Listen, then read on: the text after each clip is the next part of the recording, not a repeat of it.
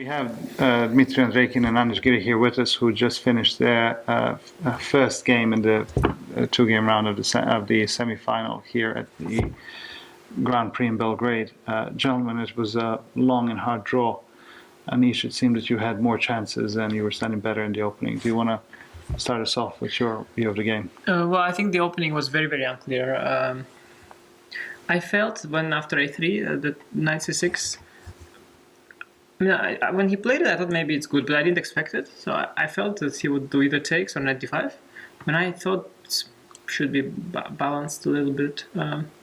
I shouldn't be worse, but also not sure I'm better enough. Knight c6, queen d2, I didn't see it for him suddenly, because queen a5 I can take in d4, and I just didn't see a way for him to have a good position. I thought I'm probably better, and then I thought my advantage is growing with every move, until at some point I realized that what I intended was not winning, and then my evaluation to swing back to equal. At what point did you realize? What move did you realize? Well, when I took an f7, I thought I'm winning still, because I thought king f7, queen d7 is much better, but I just noticed ba at that point, and I thought ba is very strong, because if bishop d5, which is tempting, I thought I have check and take, and ed take and mate. So from afar, I mean that bishop d5 is not possible, and it's quite crucial for him, because he has a lot of issues in his position. But if he gets the bishop on d5, and I don't get to take it, then actually it's pretty stable. So as I missed this tactic, which also happened in the game, I eventually allowed it anyway, but already not with the purpose to win, but just with the purpose to hold. Not really. I mean, at first I thought I shouldn't risk because I have great bishops. Then I realized I don't risk to win, but I think it should still be enough for a draw, because I have 2 pawns, and yeah, I'm okay. I think I can always win and exchange back. So I think it should be equal, but not on the good side for sure. Okay, Dmitry, you heard now. You heard the insights from what you were playing. Now you heard what was going on from Anish's head. What were you thinking? Okay, this is very interesting opening line. But my problem that I had a leg game against Nihal Sarin in last World Cup, and we played b3, b6, e4, bishop b7, knight c3, e6, bishop b2, knight f6, e5, knight e4. And it is a similar position, but without knight f3 for white and c5 for black. So I think in the game it is a reduction for better for white, but I won that game, and I thought I was very positive in the game during the game today.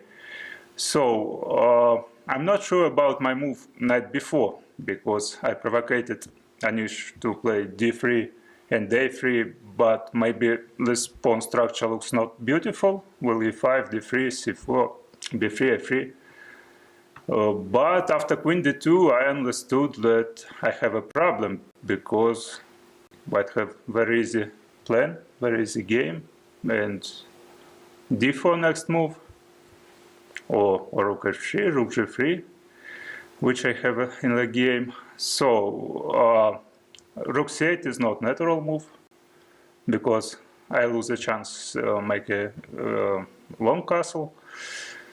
But I didn't see what else, because, for example, my first idea was to play bishop e7, but white have d4 move immediately.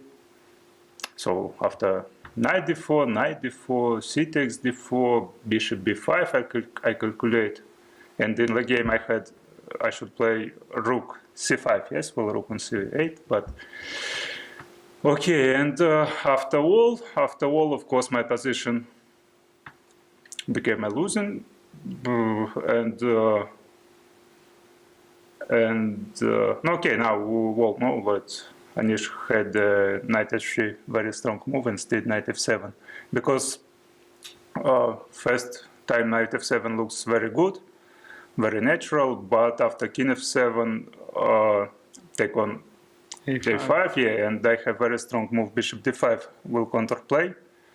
My next idea, rook b8, for example, and queen b7, and maybe this is a quile already, because white don't have active ideas. And after check on f4, king g8, yeah, I spent some time for calculate king e8, yeah, it's very strange, but after rook g7, rook f8. Yeah, I sank somewhere on e7, so queen a, rook f8, maybe I now sack. Yeah, take, and queen h4 check. Yeah, it's very. Bishop c3. Bishop. Yeah. It's very important. Yeah, bishop c3 move. I was just like looking forward because from afar I missed king g8. I thought king g8 rook d5, so I thought king d8 will happen. Then rook g7. I was like somewhere. I was very happy with this position. Okay, and endgame now, of course, for me, bishop d4 is very strange move. I expected bishop c3 only. After queen c6, queen d1, or I don't know, maybe king e8. I think it's positioned better for black. But after bishop d4, of course, I like change the queens. Queen c6, take, and here maybe I had rook e6 move instead a6. It is my mistake. c4 not hanging? Okay, take on e5. Wait, my bishop is on not on d4. Bishop on d4, yes. So rook e6. Rook e6 instead e6. My bishop on e2. I play bishop your e2, bishop on f1, I think. No, because e6 I take bishop e2. My bishop on e2. I just defended h5. So you play now rook e6, yeah? I don't remember because I thought I play. Yeah. On e2, e6. yes, yeah. Bishop c4, rook h5, or what? Bishop c4, I'll take rook a5.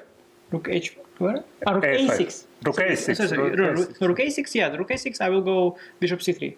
Bishop c3, and here king e7, for example. Yeah, now I'll come again with the king. Better version for you, maybe. Okay, but king d2, yeah. Maybe can I take on if I take on c4, rook c6. You can't take, rook c6. Okay. But I think actually the going to endgame was already the best at that point. But I should say that when I played knight f7, I thought this wins. But of course, knight h3 was a crucial moment, I think, in the game because endgame, of course, black is better. But I felt white should hold. But after knight h3, I thought it's less winning anyway. But I also missed, I think, that after b4. So knight h3, sorry, knight c6, bishop c4. He doesn't have knight e5. Because I thought knight e5, take, queen d7, king f8, queen b7, and I had illusion that queen a1 is like something like mate or something, but it's not because I have d2 square. So and also in general, I thought even if he doesn't take on e5, like my advantage is less crushing than knight f7. But yeah, the endgame, I don't know. I mean, I felt that black is on the pressing side, but I thought that it's very hard for him to do much because I can come with my king, and at some point black should give back an exchange, yeah, some way, and then I have two pawns. Yeah, it should be kind of holding. But I was of course not happy with the scenario that I take an exchange with the light squared bishop, and then you've got these light squares under control. Let's say somewhere you get king on e6, and then you get pawn on a6. And even if I take on c4, like I have no passed, and doubled a pawns are irrelevant. E pawn is blocked, and this kind of endgame is very sad. Yes, I agree. But you make f4, a very strong move. About it in the game. Yeah, in the game. Yeah. In the game, I calculated an interesting line actually. In the end, when I went bishop f3, I calculated that I hold after k1. I was expecting rook a1. Yeah, at least it was important. Rook a1 takes, king b4. Or king before first. I think rook king before first probably. Rook a2 takes. Okay, c3. Yes. Yes, king e6, I think. King c5 takes king b6. Yeah, but it's dangerous for black, no? Yeah. This king c5, king b6 is important. Yeah, it's also tricky for you because I have bishop d4 and. So obviously, there's a lot more to analyze. No, I could play just king e6 in final position. Check on g4, king d5 or king e7. Yeah. Okay, this is nice. This is the easier line to calculate. How long does it take you to stop calculating after the game and stop thinking about the game? Like stop calculating is no problem. The problem is to start calculating. That's the difficult part. Why?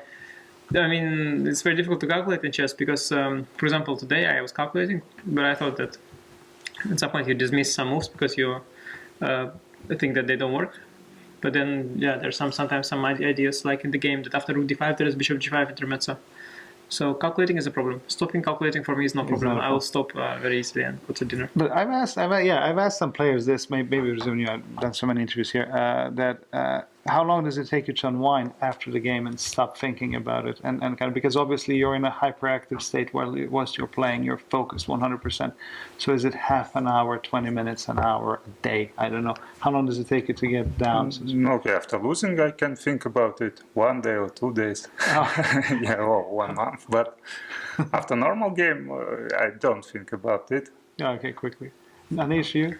Yeah, I mean, here I'll think about the next game. I think that's the Think of main it. thing. So how are you going to both prepare for next game? Obviously, if it was a draw, how will you approach tomorrow's game? We're expecting a big I will fight, make of a course. tree of Dimitri's games. I will see what he played. I'll prepare for everything and try to think if there's something he didn't play. Yeah. Try to calculate something he Yes, didn't calculate. yes. Dmitry, from your perspective, how would you approach tomorrow's game? Not so long. I play for pleasure here. You play for play. Yeah. Okay, so someone calculating and someone playing for pleasure. So it's going to be I'm interesting. calculating for pleasure. You're calculating for pleasure. But not pleasure for me. Well, whatever happens tomorrow, we hope you both enjoy it, and obviously, may one of you be less unlucky tomorrow, to put it that way. Good luck to both of you, and thank you so much for your time. Thank you.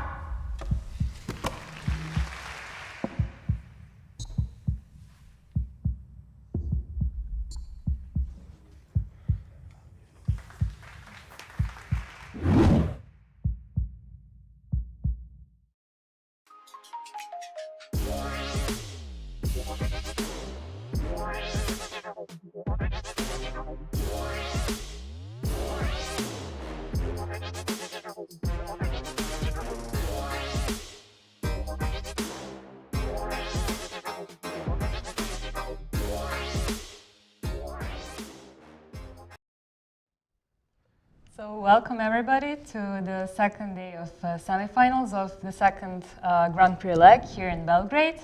Yesterday we had two very exciting games, and at some point we even thought we might see a similar situation like we had in Berlin, right? Yeah. With two, actually in Berlin there were two decisive games already in the beginning of the semifinals, but here in the end we ended up having one draw between Dmitry and actually between Giri Anish, to be more precise, against Dmitry and Drakin.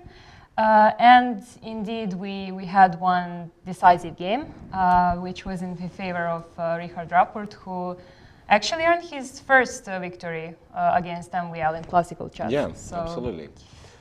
We have all the rights to expect a good day today as well.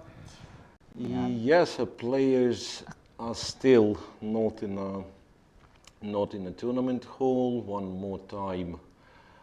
The results. Draw for Giri and Andreikin felt a little bit, surprising until we've learned the deviation, right? So we have to confess, or I have to confess, I was pushing the idea that two bishops are, at least not weaker than two rooks, but objectively Andreikin's position was better, right? Yeah. At the very end. So, Giri's decision to offer a draw was correct, objective, yeah. And if any questions, it's to Andreikin that he took. He took the draw, but Anyway, today is the second game with colors reversed. Andreikin having white, and especially perhaps MVL having white promises us an interesting battle. Yeah, MVL has no ground to hold himself. I mean, he has to play, right? He has to play, which might be not that easy, considering that we've seen Rapport doing the defense, the Petrov, right? I mean, what do you do against the Petrov? Right. And I remember, I'm not sure if it's kind of the repertoire thing, the line that MVL played, but I think a couple of times he transposed into exchange French from the Petrov. I mean, as soon as the moves will start coming, I will try to show what exactly I mean by that. Yeah, I'm also trying to understand what. Yeah, what is it. well, it's quite easy, in fact.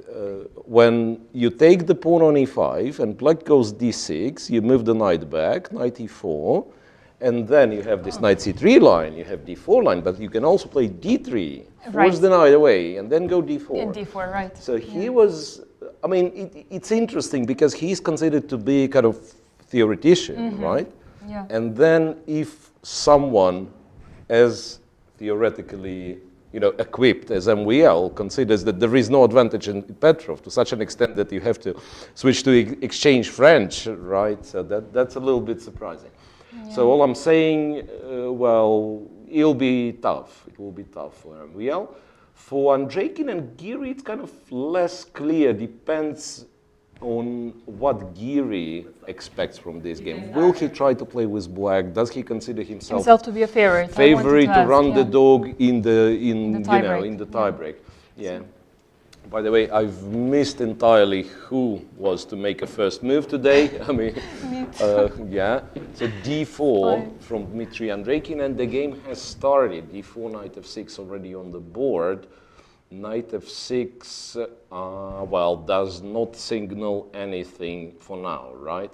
Because Giri was known at some point to play the Grunfeld, right? Andreikin wasn't too convincing in Grunfeld in this tournament. I think, he played his game against Sam Shankland, against Sam Shankland, right? That was the only Grunfeld that he played, yes. it wasn't anything special, right? Yeah, he might be going for it, actually. Well, second knight f3 played by Andreikin kind of suggests that there won't be quote-unquote normal Grunfeld, and b3. Okay. Looks a little bit strange to some who might not know what's all about, right? Knight f3, b3, or rather b3 and then d4 later on. I think it's what Nakamura been doing for quite some time. And the trick, wait a second, there was a funny trick there. So you do this, but I guess. Nakamura was not doing it in this order. Yeah, absolutely. Yeah. No, but the thing was that over here, c5, white takes, and you can't get the pawn back, funny enough. I remember Naka trapping someone like this. You can't win the pawn. Check, the plan is to go c3, yeah, and when you take, it's bishop a3, and you can't protect e7. So, funny enough, it's not like c5 is a must play move or something. It's just that if they reach this position, white is more or less guaranteed to finish the development comfortably, bishop d3 or bishop e2, not sure. And this, develop the knight later. In fact, let me guess, I mean, it's Nakamura, but there was also a game in Berlin candidates, round 1, Kramnik done something very similar against Grishuk, and he won the game at the end. I mean, so again, knight f6, g6, bishop g7, and so on, an attempt to play the Grunfeld, and Kramnik was doing something with b3 related, let's put it this way.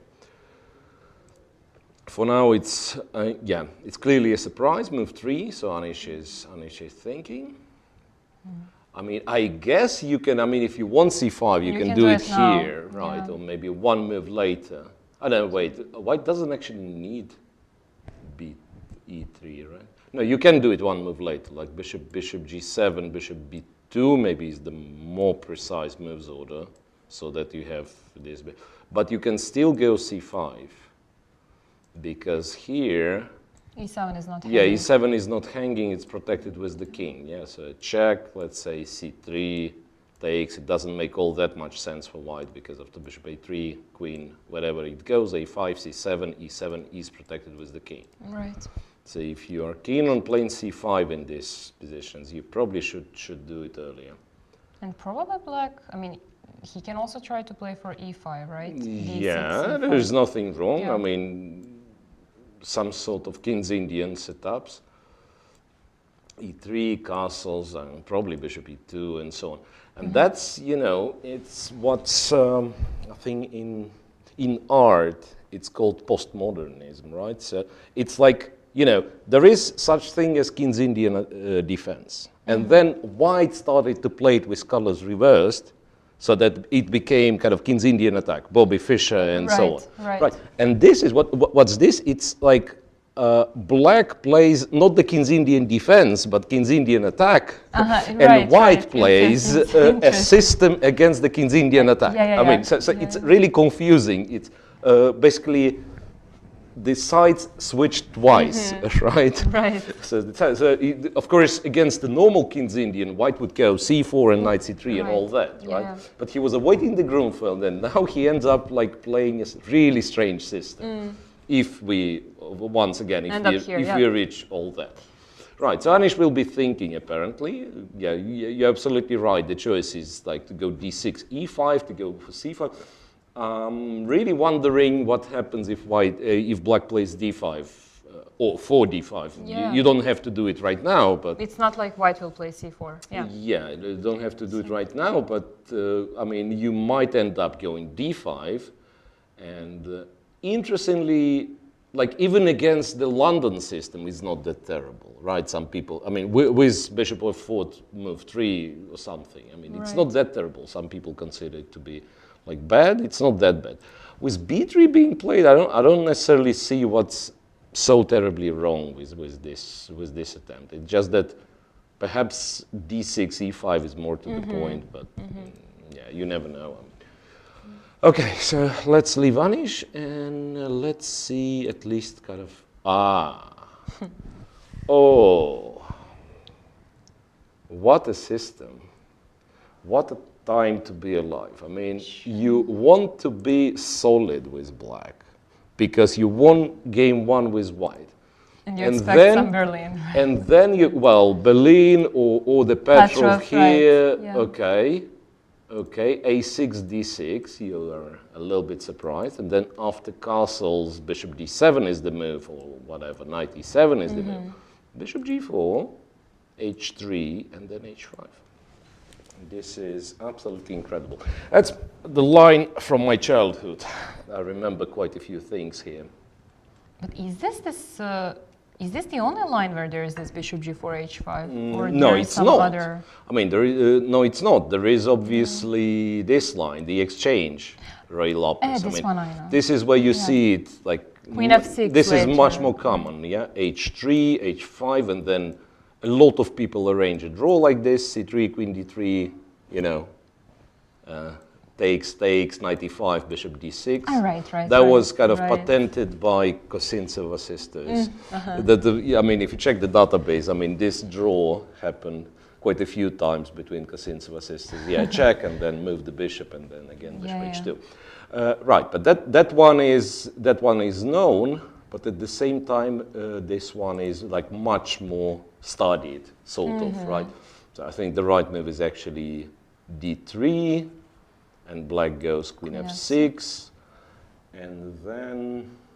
Why should end up with these double pawns? I'm not sure what they're doing. Yeah, I mean, okay, one line is to go bishop e3, and then black can take, you take, black takes, you take, and bishop d6, and so on, and all that was, I mean, among other games, I think on high level, it was discussed in Kasimdzhanov Adams match when Rustam won his knockout world championship 2004 in Libya. Yeah. There was a game like this for sure that Kasimdzhanov won, the end game. And okay, so that's bishop e3, but you can also try for knight d2, where black doesn't get the luxury of doubling the pawns, but the bishop remains on c1. Right. Yeah. So something like castles long, and then white goes rook e1, if I'm not sure. It's like rook e1 kind of creates a threat of capturing because you will go knight h2 and the other knight will go to f1. But there is bishop c5, yeah, so that's confusing again. That is a bit confusing. In our game, though, it's completely different. So here, once again, taking doesn't make sense right now. Maybe we can just explain why. Yeah, takes here, and then, I mean, if you move the knight, then you are lost after queen h4, right? Right. Then you're lost after queen h4. So you'll probably keep the knight here, but then once again, black threatens to take and go queen h4. Yeah. So, I mean, I wonder how bad it is. Like maybe I'm saying like that there is, it's not so good, but maybe it's acceptable, right? I go g3, I go queen f3. There shouldn't be any advantage because of like h-file being a constant threat, but I don't think black is better. Anyway, this is not the line. The critical lines, if I remember correctly, there are two of those. There is d4, and then black would go b5, bishop goes, knight takes d4, yeah, then I can take, and I can go knight g5, targeting this, and then black goes knight h6. Oh, now I think that I saw it. And then I don't quite remember what the moves are, but like you do something. Hang on a second. Was it like bishop d5, c6, c3? I mean, I remember this being like a total mess. I remember this being like a total mess. I mean, so that's one line. The other line, which I know, yeah, and he actually does go d4. The other line, which is even funnier, if white says, okay, d4, he has b5, he'll take my pawn, so first I'm trading on c6. So takes on c6, goes d4. Now, I'm not sure if black can kind of back off and no longer sacrifice the bishop, right? But kind of, once again, line from my childhood used to be this. Then white would take, black would take. Bishop g5, and then, hang on a second, bishop g5 is, no, bishop g5 is not, no, now I'm taking and going bishop g5. Right. Now I'm taking, going bishop Queen g5. g6. And queen g6 happens to be a bad move, Teodora, because now white has queen d7, Nice. king d7, yeah, and the endgame is not very good because the pawn structure. If you, if you look at the pawn structure. And you'd be surprised, but yeah, the real move here, is queen e6, so I'm avoiding this queen d7 trick. White goes to h2, you go g4, g3, right, in connection with bishop c5 check. White goes knight g4, and now you do go queen g6. Once again, I mean, it's from 25 years ago, so I'm not sure. Maybe checking with computer will completely change the evaluation. And the difference is so that now your pawn's on g3, so check, you go king e6, he takes, you take. Now bishop c5 is still quite an annoying threat. Right. So kind of the only move used to be considered this. You go knight f6, then you're threatening knight g4 and stuff. Right. White goes f3, and surprisingly, more or less the same pawn structure, but now black has a huge initiative. Bishop Because of d6, g3 pawn, yeah. and knight goes here, rook goes to h2, and I won the game like that. I mean, I don't know Really? if it's in the database, yeah, but I've played it. Nice. Already being like 2480, 2500. And also instead of queen d7, there was knight e5, and I guess it didn't work because of rook h1. Yeah, right? knight e5. That's Yeah, we important probably to say. have to mention. Yeah, with pawn on g3, that's a very nice trick. Rook h1, and you still have the square. Like everything is similarly controlled, but you have queen h7 check over here and queen h2 checkmate. Yeah, very so nice. that used to be like very romantic line. d4 played, b5. So here at least. It seems that the theory didn't change up to this point. And here, I honestly don't remember what the move is. There is also this bishop e7, f4 something. Can play here. Like, could it be bishop e... I really don't remember. Like, black has sort of a threat. Sort of a threat, Sort of a threat. Going bishop e7, trapping the knight. Maybe this bishop d5 and c3 was... Bishop d5, I go there, right? What else? And then c3, so the knight can't move. I take, white takes, bishop e7. Kind of traps the knight. queen d2. No. I mean, queen d2. Maybe. No, but I mean, it's weird. I believe it's not the line here, for sure. But what I remember that in some position, let me see, in some position after bishop e7, white would go f4, and then black could play something like queen d7 controlling this in order to play f6. So as ugly as that. But I of course can't remember the exact moves, I mean, how this was happening. So it was some move queen d7 controlling e6, so then you want to play f6. No, that's an exciting line. It's just that, I mean, quite a surprise that you chose this, or Rappo chose when this when he needs a draw. Right. I remember once again history of Grand Prix, 2017, I'm guessing, Grand Prix in Moscow, kind of first leg of this 2017-18 series, and it was current World Cup holder Jan Krzysztof Duda to beat Wesley So with white, and then with black sacrifice and so on. And on one hand, you think, oh, okay, this is not very smart, but you turn to, kind of admit and admire the, the courage. Of course. So people, they don't really care about being solid and so on. That's the way I play chess, basically, right? So why would I care? And how did the game finish? Okay, he did lose and he lost the match, but of course it doesn't. After that, like in the long run, I mean, now we all know Duda is the World Cup winner. Of course. Yeah. Okay, so I'm really thinking, and it has to be said, I mean, lines like this, if you're thinking, that means you don't have such a high chance of finding what the computer says. I mean, when it's that sharp, when it's that sharp, I mean, apparently he might be, since he went for this quite fast, I mean, d4 and so on, maybe he has, okay, not my level of knowledge, but somewhat outdated knowledge, I mean. So this line was considered to be kind of refuting the whole bishop g4. Right. Maybe he's trying to, I've seen some players do it, trying to remember in advance, let's say, 5-6 moves or... So that's one thing.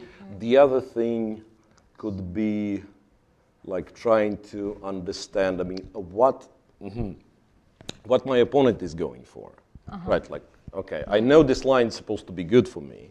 Right. What is he going for? But then, I would argue, you do it here, right? Before going for d4, because there is no disaster yet. I mean, you can play it. You can play it. It's not like white loses if he doesn't do this, right? I mean, you can once again take on c6, go d3 if you're scared, right? Very original opening choice by Rappo. I'm really happy to see this position. And let's go back to Andreikin and Giri, right? Right. To see, okay, I mean, it won't be as exciting, of course. c5 played, indeed. D takes c5, queen a5. Knight bd2. Yeah, knight bd2. I'm guessing this is, if not exactly, then very close to the game that I've mentioned, Kramnik against Grishuk from the candidates. c4, and somehow it turns out that, I mean, typically you would expect black to go d5, c and d pawns would be exchanged, and then, nothing to discuss, symmetrical structure, quick draw. But somehow it's not that comfortable, like there is always some problem. Maybe the fact that the queen is getting exposed all the time. So black tries to finish the development first, ends up playing d6, not d5. Rook c1, knight bd7, and exactly knight b1 was the move that Kramnik played.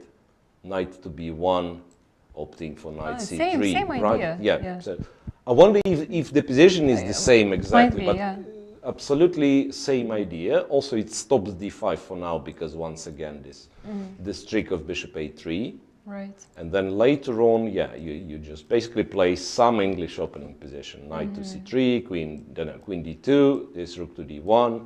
You fight against d5 and you claim that you have space advantage. right? So it shouldn't be anything special, but at least it's a playable position and without that much of a theory. Yeah. So what will black try to do? I'm not sure, honestly. I mean, I think the queen on c5 is not a good piece.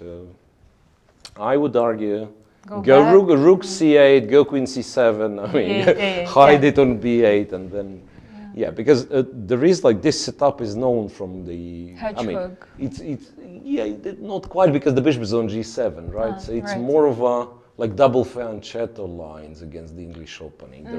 There is one. Once again, I can't even show it because it starts with the. Maybe I could try to like c4, c5. How would it be? This. I mean, I'll play a few range moves, but we will end up in the right position, I'm guessing. This. At some point, black takes. You go with queen takes, castles, bishop g5, and don't know, knight c6, queen h4. Not even knight c6. Exactly d6, knight d7. Yeah. The queen was going to h4, and then once again, it used to be rook c8. Maybe I can. Yes, after this castle, for instance, the white goes bishop g5, go d6, don't know, something, knight d7. And the way queen was getting to 8 was actually rook c8 and then rook c5 at some point. Like white goes to h4, you go rook c8, maybe even b3, so that this pawn is not hanging in. Some strange move, rook c5. If bishop h6, bishop e3, rook h5, bishop h6, obviously rook h5, and then this queen goes to a8, and black very often will double. So this setup can be. I mean, black can try to get it in the game. Yeah, it's very similar. It's just that the queen is on c5, somewhat awkward, right? But isn't it preferable for white to have bishop on g2? Somehow it probably, nicer, right? Probably. Yeah. So here still, I mean, I do remember this kind of setup from some English opening lines, like early c4. I mean, not early. First c4, right? Early d4, going for d4 early, and then you would take with the knight, and later on play bishop f3. So that might be kind of the return to the usual. Yeah. We much more used to the fact that white has the bishop on long diagonal, right? Right, of course, right. in all these setups. Later on, it might be like he goes here.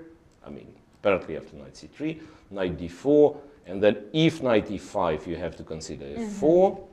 Oh, yeah, f4. If not knight e5, then bishop f3. Maybe exchange the light square bishops and so on. So this will be much more, much slower, much more positional.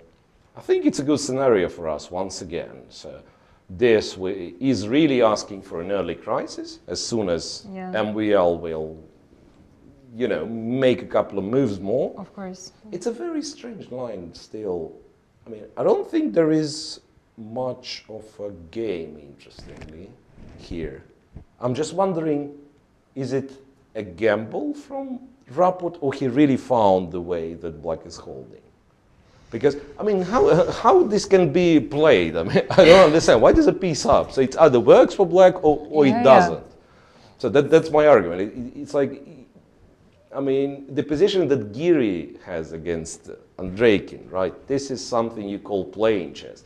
Here it's competing basically in memorizing and so on. Rapport obviously prepared. He went for this, and the question is like, is it some sort of a gamble, very complex gamble, so that white won't find? He is betting on white not finding all the right moves, or maybe he just found the way to play.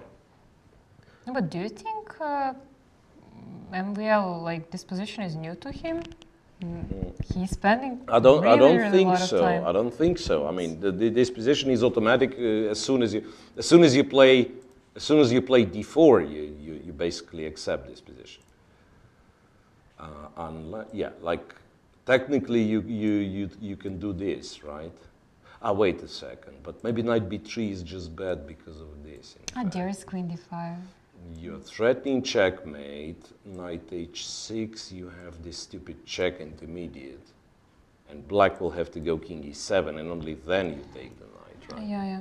So I think you can't even take on b3 with black. So then it means you reach this position automatically as soon as you've played d4. No, but it's very strange. And now he's thinking.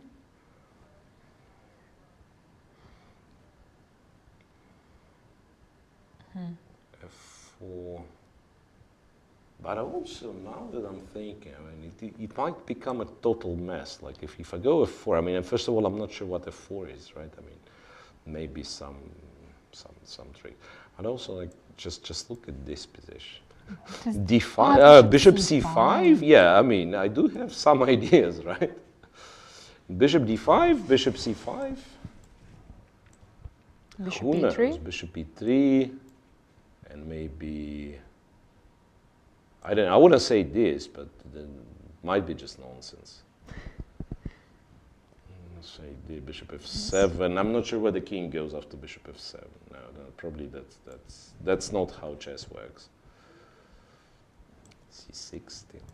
No, probably that doesn't work. F4. Yeah, then f4 might be an idea. F4 and C3 both almost look. What did they say on C3? No, bishop d5 and c3. And Ah, yeah, bishop I d5. think if you go c3, then he takes. If pawn takes, bishop e7. No, F4 is just EF4, right? F4, EF4, Yeah. right. And if queen d2, this might be the moment when I actually do this. And want to play f6. I don't know. Yeah, that's Just a going for this very line is- confusing position. Yeah. Piece down. Okay, I wanted to discuss kind of a lot of side topics, but how do you how do you stay away from chess if this is played? It's so interesting, right? It used to be my repertoire line, this a6, d6, and then I remember having now that I'm trying to recall, I remember having like a sharp side line against anything white can do. Like c3, you would play f5, right? Right. The c3. I mean, you can still switch to something normal, but of course you'd go f5, and bishop takes. And D4. after, yeah, d4, e4 is one thing. Then if castles, it goes like this: bishop d3, rook e1, and bishop e7, if I'm not mistaken. Yeah. Interesting. And also, yeah, I mean, it's very sharp and like these lines I remember looking at, right? And then, yeah, you sacrifice this pawn, but, you know, white kind of lags in development and maybe black gets some play. There were really funny positions, I guess, after this move. So the idea is like you stop b5 and then later on you want to go d4. Wait a second, how was it? I'd say knight f6, knight c3, or maybe, no, maybe not knight, maybe you start with bishop g4 immediately, yeah. Then they would play this and you would take and go knight f6, d3, for instance, knight d7, so that you want to go knight d4. They would take and play bishop e3, and you go knight c5, opting here. I mean, you're not forced to, but just to mention that even at these positions we were looking, it looks like a terrible pawn structure, but in fact, like having two open files, it's not obvious that white is better. So you would get a lot of funny positions, funny lines from this a6, d6 system. And obviously, studying all that with bishop g4 and sacrificing a piece was, I mean, when you're a kid, you know, no computers, nobody tells you the answer, right? Of course, it's very interesting. So you would think it was all based on like old correspondence games. Right. I'm actually still wondering how those correspondence guys, how they pick all those lines, because it seems, especially nowadays. Okay, back then they were playing whatever they like. Yeah. Nowadays, if you check, they do play a lot of really sharp chess. No, but Strangely. I have even more sort of simpler question because I'm not familiar with how this correspondence chess works at all.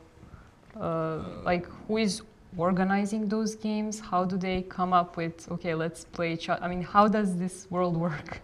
Well, I'm not sure nowadays. I mean, back then Yeah, back it then was it to be like clear. postcards, yes, and postcards, you of course. But nowadays, I'm not. It's email. There are different federations. Some federations, or rather versions of correspondence chess, or email chess, shall we say, because now everything is on email. Somewhat naively, they ban the usage of engines. I mean, I don't know how you do it. I mean, technically. But they just say that if we find out that you were using an engine, we will ban you from the competition. But no, but seriously, nowadays it's more of a, advanced chess competition. Obviously, Aren't they using engine? Aren't they using engine? Yeah, like everyone's using engine. Yeah. Everyone's using engine. I mean, that's what I'm saying. It's like it kind of turned into Losing some the sort point. of advanced chess competition, because like you see what the engine says, I see what the engine says. Right. And then our task is, as the player, you should find those tight spots where the engine is wrong, which is very rare, right? So most of our games should finish in a draw. Because obviously we will not go for bad lines, Right. we'll go for good lines.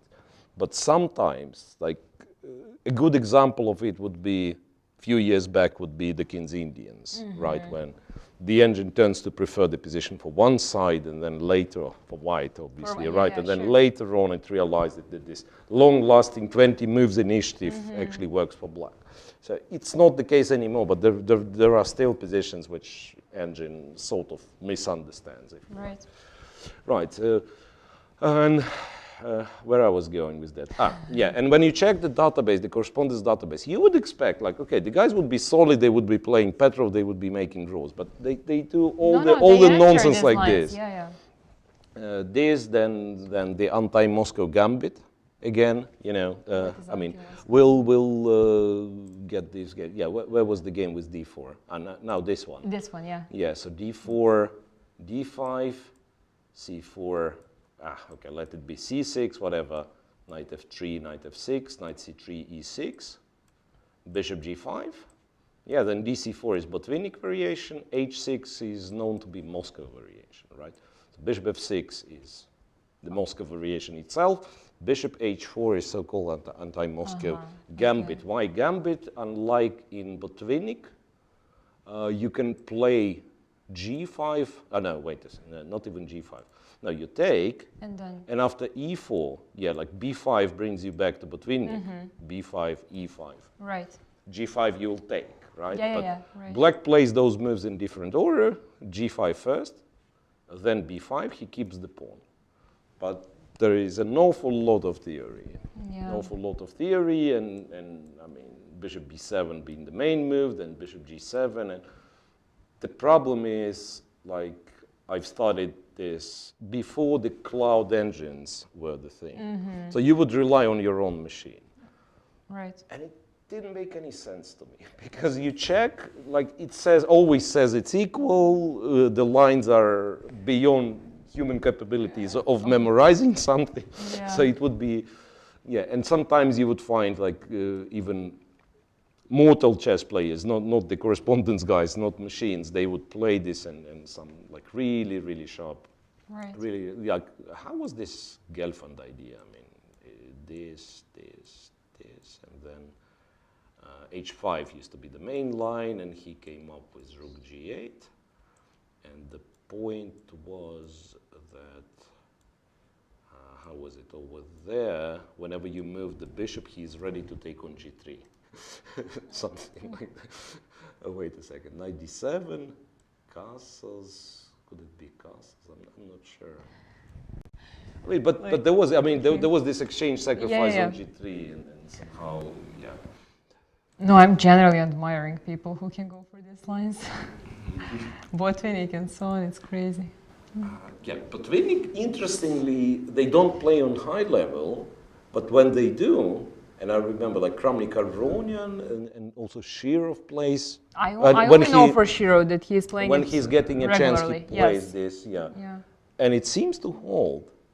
And I'm not even sure, is there like a kind of such thing as critical line to check? I get it, of course. You just remember 30 moves of theory and you make a draw. Maybe it's just as drawish as an exchange Slav. No, but I don't think so. I mean, you just have to remember more stuff, right? Right. Mm-hmm. Meanwhile, the boring game, quote-unquote boring game, went with knight e4, bishop g7, king g7. I wonder how white is planning to continue there. Because I think kind of exchanging this knight sort of unnecessarily simplifies the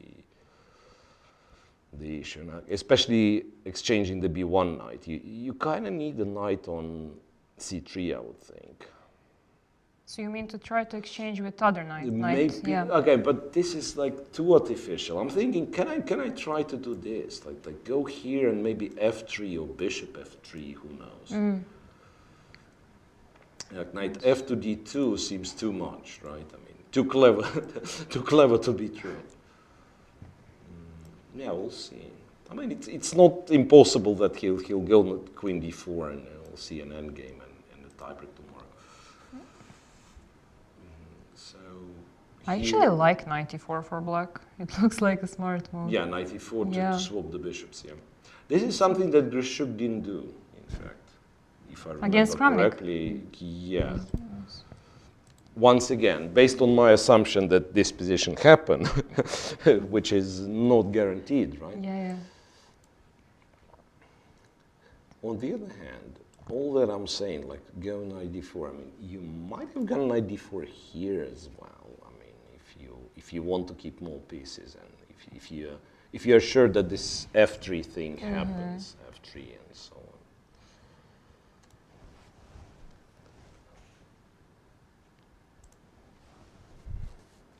Let's see what Andreikin comes up with. Let's see if I'm well played the move. I'm really curious. Yeah. I mean, this is certainly what. He's still. No. Might as well be that,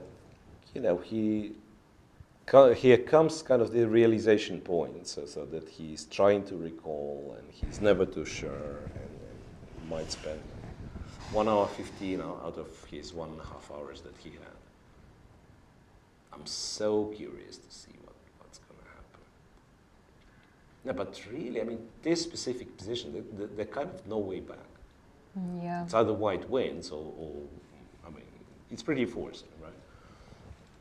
Also, it's a bit annoying because it's such position that if we don't know a move, there's nothing to discuss, right? Absolutely. Like, we should really know a move here. Yeah, from the commentator's standpoint. Yeah, from a commentator's standpoint, it's also right. hard. I think he's about to make it. There was some movement.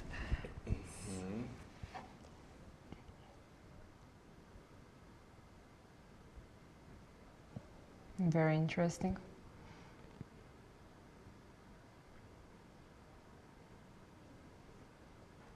Also, there are, like, as we said, there are not so many moves. I mean, bishop e7 is a threat.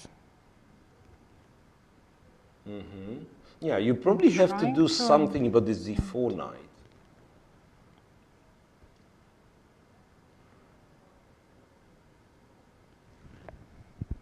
You have to do something about this d4 knight, really.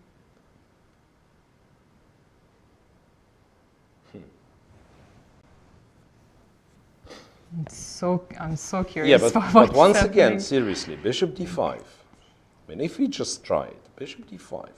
C6, because if you move the rook, c3 will come anyway, right? So c6, c3. Black is absolutely forced to take. White forced to take the knight, yeah?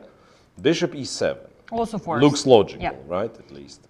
Bishop e7, and then white has difficulties protecting the knight other than queen d2. Okay. And here we have to finally have to discuss something, right? I mean, like what does black do? I mean, can he do something?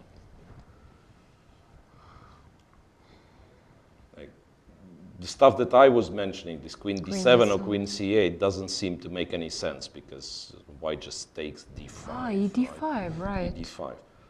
So over here, it's either black has some clever move or he's in trouble, right? Because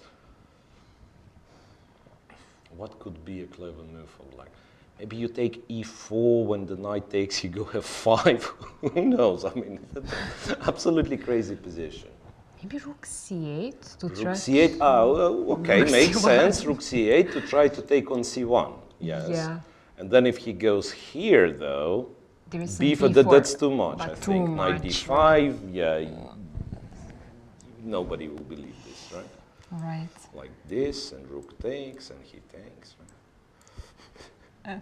And queen b4, and then you take, and then you castle. Yeah. For instance, no, this is way, not happening. This is not happening. I don't think this is the line. Yeah, so bishop d5 is one attractive move. Maybe f4 is the other. For some reason, I still remember that the pawn, I mean, some lines with the pawn on f4. I mean, that's the trick.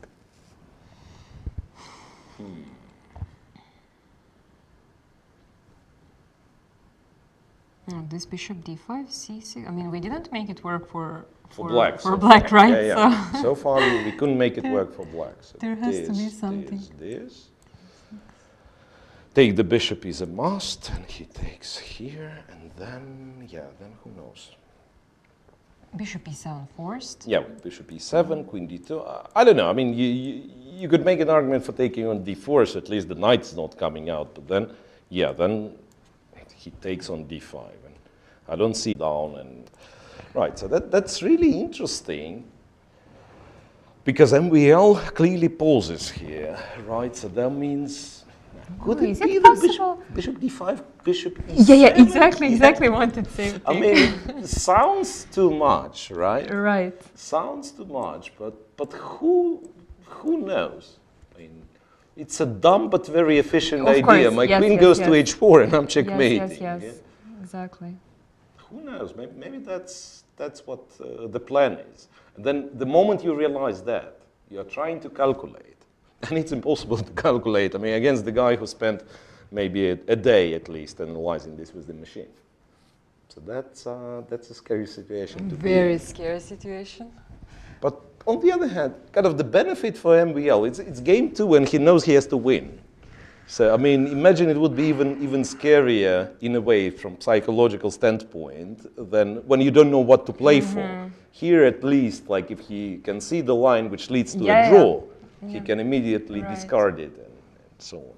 So there is no such thing, okay, let's be solid, let's return the piece and be solid, let's equalize. For him, it's not happening. No, he's also, I wanted to say that, no, definitely it doesn't make sense to go for this line because, as you said, Rapport must have spent a lot of time analyzing it, so it's very hard to enter it from MVL's point. So maybe he's trying to find some way to, let's say, give piece back, be solid, but see some chances, right? Not fully equalize at least, right? Yeah, but there is no... C3. Okay, this might be... No, it wasn't like that. Okay, I recall something. There was a line where black would take and white would take d3. And then you would go here, and he would go queen c1 with these ideas, and then you would go queen d7. Okay, once again, I'm speculating. I mean, it's actually very hard. I've realized that it's better if you have no knowledge about this line whatsoever, then you can play. But here you're just kind of looking for familiar pictures. You're trying to remember, yeah. And sometimes it doesn't make sense whatsoever, but you're just, you're trying to recall, okay, this was going here, and this was going there. And also during the game, I mean, sometimes, like when it gets confusing, you cannot recall the theory. You wish, okay, it's better I've never seen this position, so at least I would be able to think instead of trying to recall. But after bishop e3, there is bishop e7. Yeah, you can go bishop e7 apparently. not sure about this. I mean, once again, it's tricky. I mean, how are those positions, for instance? I mean, I'm, let's say, returning, because you have the bishop in front of the queen, right? So I'm not getting checkmated kind of immediately. Yeah. And say just play c3 or take on d4 twice, who knows? Or g4 is also Yeah, hanging. like take here and take d4 maybe, and then queen d5 check. Yeah, once again, those are like, without previous analysis, it's very hard to say what's happening. And that makes, once again, that makes it, that makes the case for MBL even harder. Yeah. Ooh, so just quickly check Andreikin again. Knight fd2 was played, and Giri captures on d2. I'm a bit surprised Andreikin thinking, because I thought the whole point was to Take with queen. take with the queen and develop the knight to c3, right? He's taking with queen. Yeah, queen takes. Yeah, it's not much for white, if anything, but at least like it's a comfortable position. It's not fully symmetrical position, so yeah, why not? One can try playing. And as far as I understand, the other pair of knights is not getting exchanged that easily, because you can play f3, stop knight e4, and so on. It's a little bit too ambitious, right? But Yes. But yeah, but how do you refute it? Like d5, yeah, but b4 is there, right? And otherwise, I'll play knight c3. I'll play king h1, and some sort of Marozzi. Yeah, once again, not easy to say. So this will be much slower, this game, but potentially just as tense, just as tense. If next few moves, like pieces are not getting hoovered away, as they say. There is also always a question of something like this. Like, how does that look? Queen d4, and then you have to take, right? Because the bishop. I don't know, queen e5, that's probably not very good. These positions, because we're really used to these structures, right? I mean, c pawn exchange for d pawn. But sometimes something like that happens, and these are not that easy to tell, because white has some plan of going b4, c5. I remember having something like this from the Nimzo. And at first I thought it can't be anything with white. I mean, I guess we had one more minor piece, like black would have the knight on d7, let's say white would have the knight somewhere, maybe on c3, and then the bishop would go back. And at first, I was playing with black pieces. At first, I thought, okay, what can it be, potentially? And then somehow, you're not really comfortable, like e5. Okay, maybe this is not a great example, but imagine, once again, the bishop is not here, but somewhere on b7.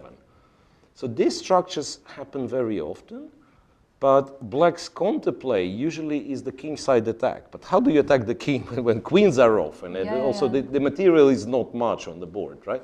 And then white slowly somehow prepares this c5, and it's very annoying. I mean, I remember making a draw, but finding kind of when the position is already on the board, you realize, okay, maybe I was a bit too optimistic. It's not such a pleasant position to be in.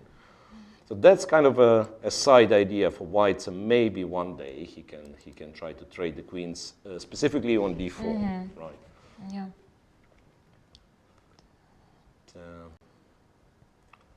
Yeah. Bold prediction: we will have a tiebreak tomorrow. Maybe 2 games. Maybe two tiebreaks. Maybe 2 tiebreaks. I mean, I don't know. I think one for sure. I think this is this sort is of heading for a solid game. So. Yeah. And both players, I think they don't really want to risk much. So. Yeah, there is always this argument that there'll be 2 rapid games, and now I have to, like, in order to push, I have to push in 1 game. Right. And even though it's shorter time control, but 2 games kind of less, I don't know what, less responsibility than 1 game or whatever. But yeah, a lot of people in such situations. So they prefer to, I wonder if anyone done this studies that, I mean, how does, okay, a knockout of 2 games, and then when first game is a draw, how does that increase the possibility that the second game is a draw? I mean, quite likely. Quite likely it increases a lot, right? So, and as I said, like from my personal experience, so I've only won knockout matches in the first game, never in the second game, right? I mean, so it's very strange. And also, do you think, as you mentioned, Andreikin is playing probably much more online blitz than Giri? Does it help in these tie-break situations? Generally, does this online blitz help at all? You know, I don't know. I don't know. I mean, in my case, no. But for some people, they look at this at the over the board as some strange version of online chess, and like Ali Reza, for instance. I think. I still wonder, I mean, in his head, does he imagine like a 3D board and 2D board? Right, maybe he's looking at, you know. Yeah. But do you play online?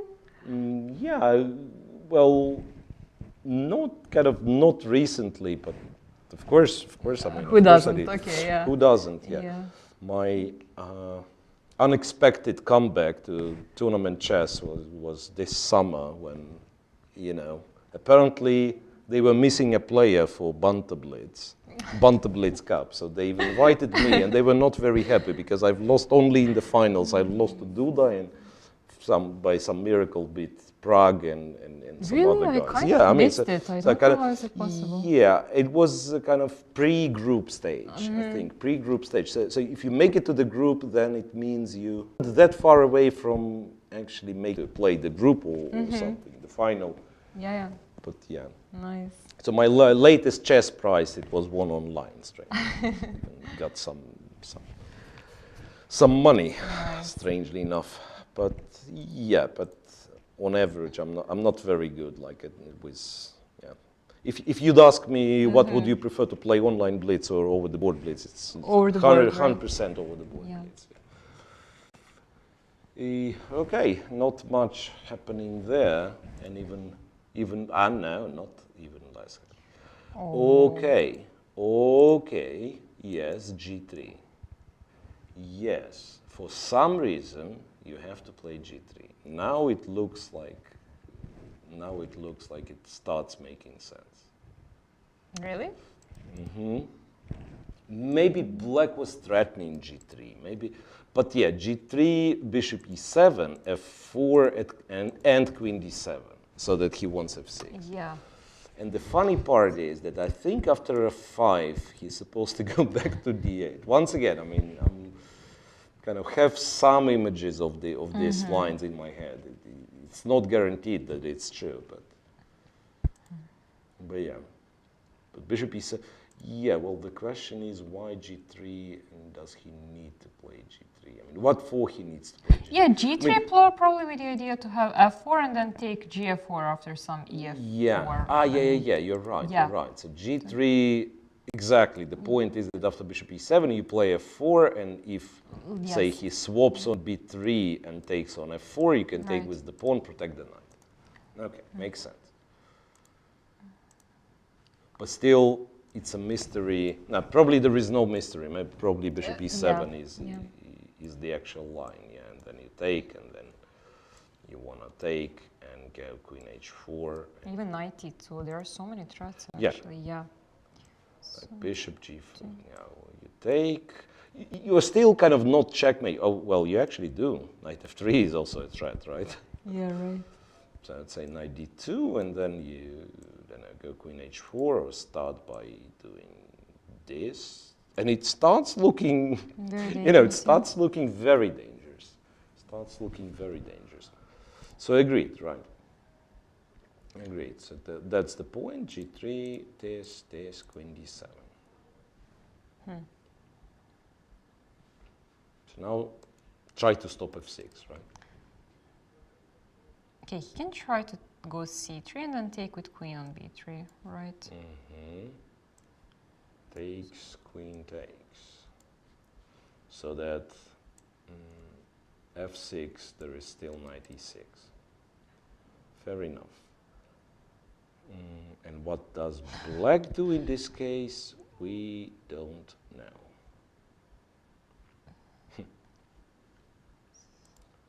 Could it be that after c3, black's not taking the bishop? No, it's really hard to imagine. So probably he does, and then he take, and then black has to come up with something. Okay, you know, in that case, I was thinking if you take with the pawn, once again, if you take with the pawn, then maybe g3 and Something, all yeah. of a sudden, yeah, like queen getting to h3 as an idea. Yeah. The thing, however, is that you can take with the bishop now, and this does really confusing. Raput was not confused though. He barely spent any time, right? He barely spent any time.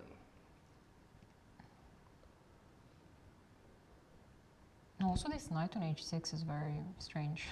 It protects It protects, f7. yeah, Yeah, but it's not much else you can do. No, but I really wonder. You're absolutely right. C3.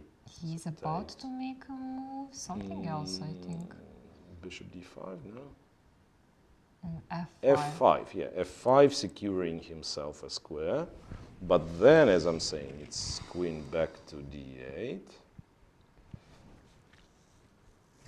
Is there some? Oh no. I thought some bishop f7, then taking everything on f7 and c3, but there is always Knight f3. knight f3, right? I think it's queen d2 what you do. But then, among other things, you can take, go knight g8 and rook h5.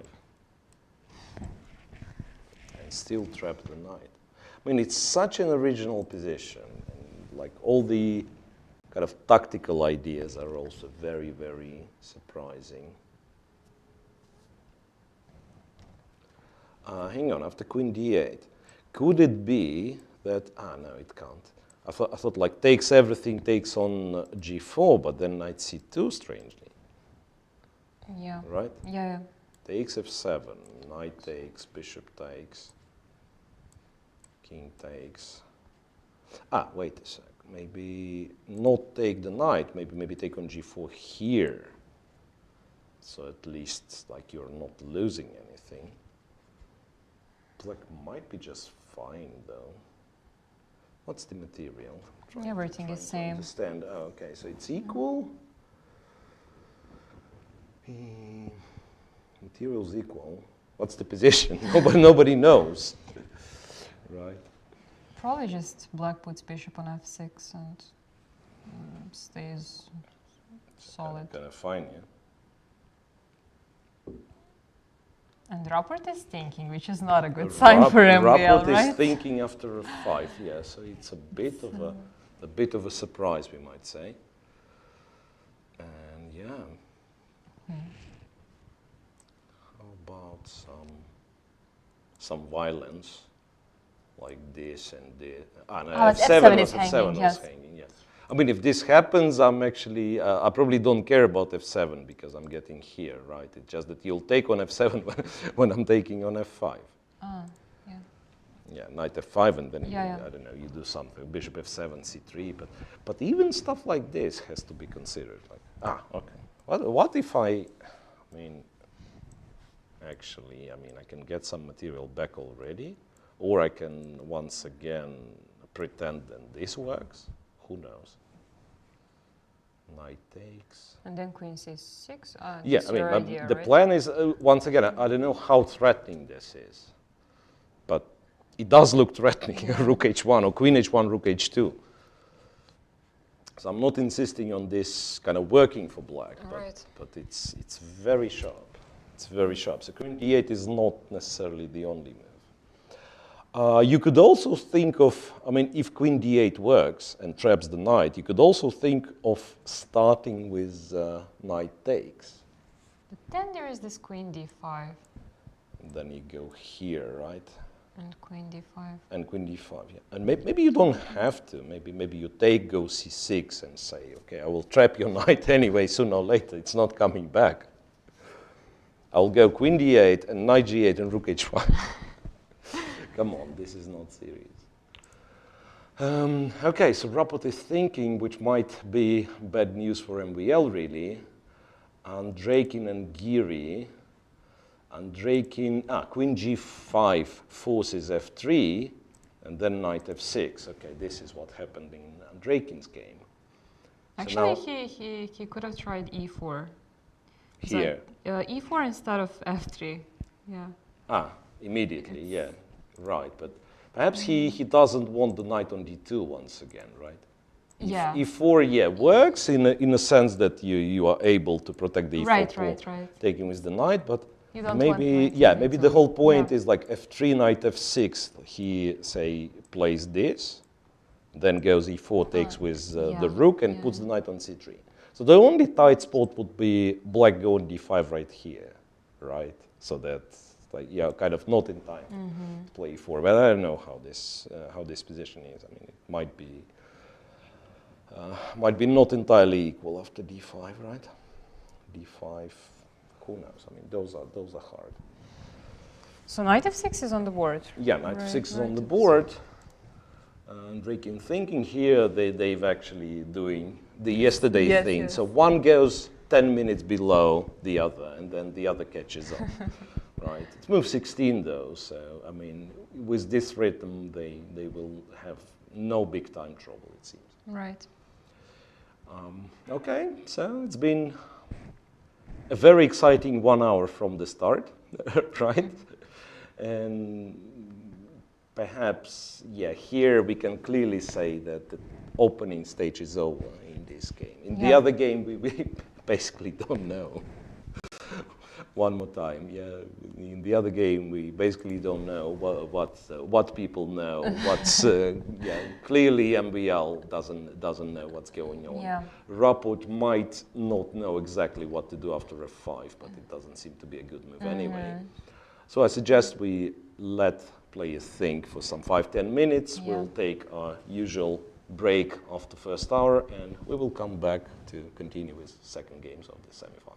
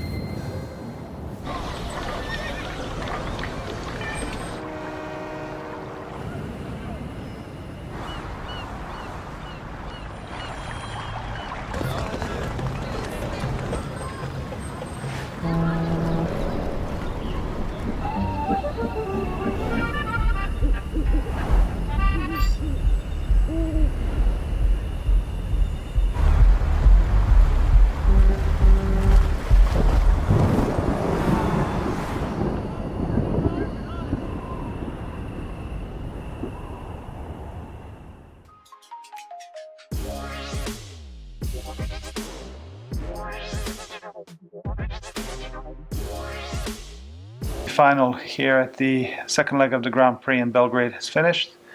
The game between Richard Rapport and Maxime Vachier-Lagrave, and Richard won that game. It almost seems as a little repeat of Berlin, where in the semis both games were decided. We'll see what happens in the second one. Richard, let's start with you. What's your take on the game, and what was the key moment? Okay, of course it's very nice to be on the winning side of it, unlike in Berlin. But you know, I mean, it's basically speaking, just Maxim made, I think, a big inaccuracy in the opening. I mean, the line objectively, which I've played, is extremely harmless, and it could have easily happened that the game ends in a very short draw. So I feel like I've gotten lucky there, and after that, okay, I kind of held on to the advantage, and then I had this trick which he missed, I think, with rook c7, fe4, d6 check, and after rook c7 there was no way back, basically. Maxime, you've heard the assessment from Richard. What do you make of it, and what's your take on the game? Obviously, it's a disappointing result. I maybe went a bit too early into this e5, d5, knight d4 complications. I thought this would be good for me. And then after bishop d2, there was no way back, and I couldn't find a move to keep the position the way I wanted. And then I mean, little by little, I just couldn't find any way back, and I just lost. So obviously, it's disappointing. At the same time, you know, there's another game tomorrow. I'll definitely be ready for a big fight and try to win and reach the tiebreaks. How will, if anything, and again, to the extent that you can say, how will your preparation for tomorrow's game change in the light of the fact that you lost today? I mean, obviously, maybe there's gonna be, you know, more fight on the board tomorrow, but I would definitely have tried to win in any case, except maybe if I had won this game today, but I was far from it. So, you know, I'll definitely be up for a big fight. I would have been in any case, and yeah, there will be no short draws. That's all I can say. Richard, just the same question for you, but from a different perspective. And Maxime, you can weigh in on this as well. Obviously, you're both very experienced, and you won a lot of events. It's one thing to deal with a loss, but it's also when you win and are on the brink of something important. Some people find it difficult to manage the excitement or to hold the euphoria. How do you deal with that, so to speak? I'm not suggesting that this today. Yeah, the way you put it, you know, life is very difficult. Yes, because when you lose, it's hard to deal with it. When you win, it's hard to deal with it. Yeah, when you draw, tension is still on. So, I mean, obviously, yeah. Like, but you understand that aspect, like people. Yeah. But obviously, I mean, I'm in a better position than I was when I woke up today morning. Yes, so that's all I have to say. I mean, we'll see, of course, how tomorrow goes. It can still turn completely around, but yeah, of course, I mean, I cannot be over depressed about this. Yeah, of course. Maxime, you have anything to add to this? No, I mean, we are experienced chess players. There's a reason why, you know, we play the way we play. I mean, we are used to, you know, winning. We are used to sometimes losing, even if, you know, we don't like it, but it does happen. So, I mean, I've always been able to rebound after a loss. I've actually come back in some matches, so, you know, I do feel bad about the game, but, you know, there's no reason to lament on it. That's just, you know, wait for more fight tomorrow. All right, well, I'll leave you to prepare for your big fight tomorrow. Thank you both so much, and good luck to both of you tomorrow. Thank you.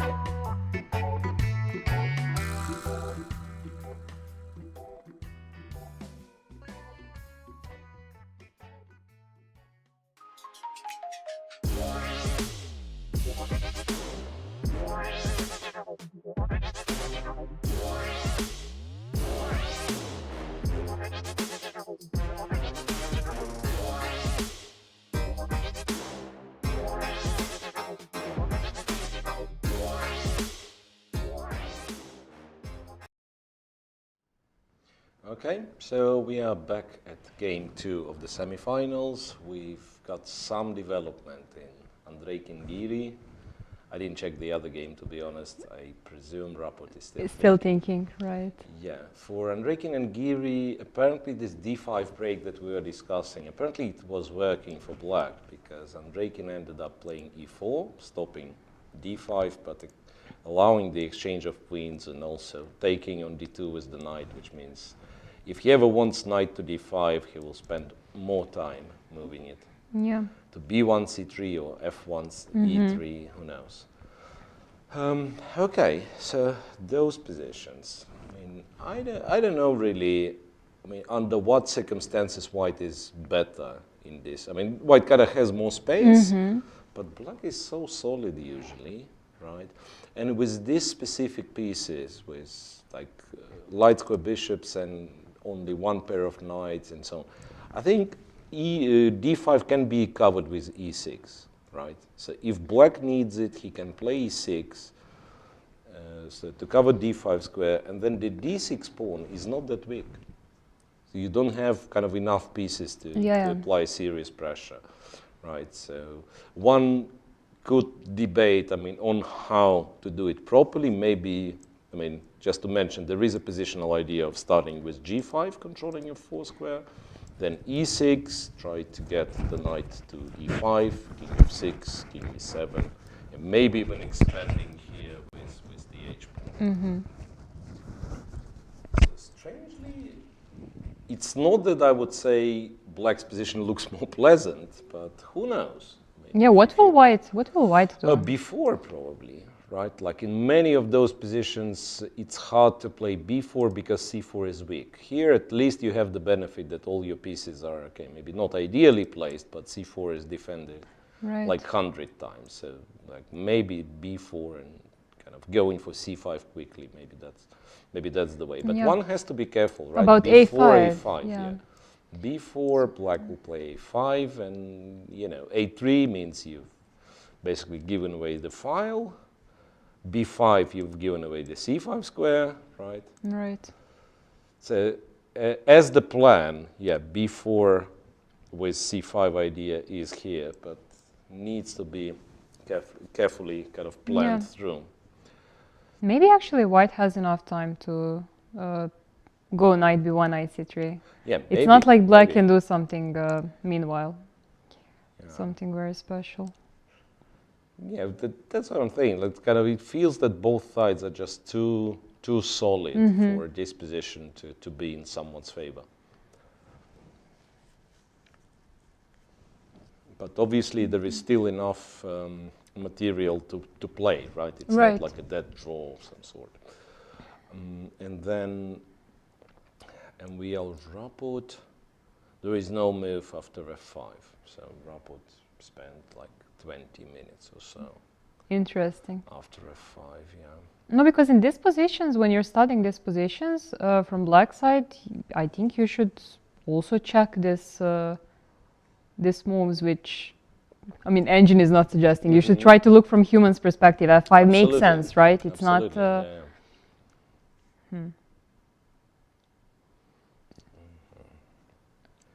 So once again, something like this would be stupid, perhaps, right? Knight f3, white will just take, and you've exchanged all the active pieces. You are left with the knight on h6. Yeah, white king is nowhere near getting checkmated. So this is not how it works. Yeah, I think queen d8 is really kind of critical. And after queen d8, what were we checking? Queen d. No, we said this might be possible. Knight f7, queen g4. Knight f7, knight f7, and queen g4. Well, I don't know how to access the resulting position. It's kind of, you tend to like the knight on d4, but at the same time, the bishop is also quite annoying, right? So if you trade, I was thinking, yeah, like trade and go bishop g5 maybe. Who knows what's this position? Knight c3, then c6. Yeah.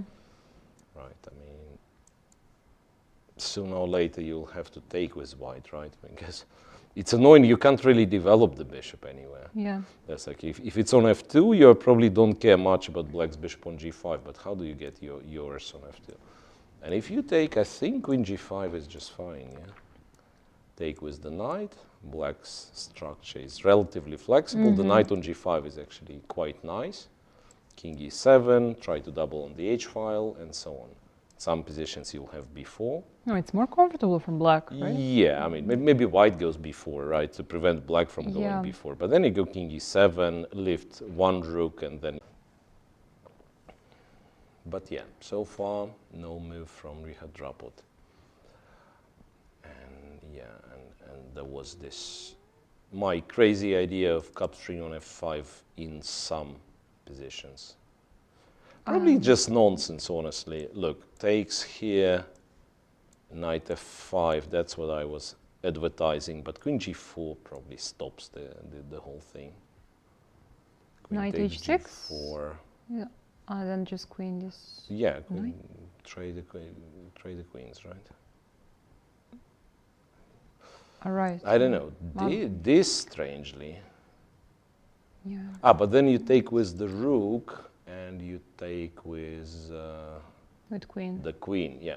Because first I thought, okay, that can't be right. There is bishop d5. Then I realized there is queen c2, and maybe, you know, it's still messy. Probably not. Probably knight d2 and white wins. But if you want to stop calculating, yeah, after queen c6, rook takes f5 is oops, ow, once again switched to the wrong game. Rook takes f5 should be enough, yeah. Yeah, perhaps not that much of a choice for black. Probably has to go queen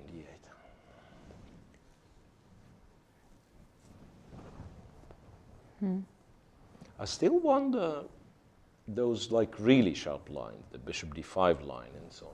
Maybe I was indeed looking at those, because some of maneuvers that come from that line now I cannot imagine being possible. There was clearly this c3, c6 or c6, c3 at some point.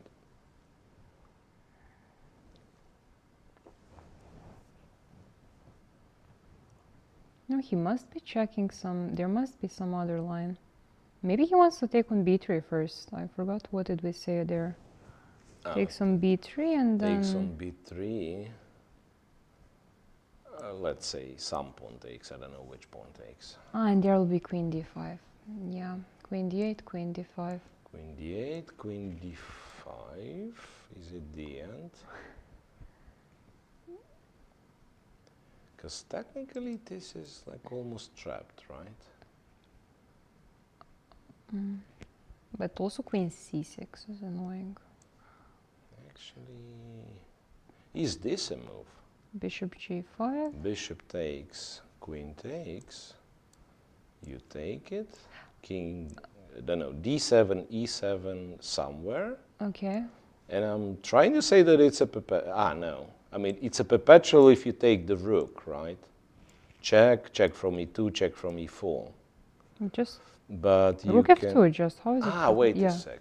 No, wait. No, rook f2, I have a check, and then you go here, right? I give a check, and you go to h2, yeah. But so you could have taken on g3. Oh, on g3 after rook f2.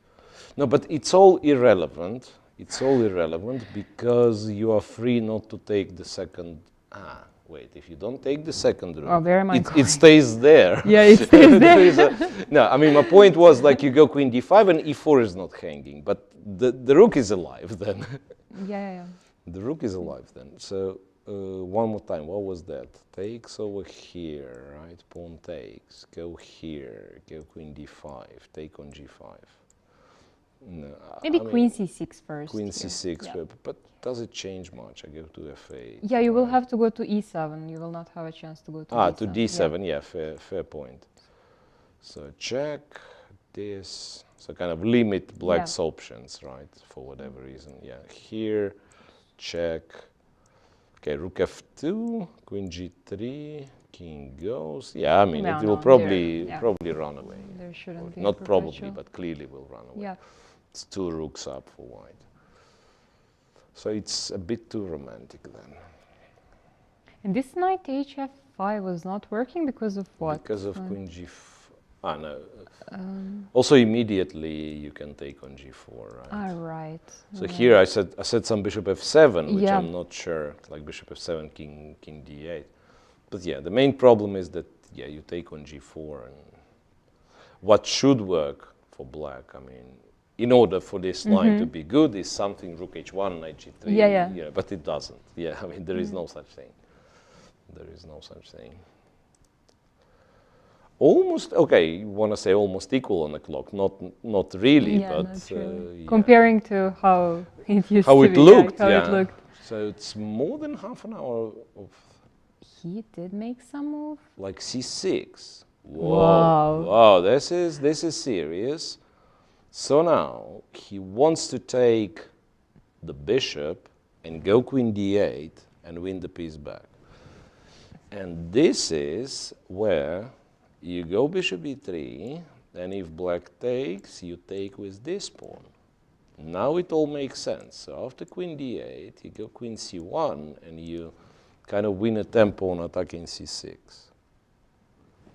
So maybe what I was talking about is not complete nonsense. And then he goes here, then maybe knight g8, rook h5 is still a threat.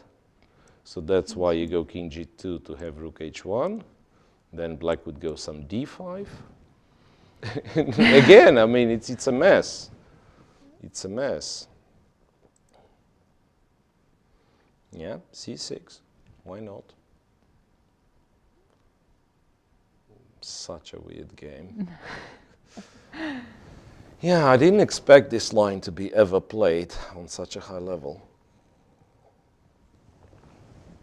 Because usually those kind of romantic sharp lines from the past, with modern engines, you check it once, you realize, okay, nothing can be done, and you basically never return. Okay, but Rapport is that kind of a player, right? He likes to check this kind of lines to bring them back to life. That's nice of him, of course.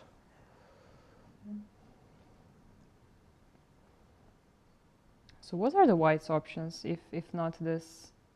I'm not sure. Like developing something would be met with takes here. One more time. I mean, we could try queen d8. Then losing it back doesn't make any sense, right? So queen d2 in order to protect. Knight g8. I'm not sure. Yeah, like knight g8. How serious is that, right? But yeah, let's try knight g8. Rook h5 is sort of a threat. And also white is like really uncomfortable. On the other hand, what's the material? It's a piece for one pawn only, right? For two pawns. Oh, okay. So not easy. Oh, for two pawns. It's for two pawns. I also thought it's for one pawn. Knight takes f7 doesn't really equal the material. No, this looks fine for black, actually. Yeah, somehow it's hard to come up with anything. Yeah.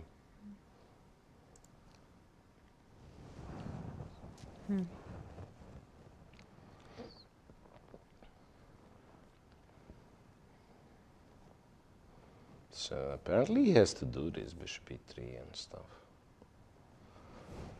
The other question is, after bishop e3, am I forced to take? I'm probably not forced to take on b3. I might go queen d8 immediately. Right. And then you don't ever have queen c1 because knight e2, right? I do threaten to take. There is queen d2, right? Yeah, there is queen d2, but then c8 is not hanging, right? So I'm on time to take, doesn't matter what you take it with, and to go for the same idea. It's a knight and rook h5. It's still very hard to believe that like black basically says, I will spend two next moves on rook h5 and taking your knight. Can you do something about this? And it's really hard to believe that the answer is no. Yeah. Super interesting. Let's see if the other game got any developments. Yeah, he did play knight b1. Yeah, rook a c8 and one more time knight b1. kind of insisting on this knight belongs to c3 concept. Well, once again, if, let's say, I forget completely about g5, if I'm just playing the hedgehog, like e6, as simple as that.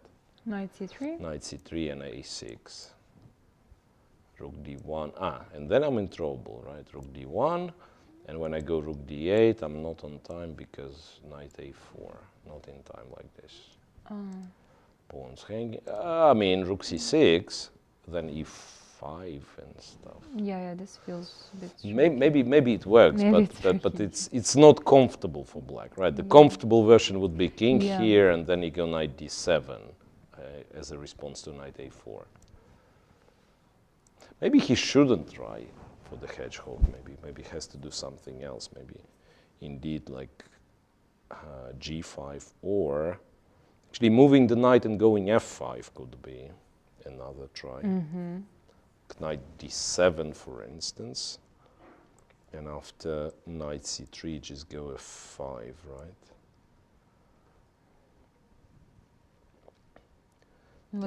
This I don't really know. White takes? White takes, I'm probably taking with the pawn, I want to say. Some f4. Yeah. Bishop f3. 4, bishop f3. Yeah, I mean, all this f5 thing, like we probably know from some Marozzi setups and so on. It looks cool and so on, but like if white is minimally careful, it's kind of not bad for black, but also not very exciting, right? Yeah, it's not like you're all of a sudden getting attack or advantage of some sort. Yeah, so maybe black should just sort of wait in some way. But then I mean, you know, for white, it's strange. It's like compared to some normal positions, quote unquote normal positions, you would say white is lagging behind, right? The knight already has to be on c3, I don't know, rook on d1 and so on, and we just exchange the queens, for instance. But yeah, it should be good for black, but if black is just waiting, it's much easier to point out what useful moves for white are, because I will play knight c3, I will play rook d1, right? I will probably bring the king to e3 and so on. So you would think black needs to do something, maybe not urgent, but has to prepare some stuff. Knight d7 maybe. Knight d7, yeah, it looks like some sort of multi-purpose move, right? Yeah. I mean, you'll use it in many instances. And say knight c3. Knight c5. Knight c5, yeah, rook d1. Still not clear where the knight's going. Also, at some point, we will have to answer, let's say, knight d5, bishop takes, one of the pawns takes. I mean, how is that, right?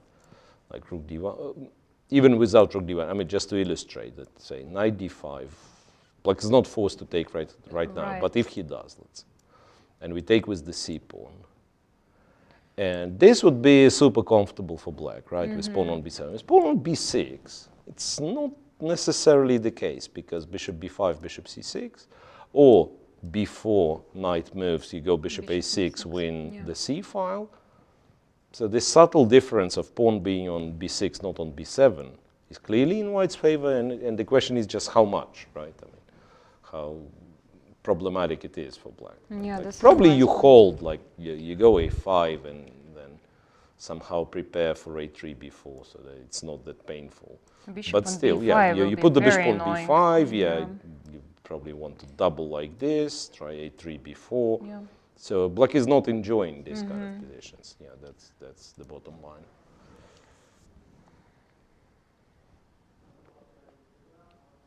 Maybe to try to organize a6, b5 still, even though I don't know how to make it.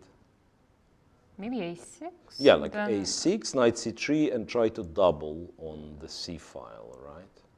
But then once again, the question comes, how do we meet knight d5? Maybe taking with the knight, strangely. Because taking with the bishop, I still don't like it very much after c takes.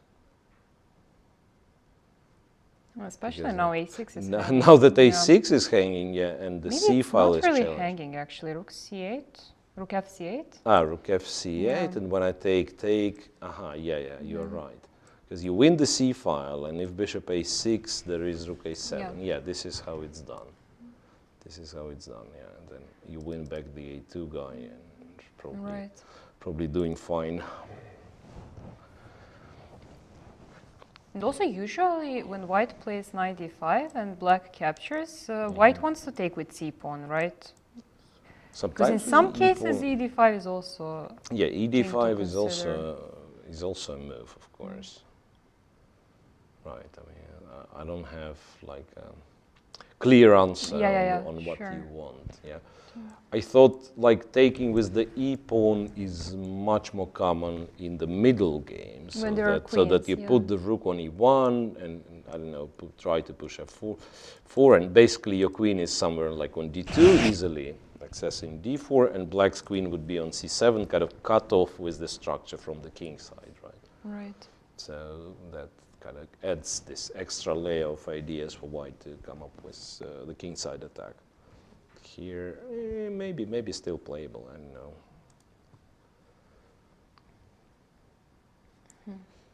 But yeah, this is not as exciting as the other game, where knight c3 was played after c6. Okay. Actually, we said this move. I think we mentioned this move. But then we said that like it's nothing special, right? For white. For white, After yeah, because queen there is d8. queen d8. Maybe he takes f7, takes g4 after all, but who knows? Then we are back to. Maybe we are not entirely back to what was discussed. Bishop g5 is not possible because bishop f7, right? So in order to play bishop g5, you will have to take this guy. And this is something that we've discussed, right? Yeah, it's exactly the same position, I think, right? Yeah. No, this is fine. Queen g7, intermediate. Not even attacking the rook. Yeah, I wanted to say bishop Bishop f6, f6, but it's not even attacking the rook. So you are free to take on a1 as well. Yeah. So what is he planning after queen d8? I don't know. Maybe queen d2. What did we say there? Just knight g8. Yeah, this knight g8 idea. Queen d8, queen d2. Oh, first taking on b3. We probably take on b3 somewhere. Let's say here. And then, yeah. Knight g8, and for white it's not obvious. I mean, how do you continue from there? Yeah. Because yes, rook h5 is an idea. I don't know, queen d1. So that you are saying, if you take this guy, I'll take d6. Even this is not clear, right? Like queen f6 protects everything. Knight from c3 is cut off. There is check on e3, king g2 though. There is no check. Yeah, but maybe queen f6 is queen just f6 good looks enough. very fine. Queen h6 might force the trade because queen takes e5, knight d2. How do you protect that? And it also, let's keep in mind that black is not looking for a checkmate, right? Right. He's looking for a perpetual check under the circumstances after having won game one. You don't even need to look for a checkmate. Maybe there is some inclusion of f6. Is it ever possible? For white, in this line, what was it? Queen d8? Queen d8, queen d2, takes 6, here. Then some f6, knight g8, f6. f6, but if the pawn takes, it's not clear. The knight's getting trapped. When you can say we go here. Sort of postpone it. I mean, maybe I can still take it, but even if yeah. I cannot, right? I mean, this knight is hanging in the air. Queen d7, and so it's a very strange setup. It's a very, very strange setup. Is it possible that he missed this knight g8, rook h5? No way, right? I mean, there are not so many black's ideas. Yeah. So.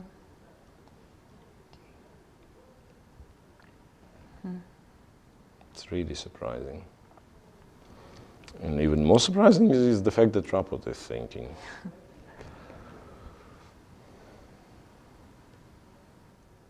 I mean, maybe he is considering to take on b3 and go knight g8 immediately. Maybe. But then the g4 pawn. Ah, yeah, right. You're right. G4 pawn. Yeah. I think. Yeah, I mean, you might take go queen d8 kind of threat. So maybe he is thinking there's some difference. If you want to take the bishop or not, yeah, maybe. Because let's say in one case you allow for this knight f7, queen g4. In the other, maybe not so much. Yeah, Right. queen d8 immediately. Yeah, he can actually. Now that the knight is on c3, he can actually take twice. Once again, I'm saying this like if it's something good, which I don't know, but yeah, at least. You know, you mean there is no knight c2? Ghosts, yeah. mean, So there we had knight on b1, pawn on c7, and then I thought, okay, black takes on c2, threatens the rook. You might have some perpetual with check, f6, and so on. Yeah. Maybe not, but yeah. Inclusion of knight c3 and c6 in this specific line should be in white's favor. Yeah. Okay, Richard. Take the bishop.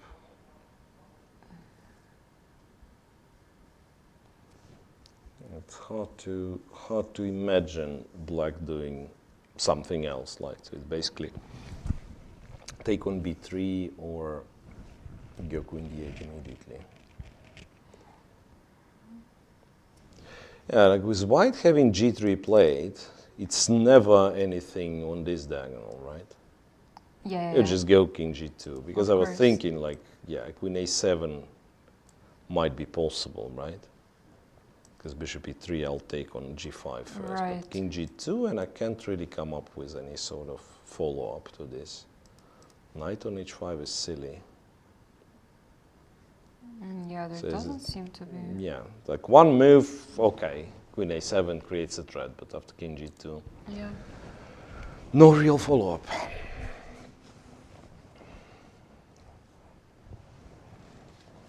Okay, it's an important moment for him. I mean, Of course, it's as any other moment in this Yeah. game. Like he blitzed it out till queen d7, I'm guessing, and now he spent already like almost 50 minutes in total. Yeah. for two moves. Yeah. He's about to make it. Really curious. Yeah, queen d8. Queen d8 immediately, so he accepts. He accepts the capture on on f7, which is okay, I'm guessing.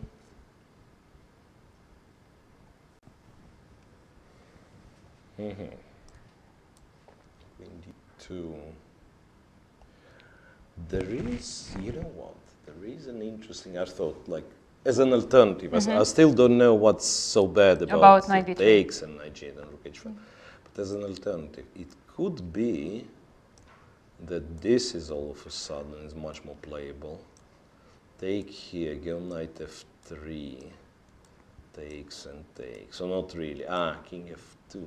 Yeah, I thought like if I'm on time with knight g4, all of a sudden I might be interested, but not really, right? Yeah. King f2 and then take this guy. Check, king takes. Yeah. No, he should probably try to trap the knight, really. And BL's back. It's about time to start speeding up, right? Once again, the knight is hanging. Not that many options. No, knight f7 is forced. Knight f7 or queen Seems to d2, be. right? Again. No, queen d2, I just don't Queen like d2, this. Knight b3 and knight Yeah. g8, yeah. Maybe there is something we don't see.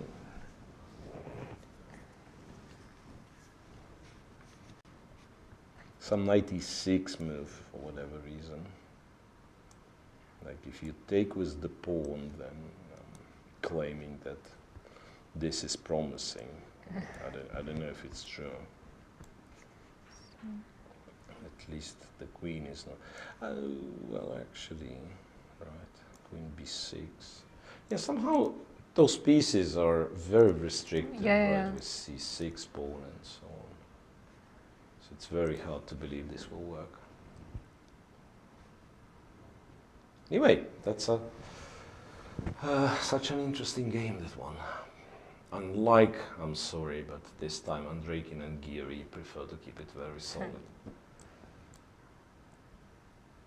Oh, he's still thinking. No move from Geary after knight b1. I mean, that's incredible how slow they are playing. But that means the responsibility, kind of the tension. Right?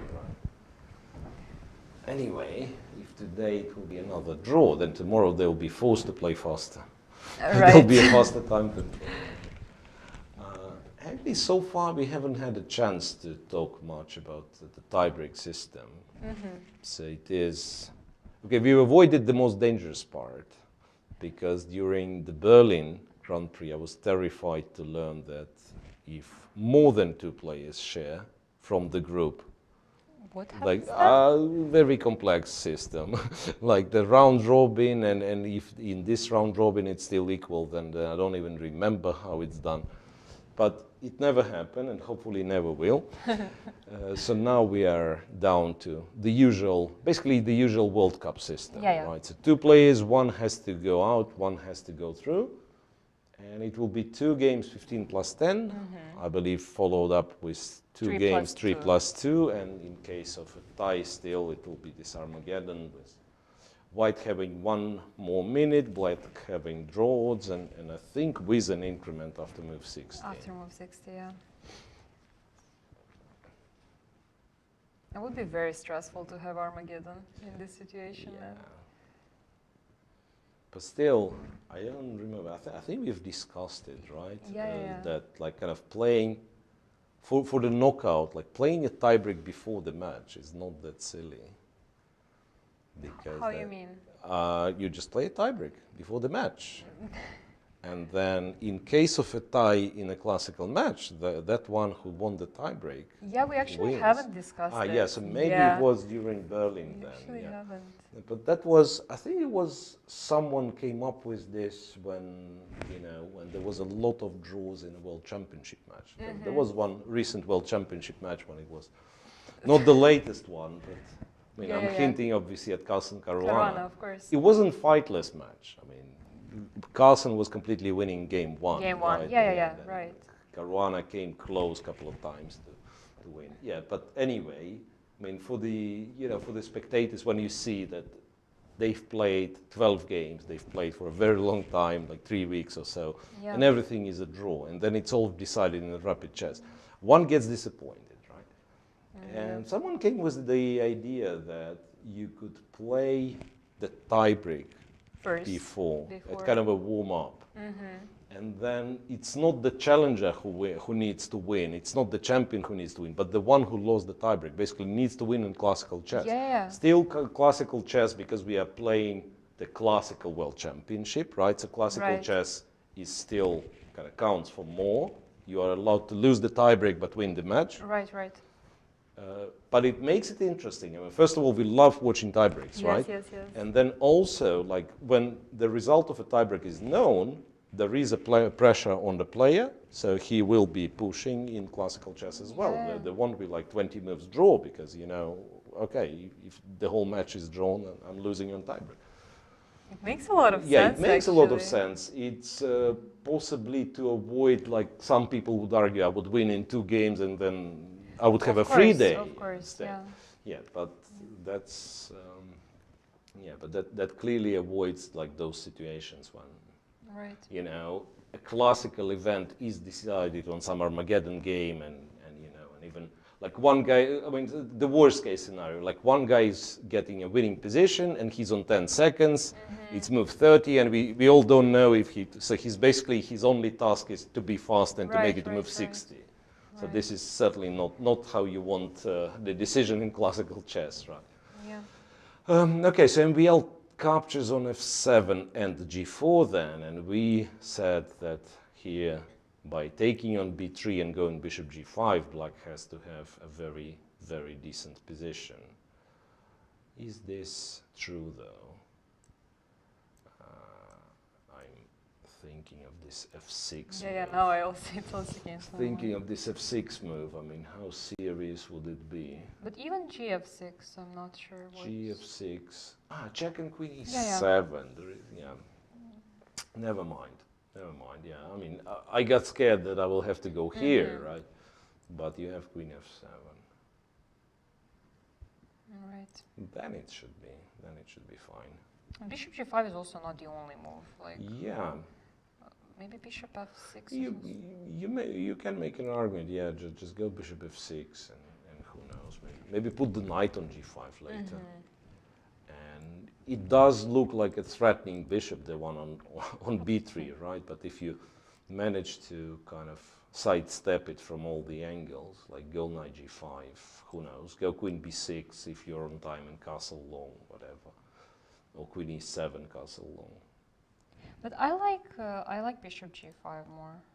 Yeah, somehow. this is more forcing, and in a way, I want to say once again, knowing that draw is basically winning the match. Yeah, it's hard to see what will stop black from going bishop g5, taking on c1 himself. Okay, not even waiting for white to take on g5. Go queen g5, and the resulting endgame. It's very hard to imagine white winning. Right, so at least opening-wise, we can argue that it worked very well for Rapport. It really worked very well. This doesn't look like a refutation of this suspicious line.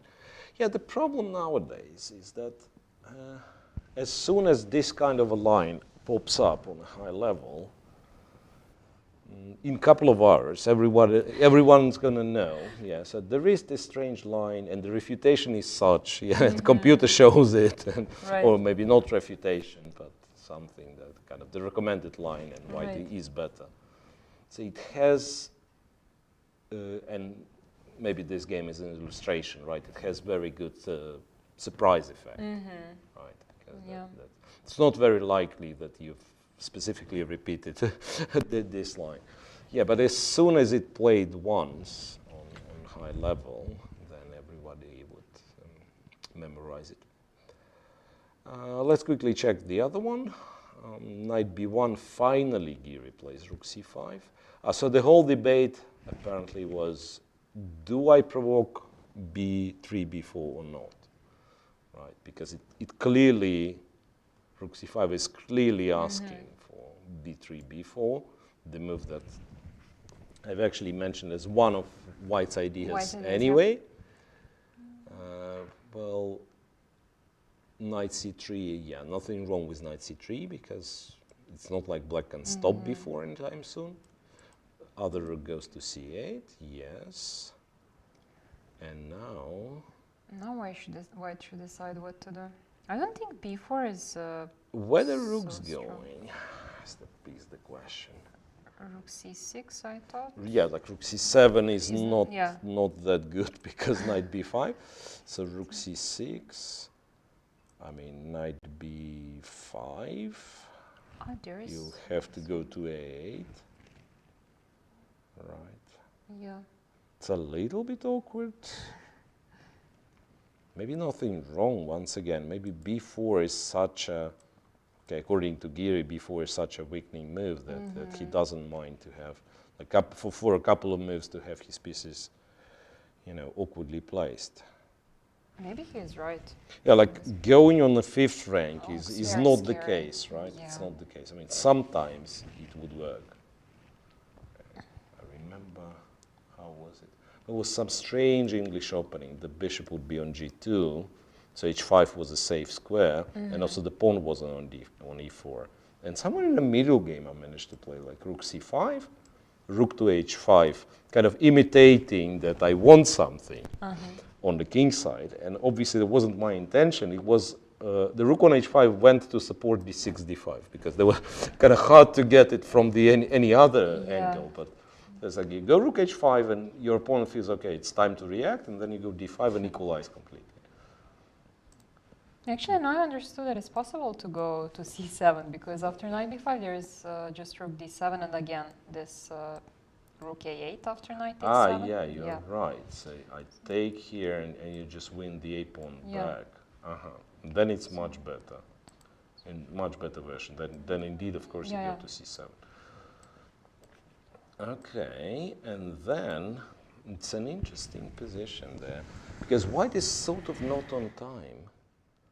Because in this kind of positions, you'd like your king to be on d2. So that the knight is protected and the rook is protected, right? Right, yeah. And maybe you still have to do this and then go king f2, let's say. So that if a6 happens, you go, no, this way you don't win a tempo. Maybe knight d4. But then still, rook c7 and d5. Exactly what Some d5. d5 is already possible. Yeah, or d5 actually. d5 is already possible. Yeah. But rook c7, king goes, yeah. And yeah, here you can go Yeah, d5, here d5. e5, yeah. And just b5. b5, yeah. b5. So exactly what I was saying. Like one tempo short. With king on d2, it's fine. Yeah. With king on e3, the rook on c1 is hanging. So there is some sharpness in the position, strangely.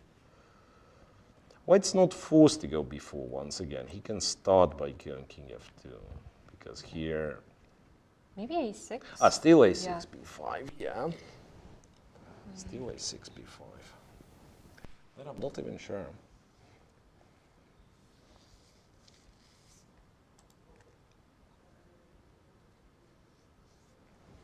It's very difficult to say, let's say, which side to choose. I kind of change my opinion like every few seconds.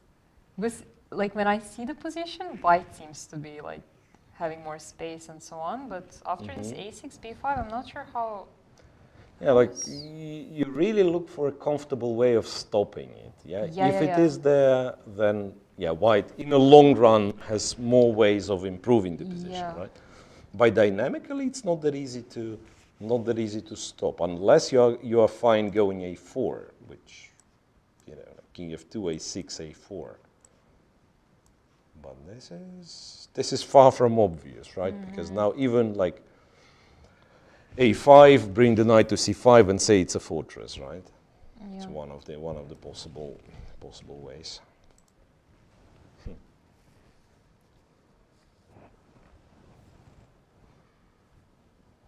Let's check other game. Let's check the other game. Captured on b3 and thinking again.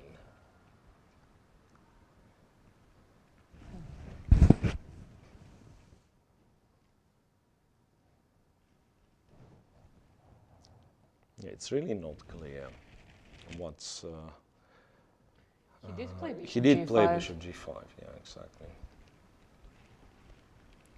There was no reason not to, it seems, right? I mean, probably you could have done bishop f6, king e7 and stuff like that, but why? Yeah, bishop g5 seems to be quite a nice move.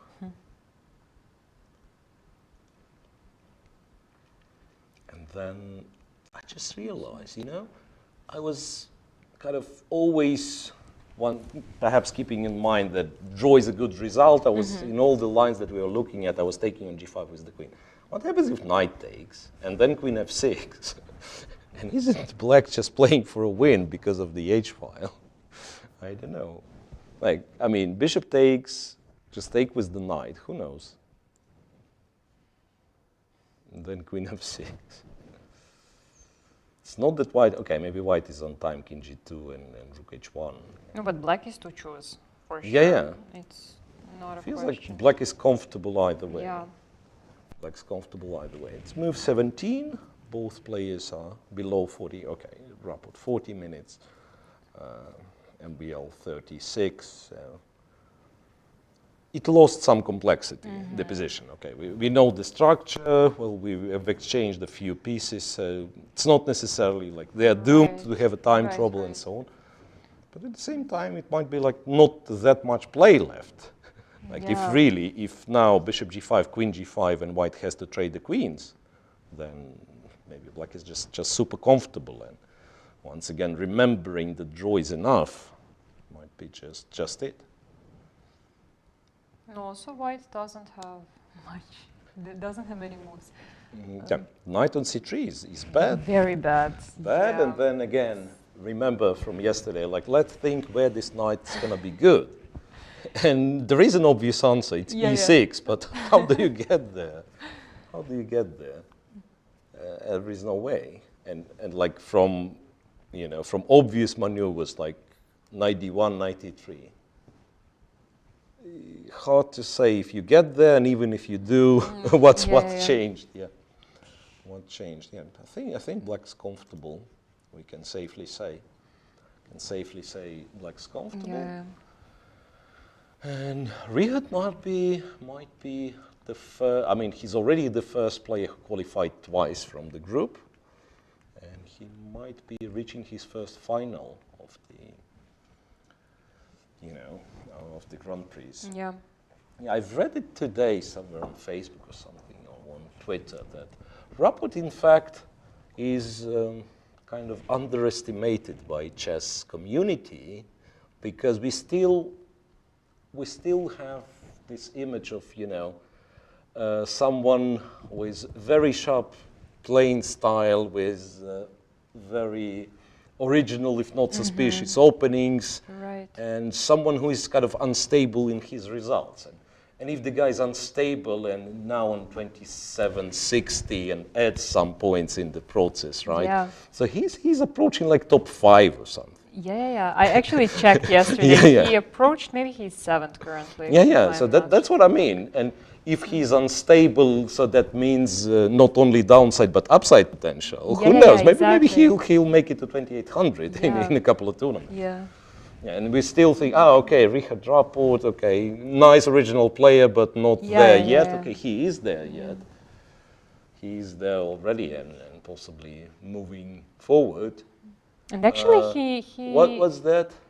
And Wheel is not very happy with the horse on f7. I don't know what was the case, but he. Yeah. I mean, the rare case where you don't actually have to say anything because you can. Yeah, something with the horse. Probably there is something under some hair. Or, Yeah. Strange. But that was that was really an interesting and you know, peculiar moment. Like, And actually, I wanted to say that he is only one in this field who has never reached candidates, right? Rapport? Out of the 4 players Out of these 4 left. players Yeah, who left, absolutely. yeah. So it would be, Absolutely. yeah. Okay. So even though, and we all touched the knight on f7, he's not planning to take it. He wouldn't mind, in fact, taking on f7, but that's why black exchanged the b3 bishop, right? So that the knight on f7 wouldn't be possible to take. I suggest one last visit to the quieter game. Yeah. So, Which is this. Andrei Kingiri, not in Quite this a game is still quiet because Andreikin didn't make a move. Logical. He's waiting to come to 36 minutes. Yeah. Exactly. These guys there. Okay, I have a question. What if I'm smart enough to start with knight b5? A6. So that if you go a6, I go b4. And rook c6, I win with knight a7. So now black rook is forced to go on the 5th rank, right? To like e5, for instance.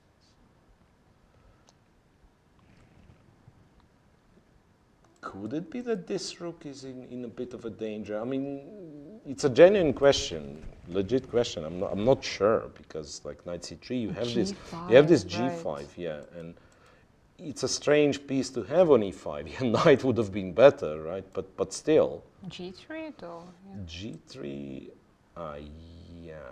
Well, you might end up on e6, which is Not what you want to do. strange. Yeah. Feels unnecessary. Angry. So instead of a6, I had to do that. Yeah, you probably have to go to a8, right? But then it's not a disaster, in fact. You go to a8, and if b4, now you go back to c8, maybe. Or still c6.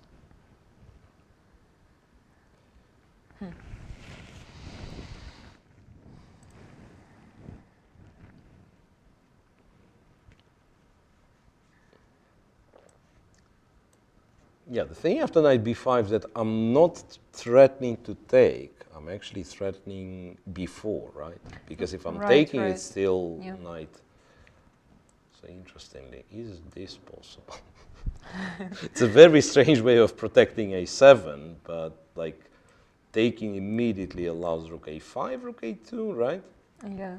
And after b4, the other rook goes to c8, and knight a7, we still have rook a8, rook takes.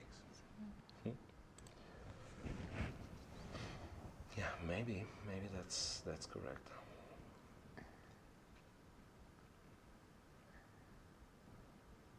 Also, b4 is a bit of a committal move.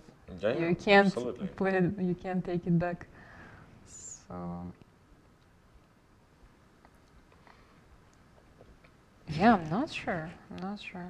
There should be the way of being solid, of course, for white. Yeah. Okay, white can go knight b5 and let's say rook a8, knight c3 back. Maybe we can see some sort of repetition. I mean, even this is not a disaster, right? A6, you're not forced to run into this b5 stuff. I mean, you can go, let's say, here and move the. Actually, rook. I mean, I know it's ugly, but rook b1 just to sidestep. And how can black support b5 is yet to be seen. And then king goes again. If anything, knight can go to b2 to protect c4. So probably white is like not risking much really, if he wants to be careful. Yeah. All right. Yeah. We were reminded we have players' stats, but what is there anything like Andreikin and Giri? No results yet, only been draws, right? If I remember, they haven't played. Ah, so it was 5 and now it's 6 because of yesterday. Of yesterday's game, yeah. So all draws, no blitz games recorded, and only one rapid. Right. For the other pair, it used to be like heavily in MVL's favor, 3-0, I think, in classical chess with 5 draws. Now it's 3-1. But I believe all those games were pretty old, if I'm not mistaken. Yeah, like MVL is older. He's like in the very top for quite some years. Yeah. So apparently let's say he played it as the favorite, right? Yes. It's well, not exactly the same, but somewhat similar. Is the common belief that Nepomniachtchi has a better score against Carlsen, right? Because at least half of those games that Jan Nepomniachtchi won against Carlsen, they were played when they were kids. They were both kids. But is there some statistics? I didn't check if now the score has been changed or. I mean, in Magnus' favor. Apparently it was, right? I mean, you win the match +4, so. All right, yeah. All right, so right. Yeah, now Magnus isn't plus for sure. Yeah. Like I'm thinking. Wait a second. Who are the players? Giri, Andreikin, MVL, and Rapport. I have to say, I mean, I can claim that I'm in plus with the field. I've lost to MVL once, and I won against Andreikin once, and once against Rapport. Like all of those games played like ages ago. Nice. And all of them were classical. Yeah, but no, I mean seriously, like those do not count really, because with Rapport I played when he was 24, 80, talented international but master. Still. I mean it's nice to come up with such like I'm in plus with this, I'm in plus with that. But yeah. It just shows that sometimes those stats are not very relevant. Yeah. King f2, okay, so still after a6 it's not too late to do knight a4, knight b2, or knight a4 move the rook, right? a6, I'm not sure if it will be played, by the way. Yeah, king f2 is a sane move anyway. So eventually, as I said, you probably end up having the king somewhere here.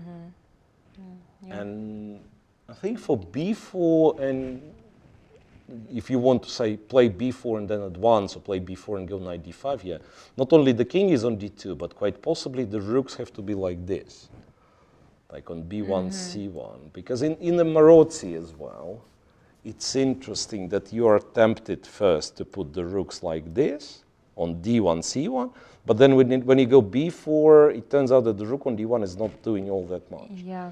Sometimes it's the case that white actually puts, in that case, rook a1 to b1. Yeah, and right. The other one to c1.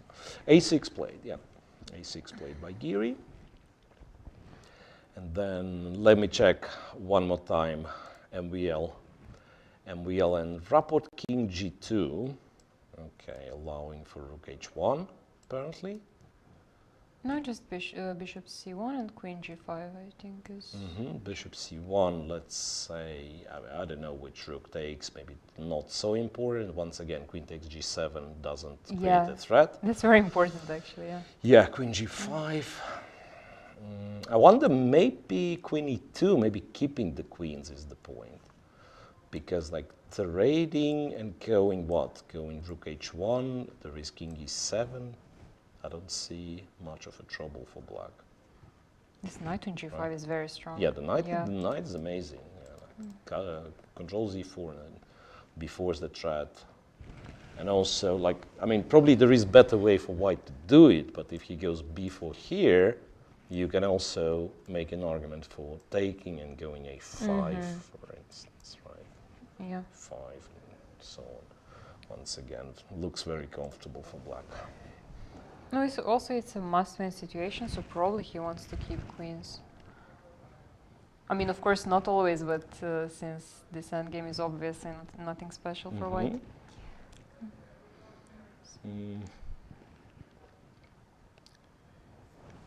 Yep. All right, so here, at least it's clarified, black got the piece back, and so on, right? And for now, we don't think it's any problem for Rapport, but move 18, still potential time trouble in front of us. For Andreikin and Giri, well, I really don't know what happens. I have hard times predicting, but it might easily reach the time control and go on, right? They might repeat. They might repeat. They might agree a draw in 30, but potentially we are here for a long game. So once again, now it's been 2 hours and a quarter, and I think the next checkpoint is after the time control, which potentially is 3 hours 40. Right. So I hope you guys excuse us if we run away for a bit and then come back, stay till the end of the time control, right? Stay tuned. Right. It's second game of the semifinals. So a lot of stuff will be decided today.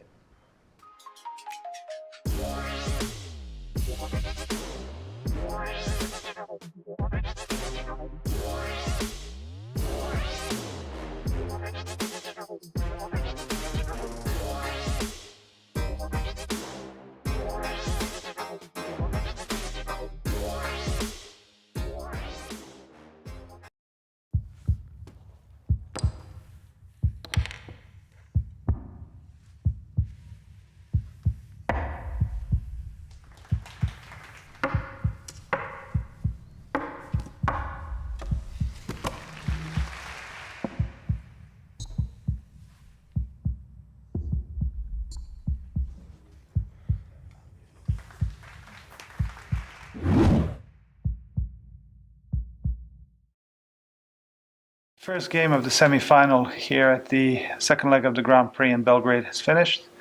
The game between Richard Rapport and Vachier-Lagrave, and Richard won that game. It almost seems as a little repeat of Berlin, where in the semis both games were decided. We'll see what happens in the second one. Richard, let's start with you. What's your take on the game, and what was the key moment? Okay, of course it's very nice to be on the winning side of it, unlike in Berlin. But you know, I mean, it's basically speaking, just Maxim made, I think, a big inaccuracy in the opening. I mean, the line objectively, which I've played, is extremely harmless, and it could have easily happened that the game ends in a very short draw. So I feel like I've gotten lucky there, and after that, okay, I kind of held on to the advantage, and then I had this trick which he missed, I think, with rook c7, fe4, d6 check, and after rook c7 there was no way back, basically. Maxime, you've heard the assessment from Richard. What do you make of it, and what's your take on the game? Obviously, it's a disappointing result. I maybe went a bit too early into this e5, d5, knight d4 complications. I thought this would be good for me. And then after bishop d2, there was no way back. And I couldn't find a move to keep the position the way I wanted. And then I mean, little by little, I just couldn't find any way back, and I just lost. So obviously, it's disappointing. At the same time, you know, there's another game tomorrow. I'll definitely be ready for a big fight and try to win and reach the tiebreaks. How will, if anything, and again, to the extent that you can say, how will your preparation for tomorrow's game change in the light of the fact that you lost today? I mean, obviously, maybe there's going to be, you know, more fight on the board tomorrow, but I would definitely have tried to win in any case, except maybe if I had won this game today, but I was far from it. So, you know, I'll definitely be up for a big fight. I would have been in any case, and yeah, there will be no short draws, that's all I can say. Richard, just the same question for you, but from a different perspective. And Maxime, you can weigh in on this as well. Obviously, you're both very experienced, and you won a lot of events. It's one thing to deal with a loss, but it's also when you win and are on the brink of something important. Mm-hmm. Some people find it difficult to manage the excitement or to hold the euphoria. How do you deal with that, so to speak? I'm not suggesting that this today. Yeah, the way you put it, you know, life is very difficult. Yes, yeah. Because when you lose, it's hard to deal with it. When you win, it's hard to deal with it. Yeah, when you draw, tension is still on. So, I mean, obviously, yeah. Like, but you understand that aspect, like people. Yeah. But obviously, I mean, I'm in a better position than I was when I woke up today morning. Yes, so that's all I have to say. I mean, we'll see, of course, how tomorrow goes. It can still turn completely around, but yeah, of course, I mean, I cannot be over depressed about this. Yeah, of course. Maxime, you have anything to add to this? No, I mean, we are experienced chess players. There's a reason why, you know, we play the way we play. I mean, we are used to, you know, winning. We are used to sometimes losing, even if, you know, we don't like it, but it does happen. So, I mean, I've always been able to rebound after a loss. I've actually come back in some matches, so, you know, I do feel bad about the game, but, you know, there's no reason to lament on it. That's just, you know, wait for more fight tomorrow. All right, well, I'll leave you to prepare for your big fight tomorrow. Thank you both so much, and good luck to both of you tomorrow. Thank you.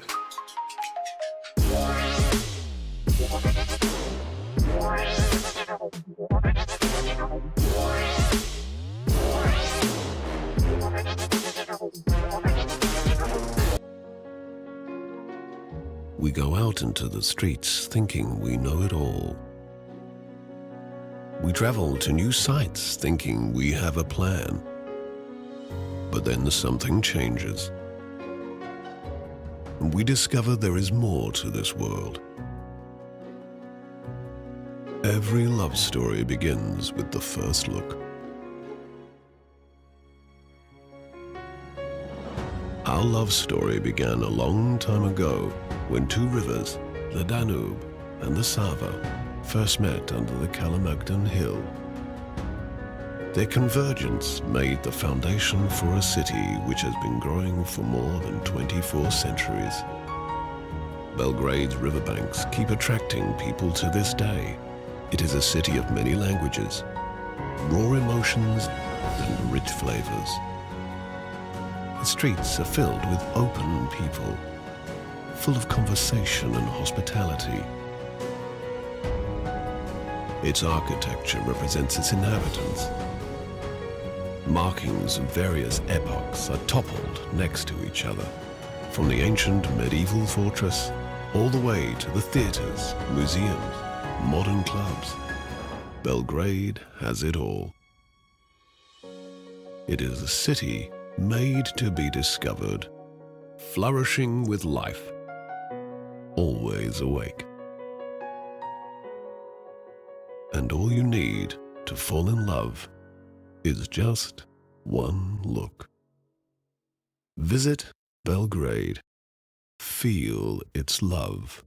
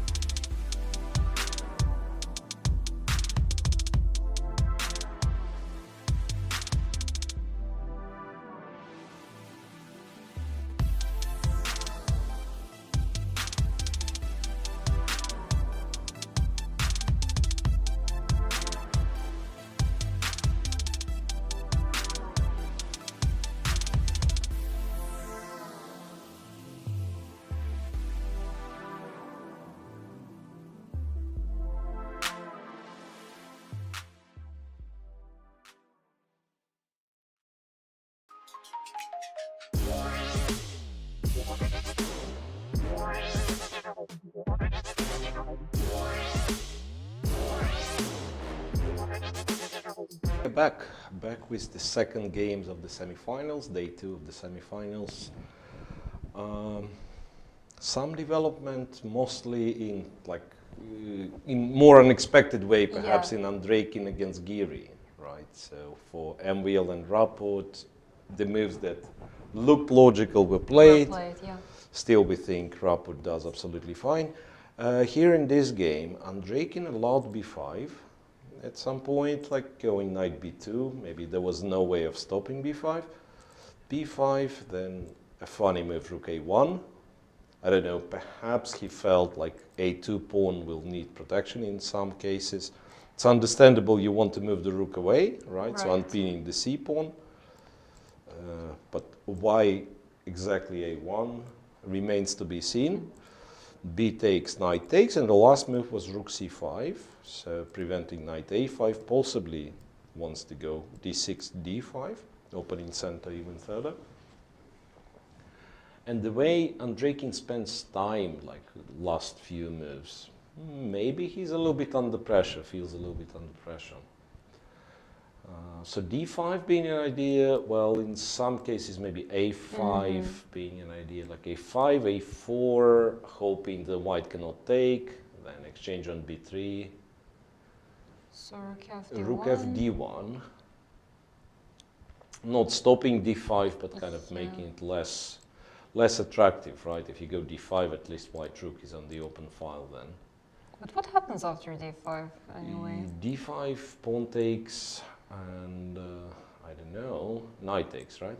Or, yeah, knight takes perhaps, and this or knight this. takes.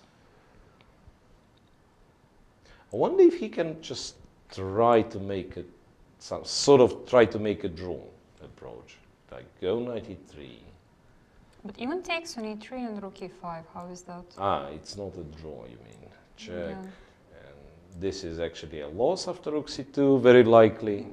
Yeah, possibly. Right. Yeah, I think he just loses, right? Rook c2, rook e1, a5. Is the idea to go bishop a6, king f1, you take. Yeah. Oops. Yeah. And let's show this This line. nice, This line actually. till the end. Yeah, bishop a6, rook a1. Then you take the pawn. After king f2, you can trade everything. Yeah. And the pawn endgame with extra pawn. Yeah. Actually. Yeah. Just take. And how is it? I mean, white. e5, f5. Right. Okay. It's a pawn. Ask, yeah. It's a pawn. Okay. So well, a5. Black decided to keep the tension, to go a5, not to rush with this. Maybe he's right. Actually, a4 is kind of a threat. Oh no, there is knight b6. Knight b6 is, yeah, indeed. Maybe that's the reason why d5 wasn't that cool. Possible. So he starts with knight, d5, he starts with knight b6, attacking the rook, and then he takes on d5, takes again, and maybe goes rook d2 at the end, and just a draw. So a5 kind of keeps the tension. d5 might be played later, might not be played at all. It also makes it a little bit annoying for white, kind of making moves when there is no straight up threat, right? I just thought to mention that rook d2, black already might consider this.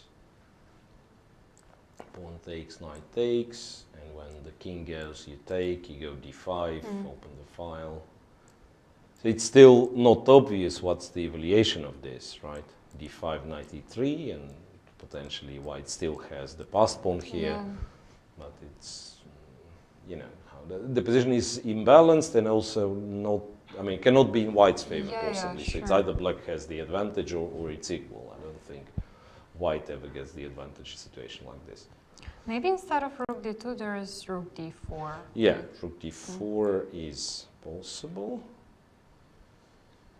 But still, the feeling is like we are not really fighting for this, for the c file, right? So we are kind of trying to defend.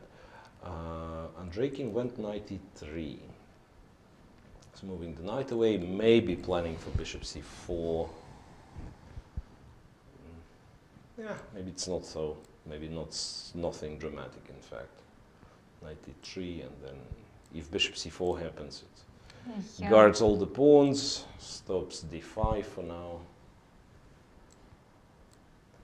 Yeah, realistically, it's hard for black to have something serious. The thing is, I think if we rewind back and speak about these structures, a6, b5 is of course one of the key ideas, but it only brings black the advantage in few cases. I mean, knight on c3, pinned, and then like when white takes on c4, you have to take with the pawn. Here it's not even guaranteed, but yeah, you end up with the weak pawn on c4. That's one case. The other case, if something like this, some structure like this happens, is that when the queens are on the board, so then let's say you go d5, you exchange, and then yeah, you still have the queens, and you know this argument that the passed pawn will not matter that much, and the fact that black has kind of more pawns on the king side, potentially the king is a little bit weak, which is once again not the case here. So I don't think d5 is the bad move for black. I mean, yeah, probably black can play d5 and be happy. It's just that I don't think this is like any sort of advantage, right? I mean, you play some modest moves, rook d4, sorry, rook d2, then some rook b1, a3, b4 maybe. So black's never wars, of course, yeah, e6, and even if this pawn gets to b5, you don't really care, the bishop is too powerful. But also, like, realistically, to play for the win with black is very hard to imagine. And also I wanted to ask, how would be the position if black chose not to take on c4, but b4 instead?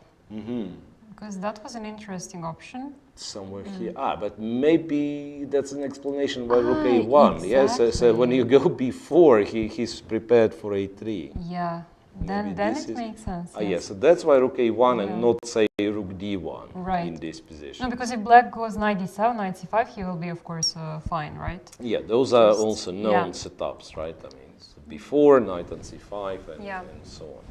Sometimes even like going e5 and then this knight goes to e6 and d4. Right? Yeah. I mean, a lot of arrows doesn't explain anything. But yeah, that's a nice thing to mention. I mean, first of all, yeah, b4 does exist, and perhaps because of b4, this rook went to a1.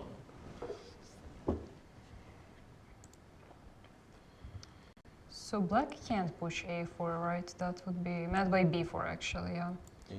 Or takes, even both takes, are possible. Like, I mean, we could say that, I mean, this is how black might be better. Another scenario how black is better, right? Like a2 pawn is weak and so on. But after rook a5, bishop b5 happens and so on and so forth. So it's probably not an easy, maybe bishop a6 now that I'm thinking. I was thinking bishop c6 runs into rook c1. There is maybe this, knight c4 I can still take. Yeah, that's. So the argument is like if black can return the pawn comfortably, he might be better, right? Like win this and leave white with the pawn on a2, a3 somewhere. So this a pawn might be sort of a weakness more than a passed pawn. Yeah. But it's not guaranteed. And of course, you're absolutely right that b4 is the move as well. Yeah, b4, who knows what's that. But maybe black should try to somehow prepare a4. I think the knight is not ideal. So like, imagine, say, rook being on b8, knight being on c5, and then like you go bishop c6 and you look for a4. Maybe that's the setup. But then again, setup is clear, but how to achieve that? Or knight to b6, like knight d7, knight b6, and a4, maybe something like that.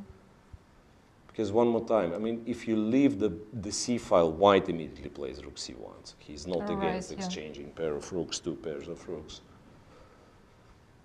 I think it's just balanced, right? Yeah. I mean, it feels like a bit more pleasant for black.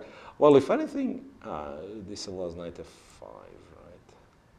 Because I was thinking, yeah, one more time. e6 wouldn't be bad. e6 with the king on e7, and then g5 and even h5, you know. Sometimes this is also how you how you make progress in such Yeah. positions. You expand on the king side, kind of trying to create a second weakness.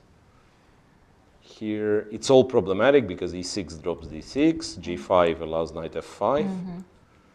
Yeah, maybe knight d7, just I like it. It's like knight d7, and then see where it goes. Maybe e5, maybe b6, maybe rook moves, you go to c5. Yeah, but overall, it doesn't seem that even if black succeeds, he's not like winning anything immediately, right? Yeah. So you can, like in this d5, e d5, knight d5 case, imagine white being like absolutely silly, so he just tries to trade the pieces and allows a4 and ends up having 4 versus 3, rook endgame, still a draw. Yeah. Right.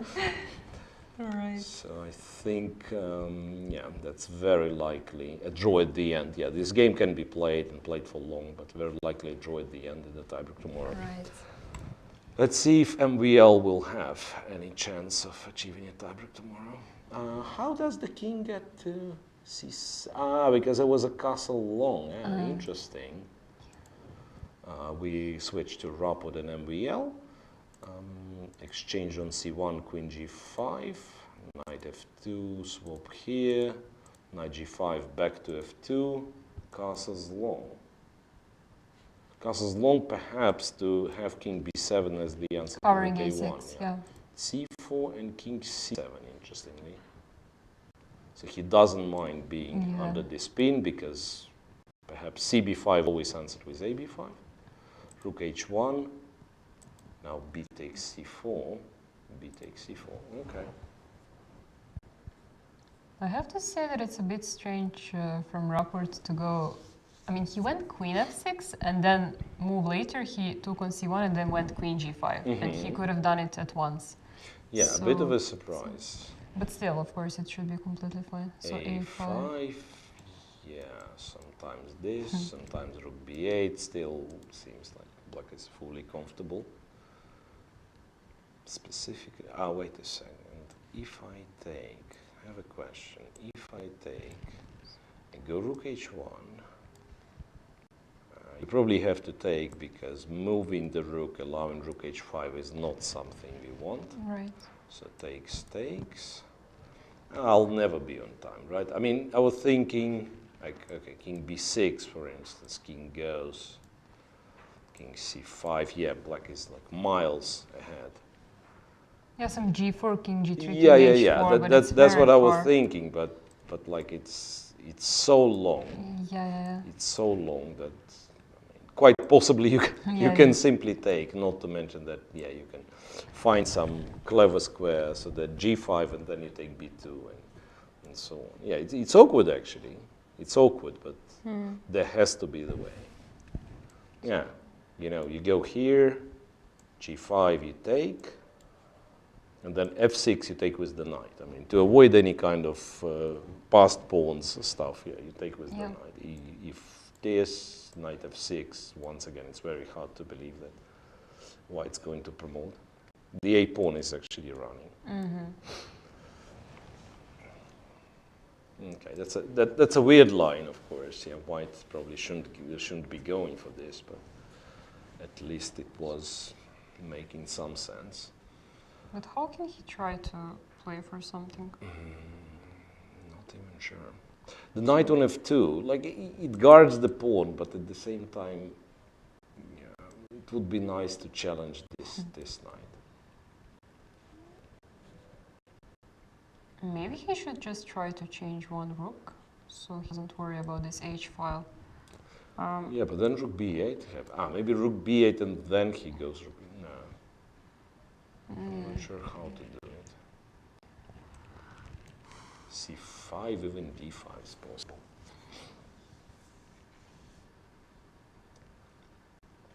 I'm asking myself, what's wrong with white's position? I mean, why any single line that we look at works for kind of works for black?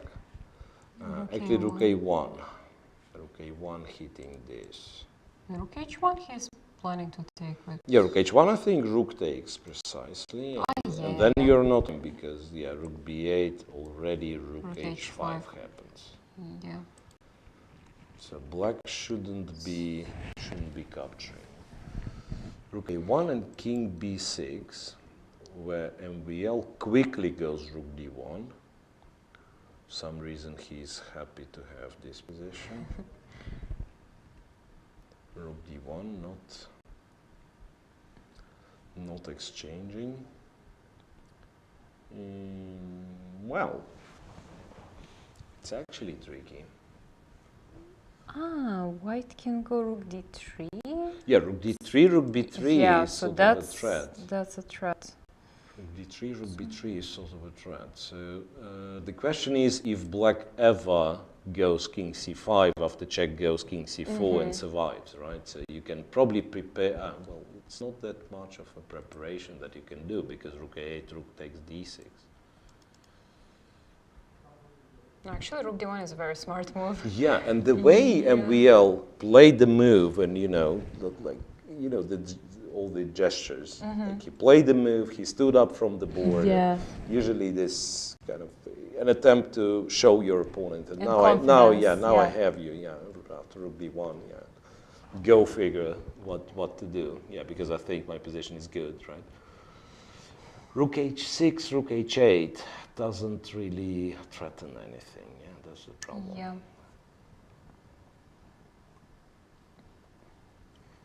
Maybe he should, yeah, I can't. Maybe rook d7, what did we say on rook d7, and then to go rook a8. Try to d7 if rook d3, rook a8. Looks very weird. Yeah, but there is also, I mean, first of all, there are like checks and stuff, but there is also this debate that the moment you leave the h file, he always has this rook h1, rook h5. This is not necessarily that good, but who knows, right? Rook h5, knight f7, and then maybe protect it for now. No, knight is free to move. No, this is not. And then g-pawns coming. It's hard to say again. But at least it starts to be not without a chance for MVL. And one more time, just to double check, rook h6, let's say rook h5, h6, something. Why I didn't like rook h6 because knight g4 becomes a thing. Then even like taking on e5 using the pin. No, there's also some c5. Yeah, c5. And then e5 will be hanging after king. c5, but e5 is already hanging like this, right? Yeah, right. Or you can, you're right, I mean, you can actually do this, give a check, take e5 and claim your pawn up, and it's a legit claim. And the thing is that there is no guarantee that you have a threat. It's a check, king f1, and what's then, right? So knight h3 and so on. So it's like searching for. So a few moves ago, we would say black is absolutely solid and everything. Now we are searching for a way to actually make a draw, get counter chances. So there've been some shift, clearly. What does Robert do now? And rook d3 is serious, in fact. Also, rook d1 is a very weird move, and it might have been missed very easily. You don't expect this rook to go to h1 so it was and shift. And kind of opposition of these rooks all the time. Yeah, king c7. Could he do something better? Not clear. This bc4 is not obviously a good move.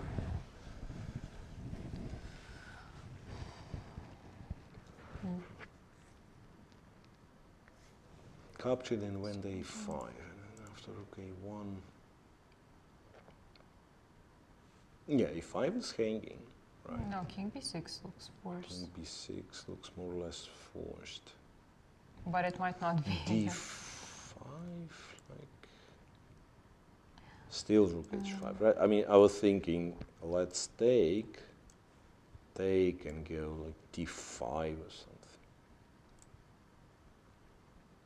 But then, yeah, white takes twice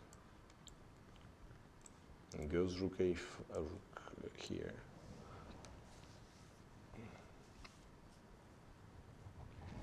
the moment we go knight f7, it's all of a sudden doesn't look that great, right? Rook h7, and white wins the pawn. Also, f5 pawn's very strong. Yeah. Problematic position for Rapport. 14 minutes left as well. The moment he felt and we felt that the position is more than fine, yeah, maybe this little kind of, human brain tends to relax when you think the worst is over. Yeah. Kind of problem solved and so on.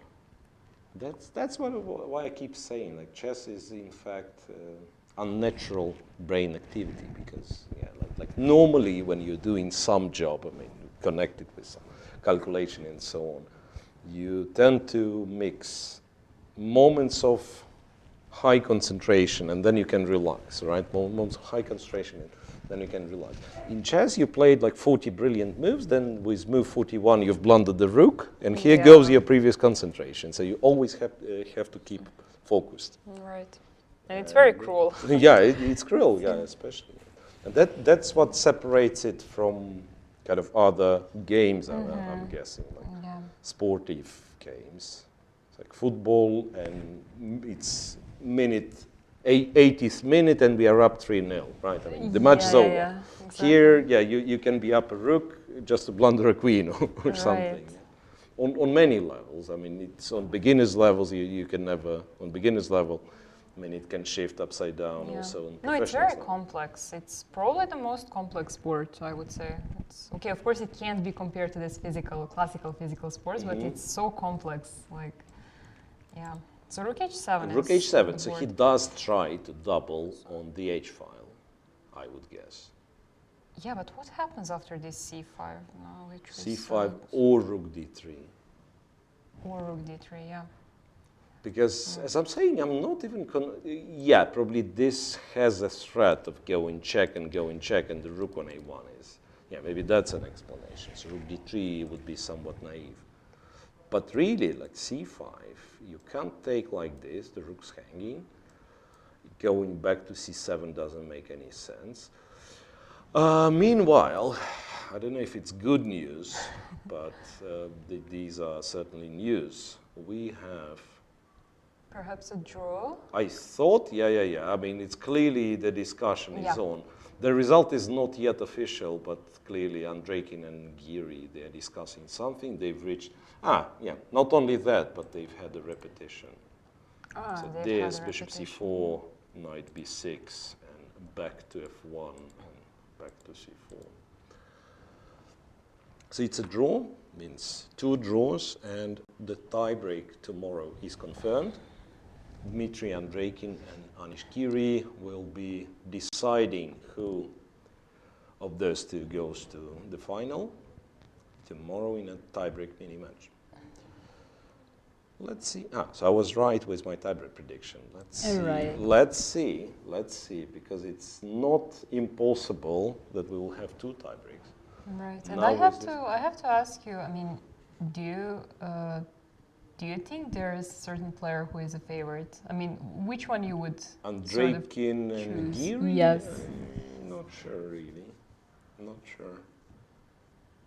I think Anish lately has improved a lot in, I mean, which is faster weird, controls, weird thing to say about the play of top 10, basically, right? Yeah, of course. But there was a point in his career when he was considered like a very strong classical player, not so strong rapid player and blitz player. So now he improved a lot, of course. But still consider him to be a favorite. Yeah, well, probably. So I would go like this, like since rapid comes first, so he's probably a favorite in rapid and slight underdog in blitz. Yeah, so since rapid comes first, so probably he's a favorite, right. To win the title. Right. So we still couldn't find anything after c5, right? It's yeah, c5 seems to be, as a winning material. Not necessarily I'm ready to say winning the game, but of course, kind of winning material. Right? This and rook f5, the simplest kind of way. I don't know, by the way, if the king goes to b6, but let's for now assume it does. It's tricky. Okay, black probably doesn't want to take on e5. I mean, that doesn't make sense. Yeah, this is something really sad. Now, I was thinking, can we try to trap this rook somehow? But it has too many. Okay, too many being one square, but in some cases one is enough, right? Right. So I was thinking, like, you're not even forced to have the rook on d8. Like, you can double, and then taking on d6 allows knight f7. Okay, this is something. This is something, yeah. Once again, I'm not sure about the resulting position because white has 2 points. 2 pawns and so on, but at least there is a chance, sort of. So one more time, c5 takes, a check here, king b6, rook takes e5, say rook h8. But the thing is, you're seemingly not forced to take. You can go rook e7. And this check happens to be one check, just that. Maybe, I don't know. No, this looks bad. Yeah, that's G7 exactly is hanging like D6. G7's hanging, D6 hanging, and black's counterplay is very limited. I mean, you've gotten there, you gave a check on h2, but then like nothing happens next, it seems. Yeah. All right. So I believe we'll have a press conference with the players anytime soon. Yeah. So we'll just pay attention to the live screen. If they pop up, that means they'll be interviewed. But for now, yeah, it's all on MVL. C5 seemingly being a very promising move. I mean, there might be something stronger. I'm just trying to understand. With c5, he played something? Rook d3. Rook d3. Rook d3 we've mentioned as an attempt to probably like go there without going c5, yeah? Okay, so now I can clearly see that there is this move. You can't take d6 because check, right? Yeah, you can just take on f2, take on e4. Yeah. So if king g1, king f1, you actually lose to rook h1 as well. So that's what I saw, and then but there's king this. King g1, how? Looks like too many options. Knight e4 with the idea to go rook h1, or rook f2. I don't see how Just rook f2 doesn't work. Yeah. So we have a press conference with Andreikin and Anish Giri, and we will be back to MVL and Raport as soon as the press conference finished. Great. We have Dmitry Andreikin and Anish Giri with us, who just finished their second game of the semi-final. As the previous game, this one ended in a draw as well. In this case, Dmitry was white and Giri was black. So, Dmitry, do you want to start us off? Okay. What's your comment on the game? I prefer fed move b3. It's a rare move, not innovative, of course. For example, Kramnik won a game against Grishuk in candidates tournament in 2016. Maybe I forgot a line because after knight b1, Anish played knight e4, very strong move, and position is acquired immediately.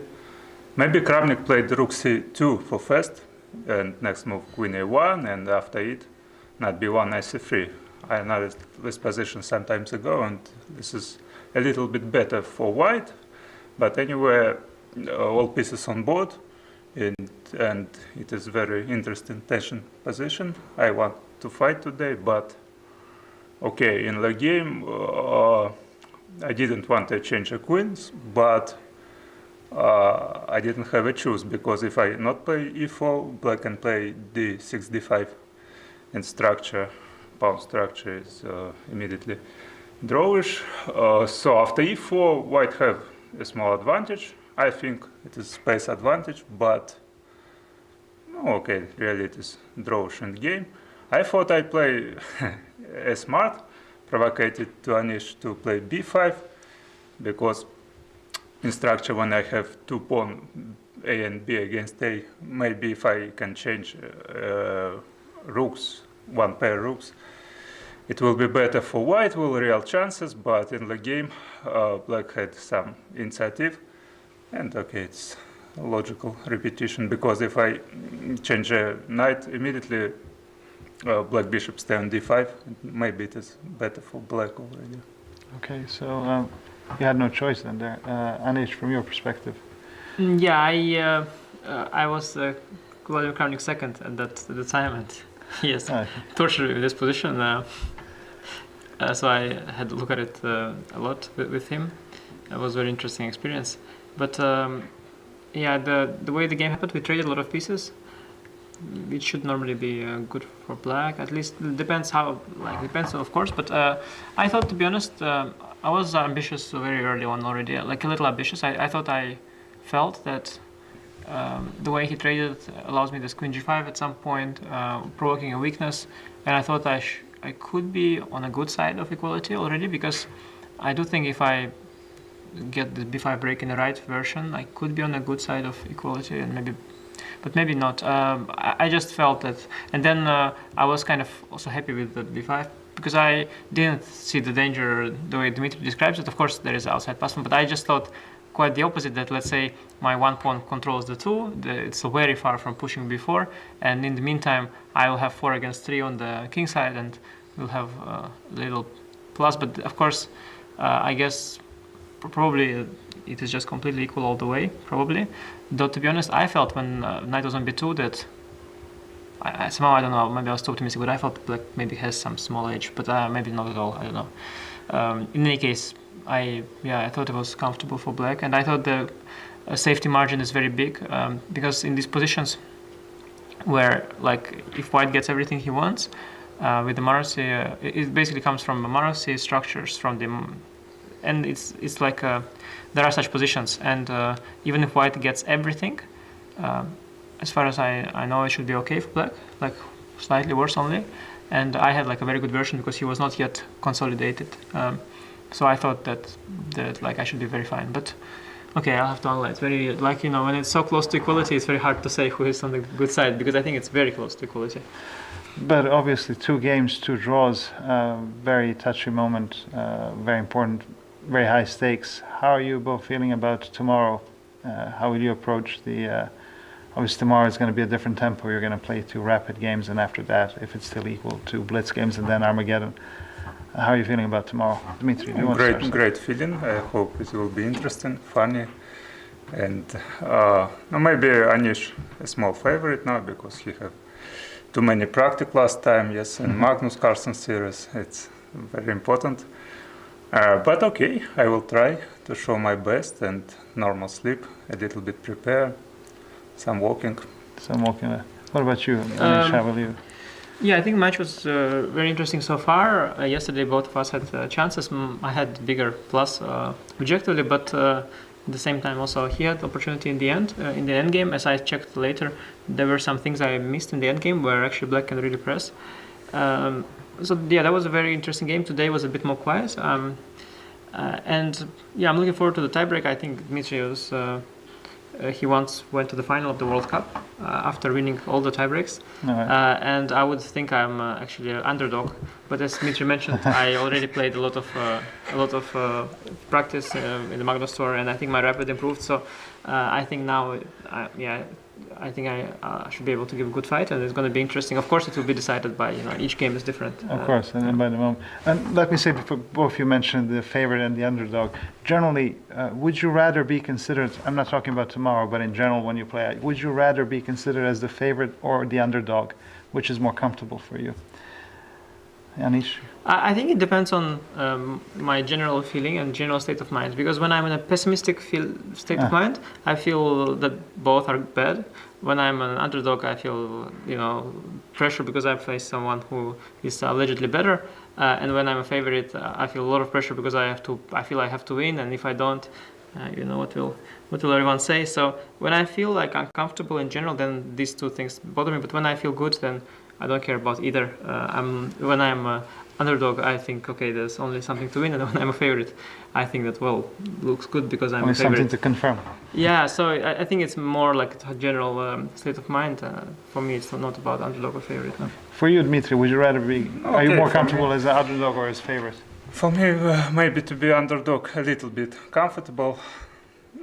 Really, it's not very important, but maybe because, for example, in last World Cup I lose in rapid games against Evgenij, Serbian local player, player, yes, yeah. Grandmaster, for example. So, okay, it's not very important. No. Well, thank you both, and good luck then tomorrow. Thank you so Thank much. you. Thank you, Steve.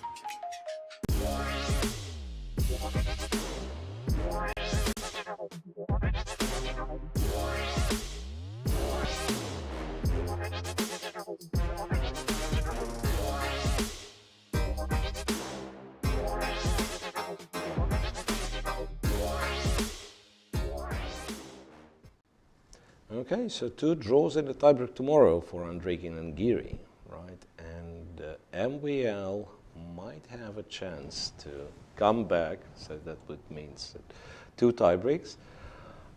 He's a pawn up already, however black seemingly has some counterplay. So all eyes on MVL and Rapod. C4, C5 check was just played by Maxime Vachier-Lagrave. I think black doesn't have, yeah. D takes C5. Yeah. Played quickly. And then the whole question is, yeah, white's pawn up, right? Rook what? Rook A6 check. Does it mean that he has calculated something like till the very end? Or? No, probably he just didn't want to allow this entrance of the king on c5. Yeah, because we were, while Giri Yeah. and Andrekin had the press conference, we were discussing, yeah, like king c5 and some possibilities for crazy lines like king d4 and so on. Right. So he shuts down this c5 square, gives a check. So now, the question is where the king's going. I mean, you can choose modest king c7, but then after this check, white can take on G7 is g7. falling. Right. Ah, but there is rook h1. Yeah, but where do you go? King. It's like b6 perhaps, right? And then he gives a check maybe? King b5 and some rook a3. So this is hanging. Rook b7 is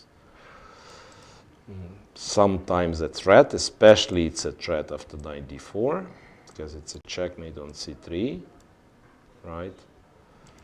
And the knight on f3 is hanging, and so does the g7 pawn. No, actually, in that line, it's possible to go to d6 with king. Instead of king d5, where was it? Yeah, king d6, and then rook d1, there's a knight d4. Rook d1, ah, yeah. And then rook h1 will still be a threat after Knight rook d4, g7. yeah, there is a threat of rook h1. That's fair. Yeah, so king c7 is one option. The other, the crazy option I Yeah. thought was to go to b5 after this check. Probably king c4 runs into rook c6, but you can try king b4, keeping this one attacked. Knight d3, king c4 now, and who knows? Maybe it's maybe it's black who is winning now because the knight is threatened, and also all of a sudden all black pieces join the attack. So it's still very messy. Move 35. I guess they'll reach the time control inevitably, and yeah, what seemed to be like possibly the shortest game Yeah, might be not so short. Right. But actually, it's very important where he goes now. Yeah. It's probably the key decision. Yeah, speaking of long, short games, I don't think this game will be long by the number of moves, because the position it feels like it will be sorted out within the next 10 moves, 15 moves maximum. It's just that, yeah, if you reach the time control, you get half an hour, you probably spend it right here, because trying to calculate what's the best chances. Right. So let's check one more time. So C7 or B5, yeah? Yeah. Yeah, let's go to C7. Is there kind of a quiet move for white? Not really sure. Actually, he went to b5. He does go to b5. Okay, making it even more entertaining.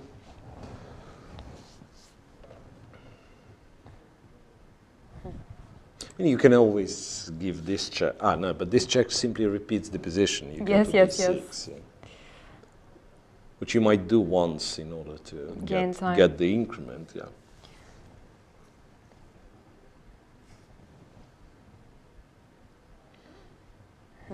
Yeah, but how does white win if he wins? Okay, so yeah, go on. No, I just wanted to say, like, it feels like almost a checkmate, but Yeah, exactly. it's not even clear how do you checkmate the king, right? I mean, on c4 it's probably safe. So taking control over c4 first seems like the luxury white cannot afford, Yeah, because exactly. knight d2 is there, and Yeah. many things. Black might actually play c4 himself, like Yeah, very next move, and then check on a5, you go to b4. If any other thing, you go to c5. Maybe that's a good chance for Rapport. Maybe he's done the right thing. And what if white goes rook a7, let's say? Rook a7. So this is Just to attack the g7. Okay, he actually gave check, so it's...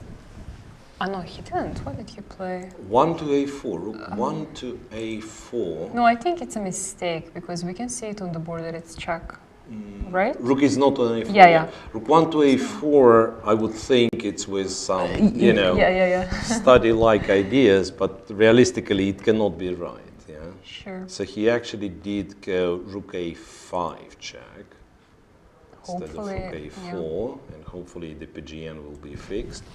So this is what's on the board. This is what's on the board. So two moves, c4 or b4. We agreed on b4 being... Making more wait sense. a second. But after king b4, could it be that this is an annoying check? Now you can go to b3. Yeah. But And then can you? more checks, then you go to... I don't know. Because coming back to b5 is a little bit... Maybe it's fine still. Because knight d1, the very least you have Perpetual, knight d2, knight f3, and you probably don't look any further. If you're Rapport, then you have a perpetual. So You're king very b4. happy. Yeah, but that's the line we were looking at. Yeah, like check, king b4, now if knight d3, king c4. And honestly, I don't see how is he planning to continue. Rook a3 now. Attack the knight. And some mating And some rook traps. b6, rook c3, Yeah. something. But there is a check, for instance. King e2. King e2, I thought... knight e4, Yeah. you have this check, and then you win. Right. Well... Yeah, rook a5. Now it's fixed. They've fixed the PGN, which is a good thing, of course. So rook a3, we expect. And knight d4. I said it's a checkmate. It's actually not, because knight b5 is possible. But it feels like it's going a wrong direction, right? There is also knight d3 followed by knight e5. Yeah, that's not something you want. Yeah. Knight d3, knight e5.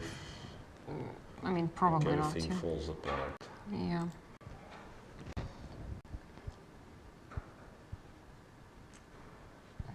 e3.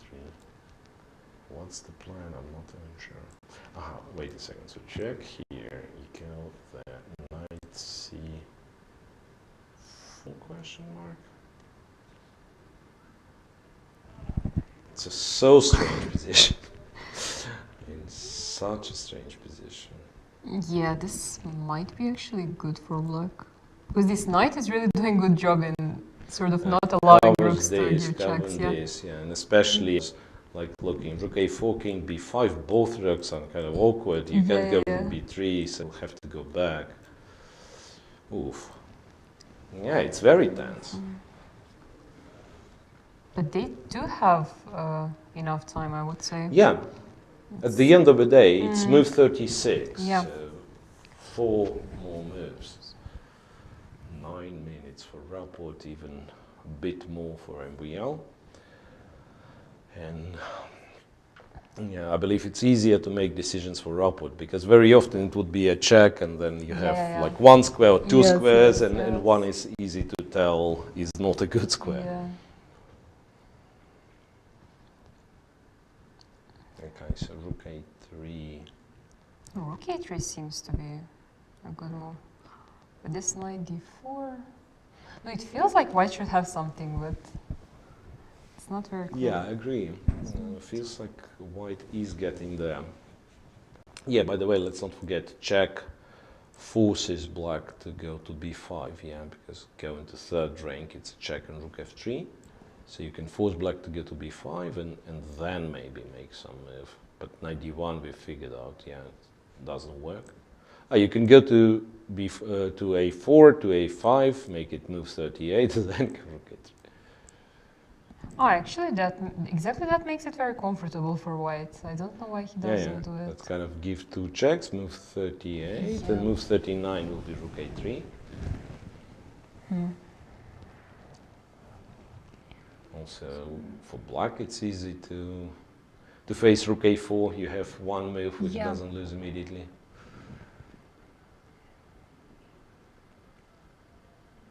But still, yeah, like what's the solution after knight d2 check? King d2, knight c4. Not clear at all. Also rook a4, king b5, yeah. Yeah, king b5. I mean, even king b3, but king Even b5 is b3. fine, yeah. Yeah, like usually you want to keep like both guys and go both guys attacked, right? b3, maybe b3 and then... yeah. Still there is no checkmate and white knight is pinned. I mean, so confusing. It is so confusing.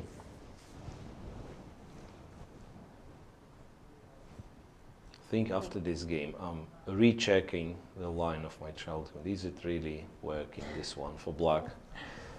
Because I believe Rapport had all the reasons to be satisfied with his position after the opening, so probably misplayed something. By MWL, yeah. Oh, you mean? No, yeah, like after, right. yeah, after the rook a4. One more time, going to third rank is not an option because rook a3 and the knight's lost. Therefore, back to b5.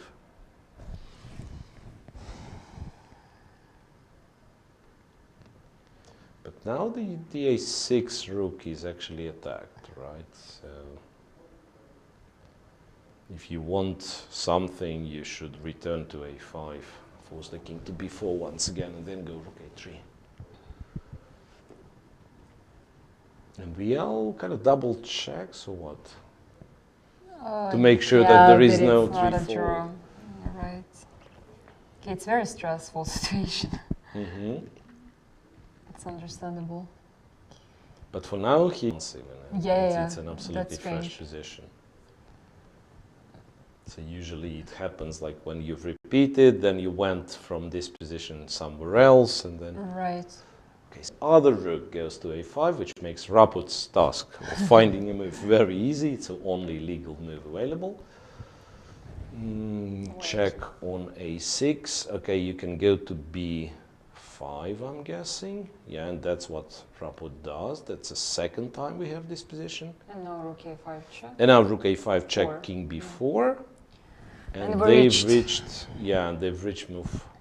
Now Rapport in fact stops here.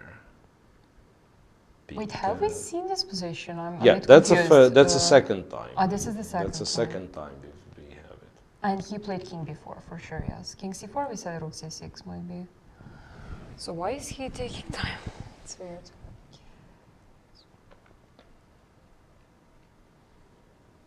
sometimes it happens like you have the time, it's move 40, so you are free to spend like nearly all of that, and you're asking yourself why my opponent decided to go for this position once again. Yeah, is it something I should be avoiding, right? Maybe I should spend more time and then go to c4 instead of b4. I still can't make it work. I mean, I don't quite understand why would you prefer king c4 when you give a chance to take there?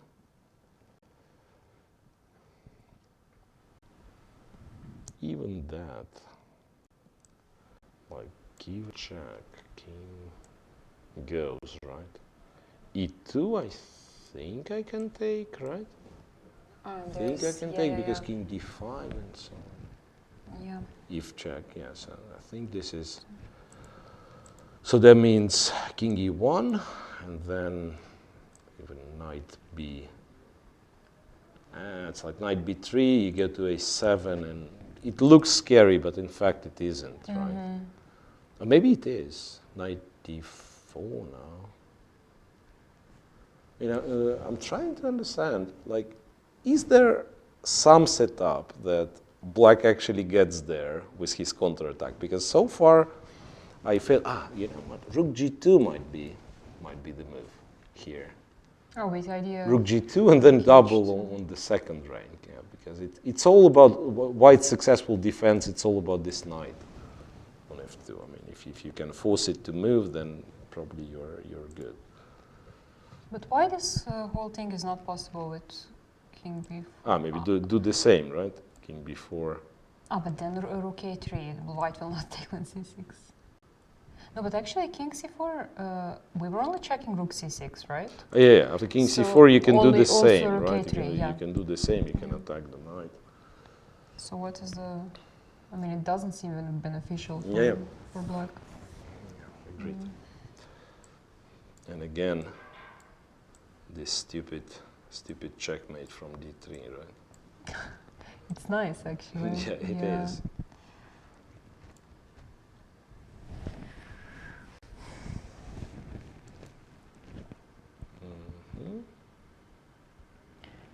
King b4.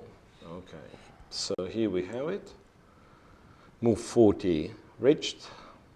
Not possible to repeat anymore. Not possible to go rook a4 because king b5 will be a threefold. Right. So MVL needs to play something else.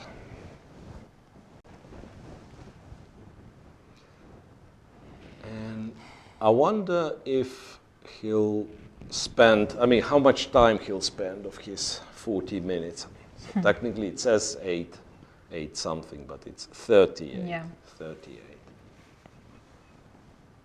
I guess the whole point of repeating the position was to reach move 40, to get all the time that he can possibly gather in order to try to calculate. Is king e2 an option?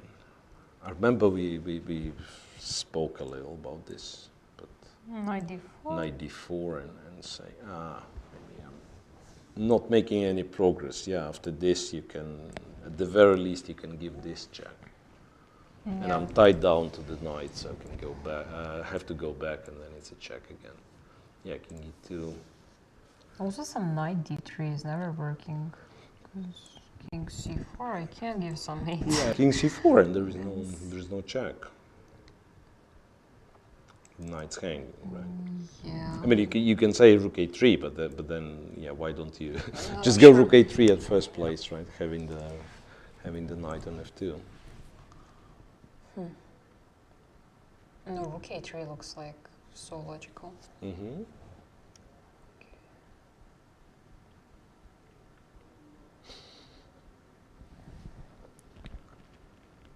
Okay, you know what, let's wait a couple of minutes. Because in this kind of situations, it's either he plays it quickly, double checks and plays it quickly, or he'll spend like, I don't know, half an hour. I think he will play it quickly, actually. I don't know why do I think like that? But And the move will be rook a3. and the move will be rook a3, yes. And then for Rapport, then Rapport might be thinking. Because for now, last few moves, even if, let's say, it would be Grishuk sitting instead of Rapport, you would play these moves fast because those are like only moves available. Either only legal move in the position, or you can clearly see that there is one and the other is lost, right? Yeah. So now, yeah, like, you know, like yesterday's Giri's game against Andreikin, I felt a bit disappointed that the game stopped. Here, I cannot say I'm disappointed the game goes on, but I was expecting this game to be finished earlier, let's be honest. Yeah. So rook a3 is on the board. Rook a3 played, okay, okay. For Rapport, knight hanging, knight g5 is just bad, probably. And strange, yeah. And strange as well. So there's knight d2 check with the idea to go to c4. And there is knight d4, which looks, I know, it does lose, right? I think by that point we've agreed it loses. Rook b6, king c4 is a checkmate on c3, and after knight b5, there is check and check, and I don't see where it's all going. King d4, I can take on c6. There is knight f3 check. Yeah, but I wasn't sure because a3 is hanging as well. Right, you're right, yeah. I thought like taking on c6 is safer. Yeah, okay, maybe since we are discussing, maybe it's better to show it on the board. So it's king e4, the knight's hanging. If you take, black takes a3, who knows? And somehow black king, if it's not getting checkmated, it's a very active piece, right? Yes. I mean, it's active in both cases. It's just that sometimes checkmate stops the game. Yeah, so what was it? Rook a3, knight d4, yeah, check, knight b5. So I was trying to prove that knight d4 loses, right? Check here, check on e5, I thought check on c6. It's kind of almost a perpetual there. Rook b5 and then, oh no, it's not a perpetual, it's a checkmate. It's a checkmate, check, and then other rook to h2. Yeah. Funny thing is that I wanted to say, yeah, I'm checking and the king cannot run away. Then I realize it can, right? But you have another rook. Right? Yeah. So, rewind it all back. Check it again. Still, it feels so strange to go for this line, if we are perfectly honest, right? Yeah, because you want to have knight closer to the white king. Yeah. Check this, check, and check. And it turns out king e4 works. Incredible. It does, yeah. And white rook actually is kind of switched off. Very interesting. So, this is one move, and the other one is check and knight c4, right? Check, king e2 or e1, I don't remember. E2, knight c4. And once again, we couldn't checkmate the king. But we said some b3. What was about? At some point we said, rook, it's check, yes, and check king b5, b3. But there is king b3. There is king b3. Also, rooks are so weird now. Yeah, that's a very confusing position, which is actually suitable for both players, I think. Yeah. And we are always good at calculating some really weird long lines, and so supposed to be Richard Rapport. Okay, so we kept our promise, I think. We've made it through the time control. It's not our fault. We kind of dropped one game on the way. Yeah. So Giri and Andreikin made another drawing facing each other in a tiebreak. This will go on. So Rapport will spend quite some time figuring out what to do next.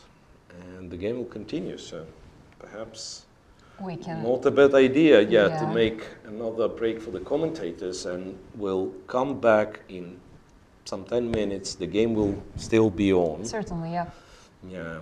It's one of those cases where this game cannot really finish fast, right? No, no. Rapwood will not resign anytime Of course, soon, and yeah. MVL will not accept a draw anytime course, soon, because, yes. simply because he needs to win.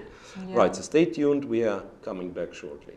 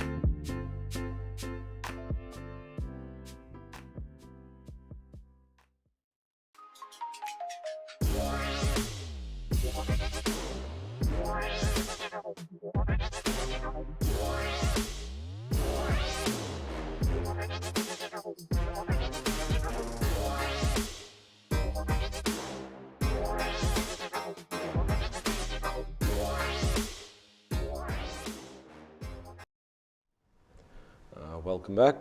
After the time trouble, the last remaining classical game, should I say, of the semifinals is still in progress, right? We will have more semifinal games tomorrow for sure. There will be a tiebreak for Andreikin and Giri.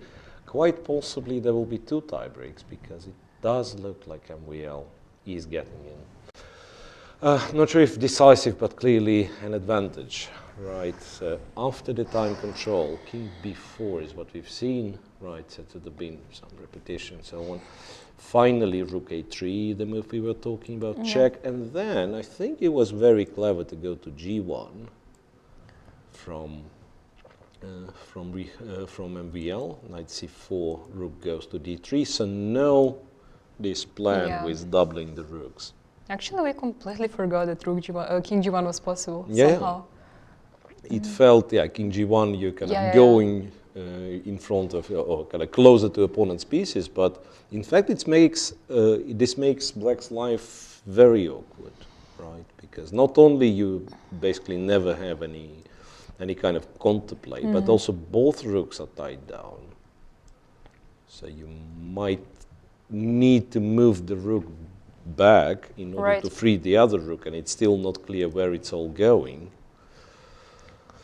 So the serious question there would be if I ever can take on b2. I suspect the answer is no, but just to figure it out. So what happens in this case is a check.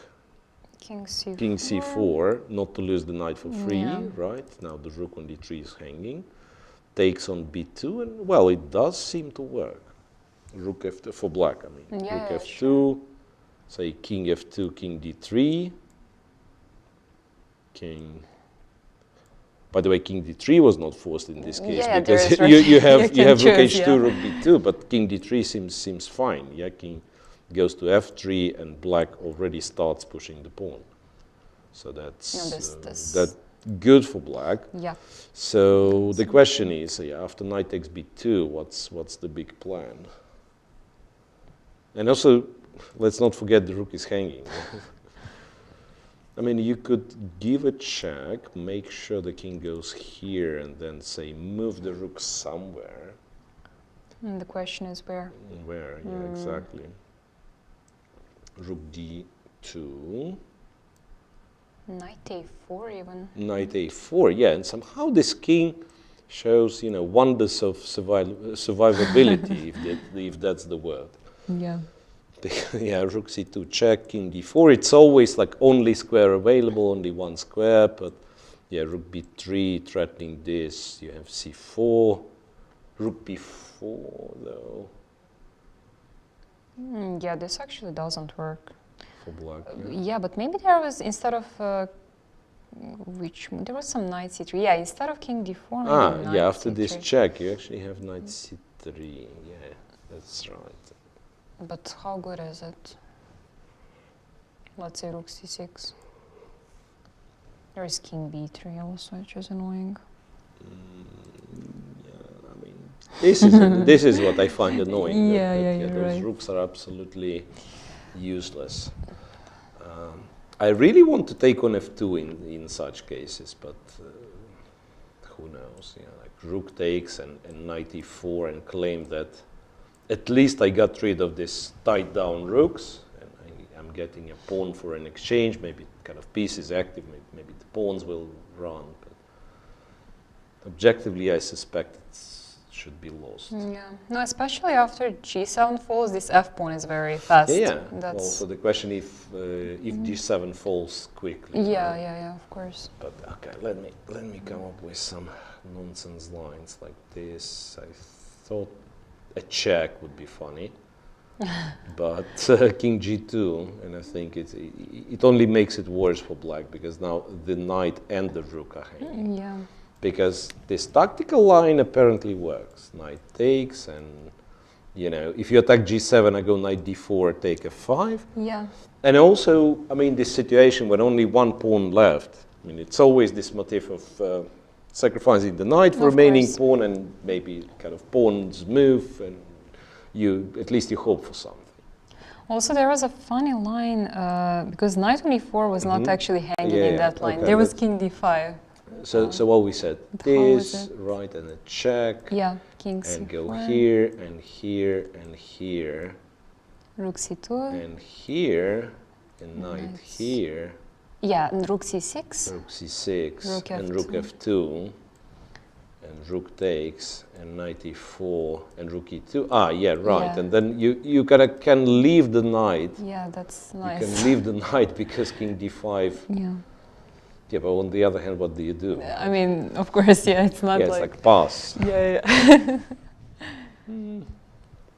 Yeah, but I mean, black is not without a chance, at least like for some blitz game or something. King. Yeah. Maybe you go king d5 and take g3 then. Rook g6 though. Maybe you go here and take g3. And what about rook h3 here? Also possible, maybe. Rook h3 even. But yeah, and then you can also start discussing this. The right? rook endgame. Rook g4 Yeah. and takes, and once again, who knows? The c pawn runs, the f pawn runs. No, yeah. It's obviously a hard thing for Rapid to figure out, right? There is also king b5, attacking the rook a7, and then once again noticing some funny things like rook b3 being a checkmate. No, it's probably stupid, right? If we want to take on b2, we have to do it now. honestly, not. I don't see that much of an alternative taking on b3. But what is the white strat? Also, that's not clear. Ooh. Is there something Maybe concrete? take c6. Ah, right? just take c6. Maybe, I don't know, play b3 and rook b6, like, let's say, rook goes to h6, right? We go b3, attacking the knight. Who knows, maybe you still play knight b2, that's possible, right? But if not, if, say, knight a3, then, again, some check. Attack the 7th rank. But still not convincing, right? Still, like black is not resigning. I mean, it's still playing. Yeah, so it's not that clear. And I actually have to take back my words about this game not having really like a space to play, right? Remember, after the opening, it really looked like it's either white wins quickly or black makes a draw. No, I mean, I don't know if it was all correct, but in fact, this position is what you call playing chess, right? Finding resources, finding moves. So rook to h6. Just protecting the c6 pawn. Yeah, and it has to be said, it's so hard, right? I mean, after all that happened, so, and a reminder what happened at kind of sharp and also side opening line, where MVL at some point was like 15 minutes behind on the clock, then Rapid keeps up. Yeah. Then they are in a bit of a time trouble even. And now past move 40, all of a sudden there is still not only playable but very complex position that you have to calculate. Yeah. And I think that's part of chess players, strength in a way, like being able to keep concentration, being able to play on like 5th hour and so on. Okay, rook h6. So MVL basically asking your question, what's your threat? What's your threat? Maybe rook a7 is what you do. Since now knight b2 not possible at all, right? There's a check and we'll just take the knight. And what about b3? No. b3 now. I don't know. Because Knight b2 question mark. Maybe knight b2.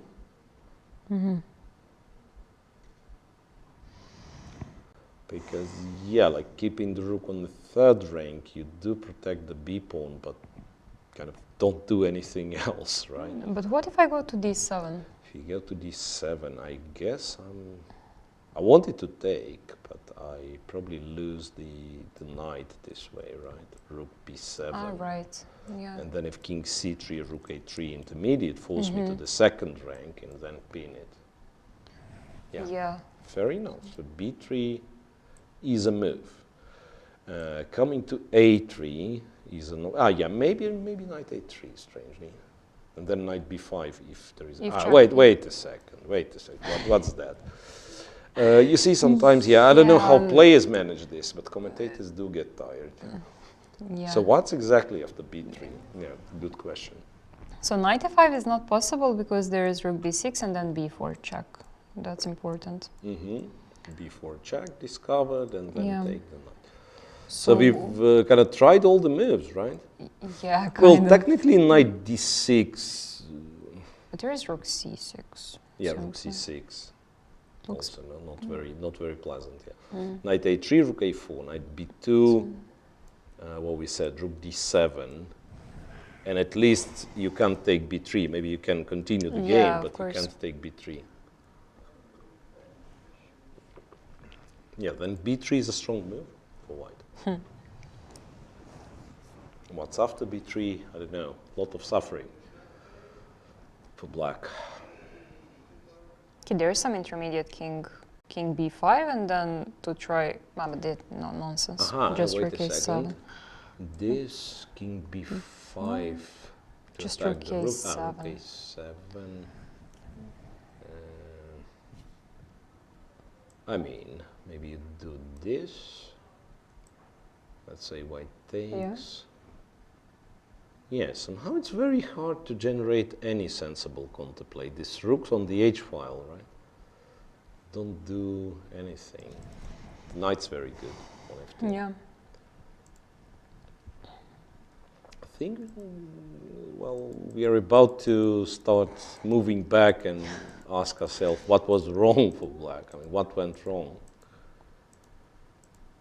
Yeah, this queen f6 was very sort of strange because he ended up playing this queen g5 anyway. Yeah, one more time. Capturing there. Yeah. Queen g7, we said, absolutely makes no sense. Yeah. f6 intermediate as a, you know, as a wild guess that maybe this is something that you don't like because queen e6 is a threat now, so you have to take with the pawn, and then let's say he takes. Do we believe in this? Not really, right?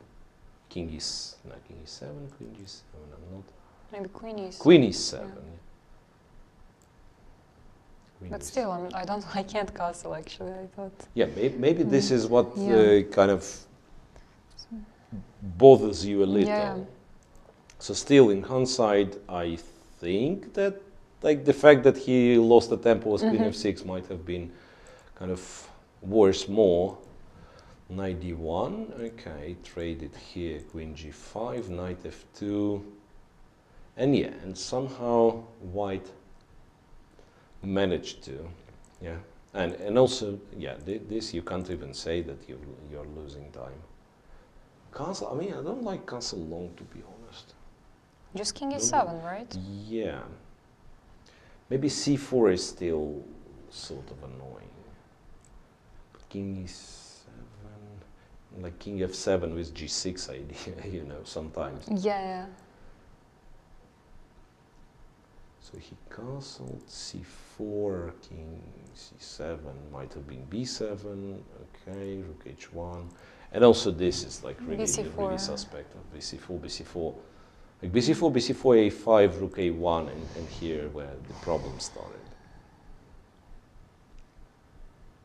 No, probably here he had to do something more dynamic. Yeah, quite possible.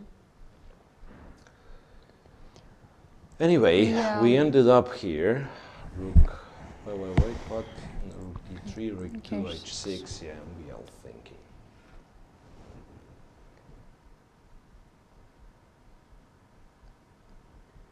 Actually, now it's possible to go rook d7 immediately. It actually has a threat of a mate. With a bit of a threat. Yeah. Which is, and knight b2, same motif, you want to do same. this. You want to do this. Same. Right. Fair enough, yeah, rook d7. Yes. Again, there is king b5, and there are so many moves which both sides have to consider. King b5, maybe you go to the 7th rank with the second rook then. He did make some move. He did make some moves. He played other rook to the 7th rank. It was rook a7. Here, we actually thought that it's... Ah, no, here it's not possible to take. We actually thought of this as well. Remember, with rook on h2, knight b2 was the move. Ah, right. And it's all based on this line, king c4, rook takes b2, and now with rook on the 2nd rank, you have this capture, right? Now it's, I don't know, I mean, can this be any good? No, probably not. No, this is I mean, you have to have the pawn like on c3 or course, somewhere, right? This is certainly too much. But then what do you do? Because, among other things, rook b7 cuts the king to the a file, then some rook d3, knight moves, rook a3, checkmate. Yeah. So, it's actually quite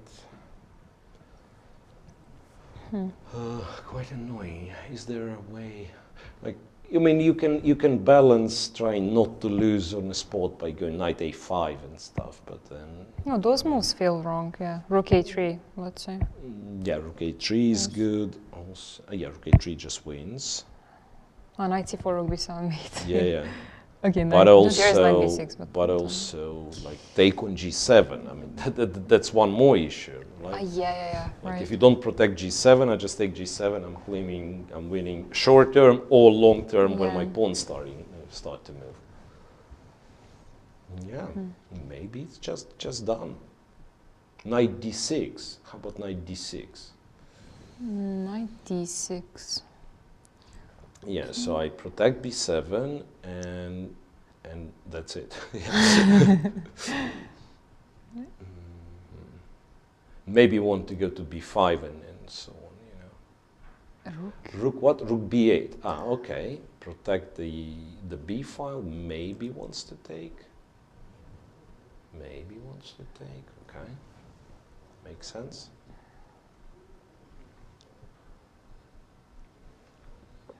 But there is also this knight maybe joining at some point. Yeah, now there is no rook h1, which, I mean, there is no, let's say I can just move knight very freely. Even like knight g4 and so on, yeah. Can I somehow mate the black's king? It's very desirable, of course. Like go here. Let's say he takes, go here. It feels so close. No, that's wrong, yeah. Just c4. There. Just c4 yeah, and c4. then I've actually completely destroyed my position. Yeah, the hope was maybe we have to show like knight c4 rook b3 or knight a4 other rook b3 or knight d3 is good. Yeah.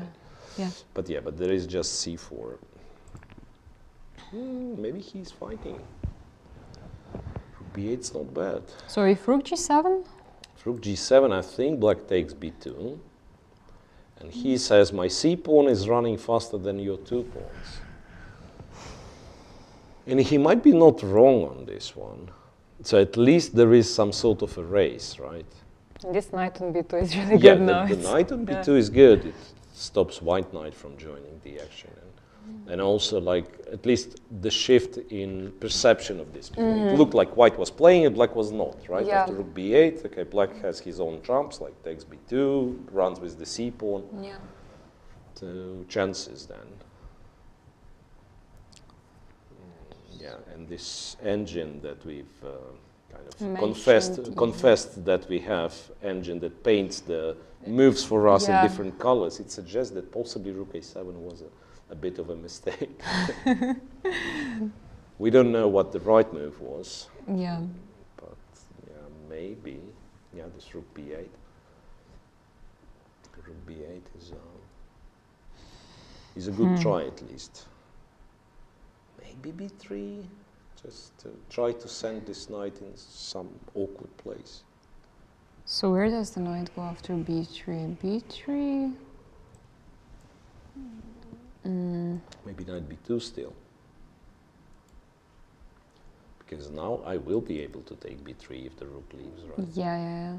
If rook remains on kind of on the third rank, who knows? Tricky. This is hanging. I can't defend it very nicely, that's annoying. Yeah, like rook h7, you never look at such moves, right? Yeah. And also the knight on b2, yeah, like funny thing is that after rook h7 there is rook a2 trapping the knight on b7. So it shifts so quickly, right? Like in some line it was, okay, the knight on b2 is beautiful. Yes, now it's interesting, trapped. Now it's trapped. So after b3, apparently if I do this, I'm forced to go c4 next move, I'm guessing. Like rook f3 and just go c4. And if pawn takes, I don't know, king takes. But then my c pawn is a bit far. Don't have the counterplay, and you can take g7 then. Oof. So he did play b3. He did play b3. The trick might be not to go knight b2, but then what's left? Knight a5 to take on b3 with the knight. How about that? Knight a5, no checks. What was the last time, remember knight a5 was not working in some line, I don't remember why. Because the rook was on a6 and the rook was on h8. Yes. And there was a check on the b file and then b4 discovered the tap. Right. Yes, and now knight a5 kind of works. yeah, if he takes d3, it's far less obvious. Sorry, b3, far less obvious. So this I would kind of consider and then go here. And then again, this circus starts, right? Go here, if knight e5, I go here. If this, I go here. And then I resign after rook f4, and you do take the rook. I don't know how relevant this line is, to be honest, but just checking. I mean, just checking, just trying to understand what's available, what's not. So will it really be that MVL, I mean, somehow, it's not like I'm supporting Rapwood, but at some point I felt for him, like when he went for this line, you know, you need a draw, and all of a sudden you play this sharp line, it kind of works for you. And I thought, yeah, it would be cool if the guy actually, I don't know, makes a draw, wins the match. Yeah, basically. exactly. And all of a sudden, in a way, it feels a bit illogical. I don't know why. But yeah, after all, it's just a game where people, as we all know now, make mistakes, and the one who makes the last mistake loses. Right? Yes, and also it doesn't have to do anything with the opening, right? I mean, clearly he made mistake out of the opening. Yeah, yes. later on. It's not like he was out prepared. Yeah, exactly. Yeah, that's the case when I'm playing chess nowadays. I feel like, I understand the game very well, and I'm still able to calculate. So I'm thinking, okay, let me just get a normal position out of the opening. I'll be able to play. But the problem, I never go out of the opening. Losing most of my games in the opening. Something happened? Knight a5. Knight right? a5, yeah. So he's trying to capture b3. No, but I like the idea of moving the rook from d3. Rook, yeah. It feels strong. Okay, move the rook. I think in reality what happens is black takes b3, and after this check he's not going to c4, he's not going to c3, but goes back to b5. Because that's the moment where the knight on b3 is not hanging, actually. And then who knows what happens, because knight e5, c4. you can take, it's c4, you can take another one if you like, and it's 3 passed pawns, but the c pawn is also kind of getting there. Plus, finally, this knight is not irrelevant anymore. Yeah, like knight d4, knight d2 options. Also, one day, strangely, you might consider going back to the h file because the knight is no longer on f2. Yeah. So it's still a mess, right? It's still a mess.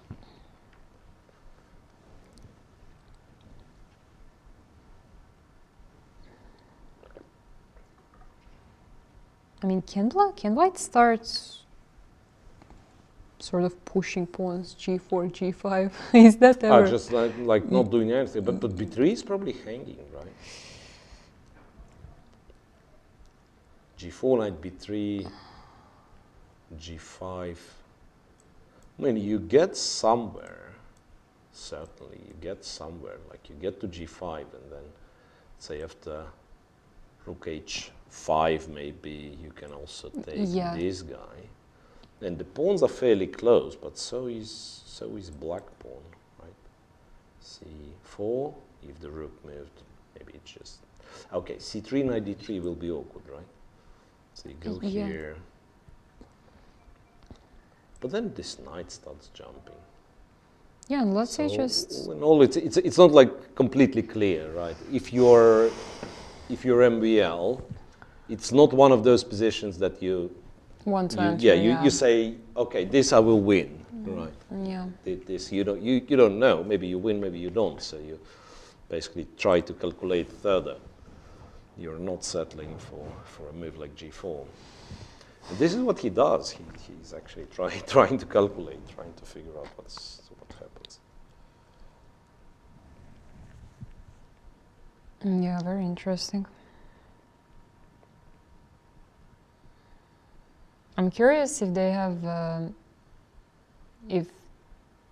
this experience. Let's say they, of course, played in World Cup many times. Do they have experience of losing the first game? Actually, MVL specifically, because it happens. Well, Probably he does. like, I mean, he has played Yeah.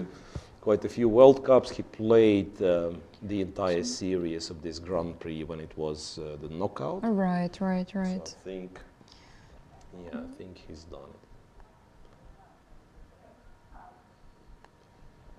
it. Okay. So he's obviously spending time. You don't want to go wrong when you seemingly have a chance. Yeah. Maybe he's gone wrong a little bit with this rook a7. Still, I feel like allowing black to play rook b8 to guard the b file wasn't the best idea. No, so there is no way to defend b3 pawn, really. Yeah. So, no, I liked moving rook, definitely. Rook e3, rook f3, some of these moves. But also this g4, I mean, there are many options, that's the problem. There is like also knight g4, and then take e5. Yeah, by the way. Yeah, there is that By option, the way, actually. knight g4, where the rook is going. Knight g4, does it go anywhere? Probably does, right? I mean, it goes, I don't know, h8? I mean, I would consider taking on b3, honestly. Just leaving it there. So just knight takes, pawn takes, Yeah. right? And say that c pawn is running fast. But so does the, I mean, I don't know. By that point, I'm not sure. I can go here, here, here, right? c2. c2, Already. and then there is, what, there is a check. There is a check, and once again, it probably does work for white, strangely, this specific. Yeah, but we could have played rook f8. Ah, no, but there is rook b7 check. Yeah, I mean, it's tricky. So now it kind of deflects the rook, right? And if you move away, I think white can actually take. I hope to run away from the perpetual successfully. Go here, and then after this check, go to h3. Like Andreikin did against Patrol. Yeah.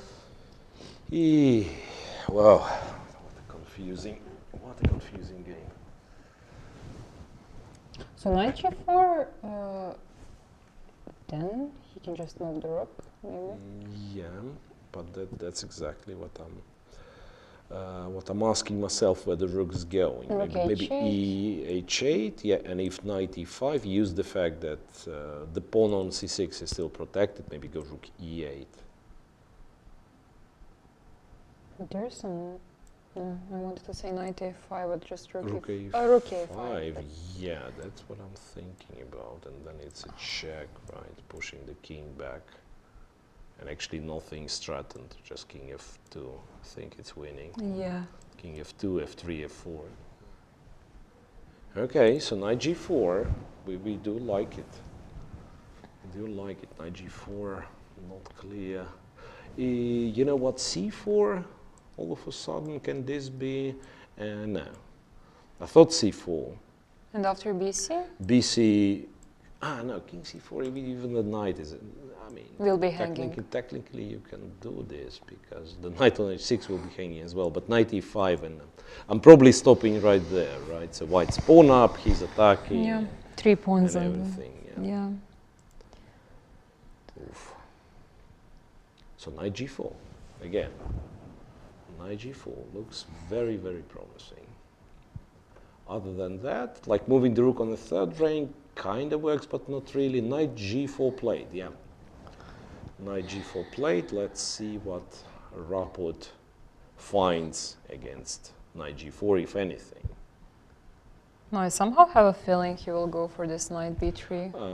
Yeah, he does. Yeah, actually, this line, I mean, just there was some line that accidentally worked for white. Yeah, we have no guarantee. Exactly. We have no guarantee that this is correct, if this is works or anything.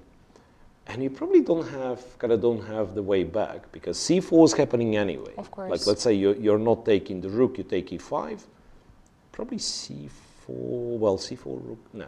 Yeah, c4 happens. C4 happens, c6 protected, and then the c pawn moves. No, you definitely yeah, take you an probably exchange, have to take, you have to take on h6. kind of plan B could be take on G7 with the tempo, like now the whole rook is hanging, but black still goes C4. C4, right. Still goes C4. Yeah, I think knight H6. Knight H6 happens.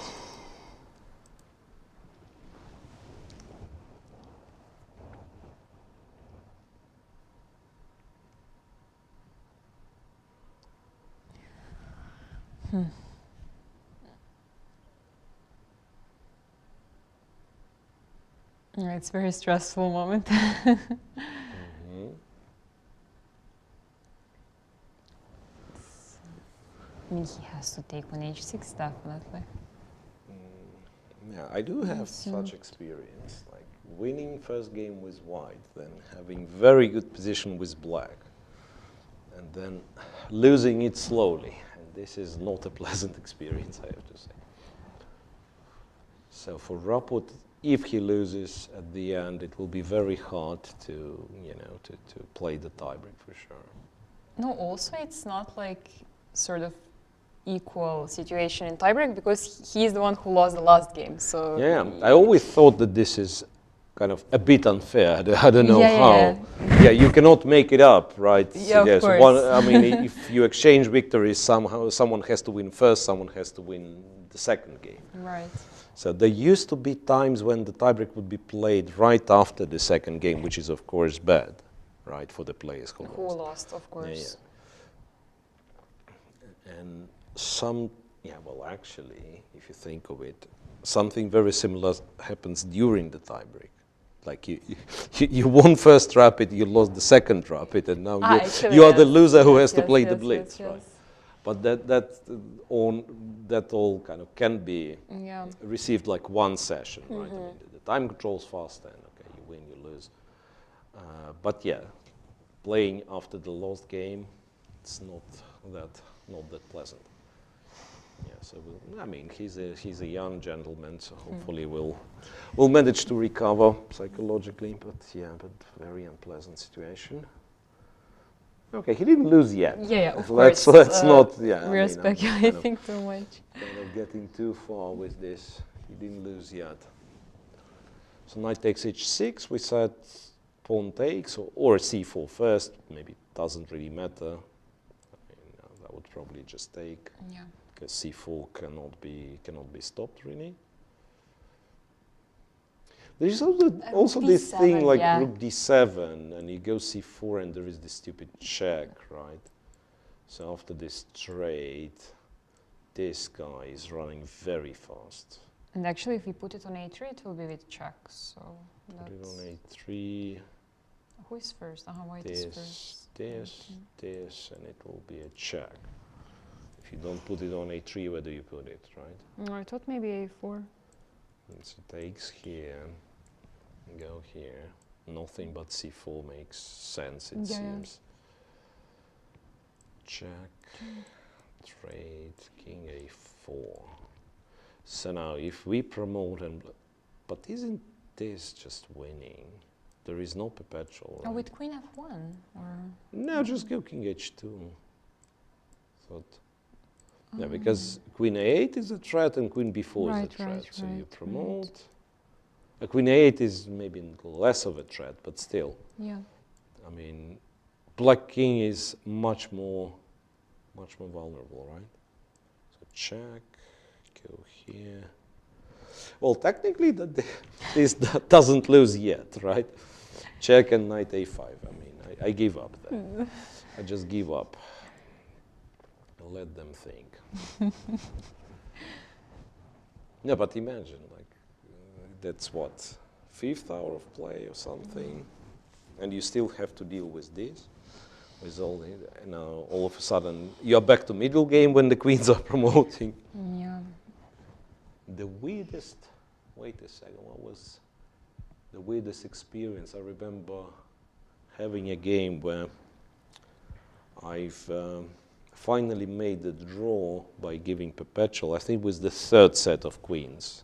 So it was like original queens were exchanged. And then we were playing some endgame with the race. Like I had quite a few pawns on one wing, my opponent on the other. And I was like, And it went like queen, queen, couple of checks, queens exchanged, and then you promote the second pawn, and he promotes the second pawn, and so on. Wow. And at some point, I was lucky to have a perpetual. So here, yeah. Interesting, what MBL is thinking about. Is there a way that he doesn't take the rook? Would be my question. And I'm really surprised about this, if it's true. It's kind of, I had one idea that, I mean, it's strange, but kind of to logically explain that rook takes b3, if this would be the move, it's the move that you want to play now, right? And then take on h6. It just doesn't work completely. Of course. It's absolutely stupid, right? But, I mean, that's the only reasoning, that after c4, you no longer have rook b3 because I will take with the pawn. Yeah. So, I mean, there is some logic in kind of considering taking on b3, but you need 10 seconds to understand it's a stupid move, right? Other than that, f6, just rook f6. Yeah, f6, rook f6. Yeah, black insists on giving away Wait, he didn't take. He takes on g7, so now the rook is hanging. We agreed on c4, of course, being the move quickly. Looks fine, right? Because, like, moving the rook, white also gonna take on e5. Yeah, I think c4 is what you start c4 with. c4 is fine. Now white has to move the rook. Rook d7. There is actually, if rook d7, there is actually c3 also. There is c3 and then c2. Yeah. So you're not on time to take the rook. No. Knight h6, just c2, and the pawn can't be stopped. So that's only that's only logical that you play c4, at least test your opponent. Maybe he goes to d7, so you have a chance to play c3. Rook went to d1, it looked like. Yeah, d1. Yeah, it did. It did. Rook d1. Yeah. Rook d1. So our rook on h6 is still hanging. c3 now, knight h6, c2. And it's fine because he will just give the rook probably. Yeah. Even though there is some rook. Yeah, I was thinking of this, but that's of course that's not how chess works. As they say, c2, move the rook, and then go rook d8, and say I will play rook d1, exchange if the you're rook, not doing anything, promote this, promote the pawn. So yeah, like just f6, yeah. f6, rook d1, f7 takes and check, right? It's actually. But wait, how? Yeah. Wait. So this one more time. This. If it goes too bad, white actually has rook d1, rook d7, right, to take on d1. But then, the other c pawn might be running fast, because your rook runs into a tempo.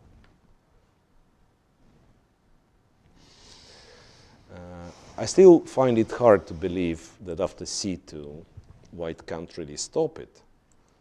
Okay, so rook f1, rook d8. Black's intention is clear. Can white somehow get the rook to the first rank? I don't see, to be honest. Okay, but wait. So basically, white's task is to give the rook for the c pawn, right? Not to exchange the rooks. But how do you do it? It's somewhat crazy.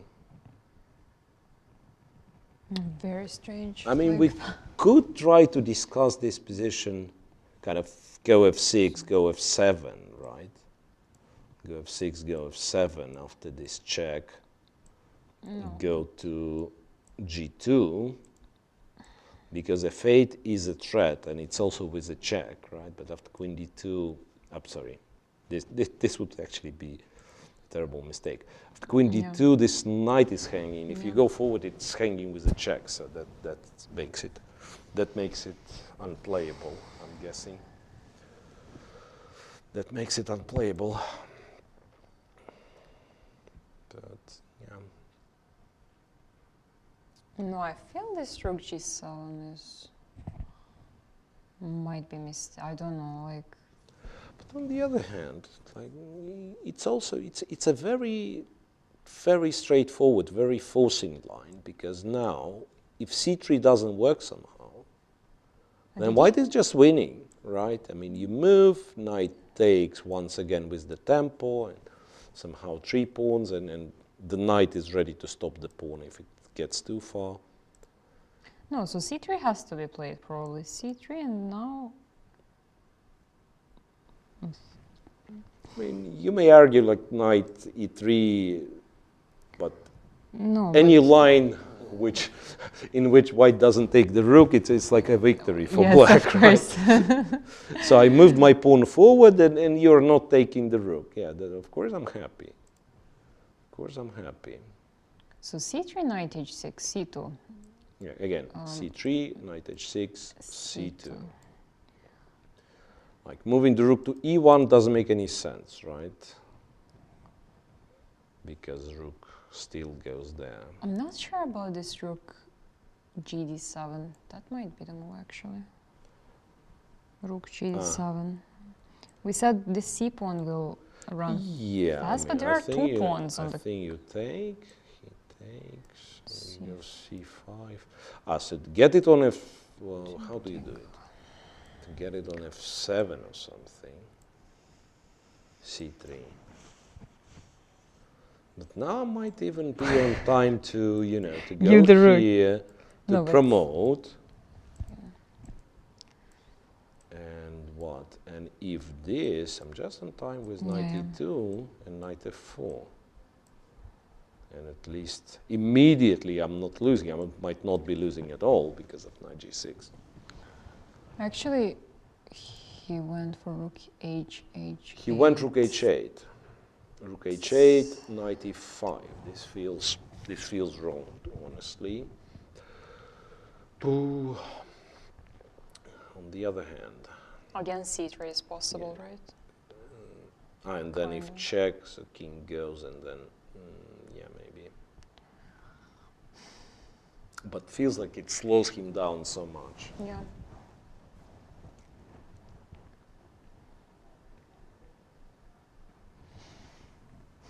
Rook c8, rook h to c8. This protected, this guards the b file, and then c3, c2. Okay.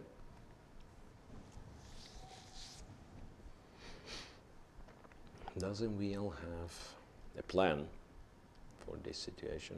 We are about to find out.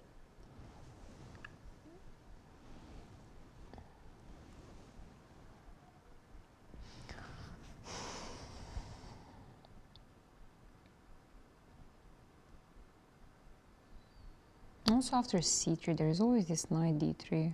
I mean, I will not really have a threat to promote. Yeah, like c3, c2, and you have to spend one moment. Yeah, exactly, yes. So, okay, can white just push? Push, yeah, I mean. Push and push, for instance. Yeah, like with 2 rooks on the 8th rank, it's much harder, right? Yeah, there will be no rook g8. Rook g6 attacking c6 again. No, c3.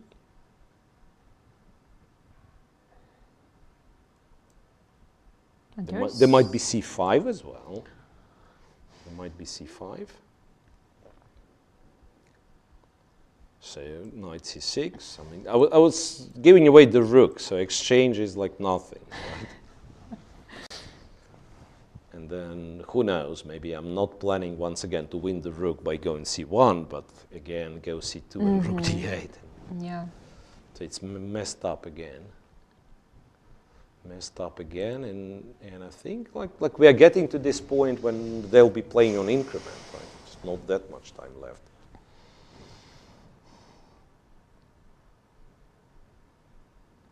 Yeah, I like c5. Because c3, white can also take rook c6, right? It's not...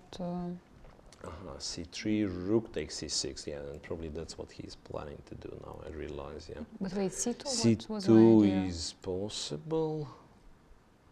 I don't know. You certainly had an idea. Okay, there is at least knight e3. It's not like I'm lost. King b5. This is hanging with a check. Actually, after knight d3, you might be lost. There's a fair chance that black wins both rooks. And this is what he's done. c5.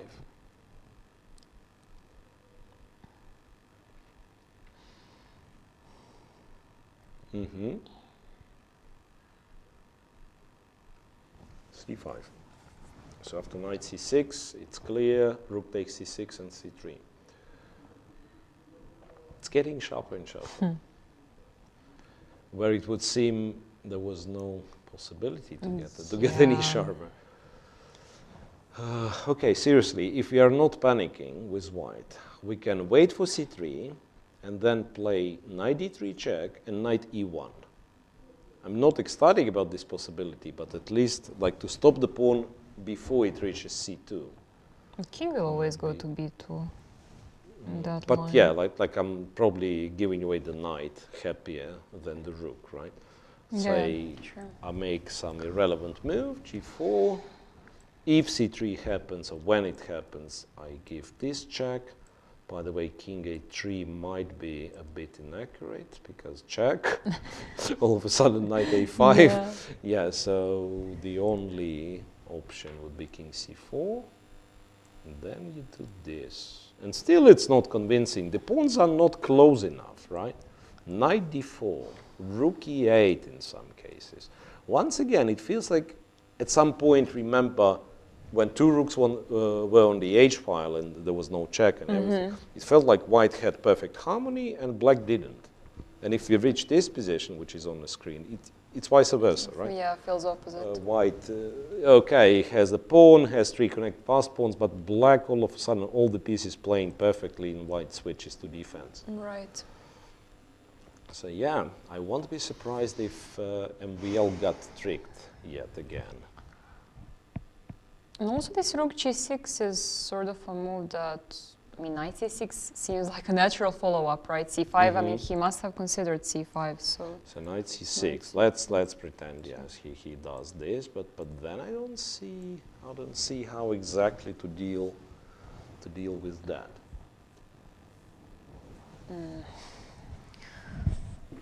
Okay, so go here, go f6, just in case. Let's say c4. But why do we... just to move the... No, can we do this, really? Because it's without a check. f8 is without a check. No, but doesn't make sense. Yeah, d1, f8. No, stop. This is stupid. f6, c4, f7... Okay, he did play knight c6. Knight c6 played, so we'll see, apparently we'll see this. I don't think black has any other option but to take. I mean, like technically he can play king a3, but... King a3 and knight b8. No, he took, yeah. He took rook c6. And c3. C3 played, yeah. He played f6. Yes. So now, okay, let's check the easiest one. c2, rook moves, c1. c1, queen. Rook takes, knight takes. Are those pawns fast enough? I have a question. Oh well, f7 kind of threatens rook b6, right? But on the other hand, after f7 I can do this. What's going on here? No, I'm not. And MVL actually kind of stood stood the from board. the game. Yeah. Kind of once again, I don't think he has everything calculated. It's more of putting additional pressure. Yeah, sure. So c2 played. C2 played, yeah. Why not? And I don't see anything like Yeah, anything. I don't see the other move. Have to move. Just rook f1. And yeah, c1. So basically, one important line I think is e5, and then it's a check and knight d4. So I'm stopping the pawns from connecting to each other this way. Maybe I'm too optimistic. Maybe this one is still lost simply because the g pawn is slow, but when it gets there, it gets there. I don't know. But who knows? Even like moving the c pawn is not is not absolutely clear. Right? Like it gets all the way to c2. I feel like by that point anything can happen. It seems. Not. What did we say about rook d8? Ah, just f7, right? Mm-hmm. So rook d8 is not working. Knight d4 is another guess, like where the rook's going. It probably doesn't work, yeah. Knight d4, so let's say rook goes here, rook goes here. Okay, knight d4 is out of the question. Because I was hoping for this and rook b1. Yeah, understood, yeah. But then rook a1 is, rook a1 is an option. So it doesn't really work. c1 seems to be, Richard is reaching for the queen, I thought. He made this movement with his hand. So I think he's reaching for the queen to play c1 queen.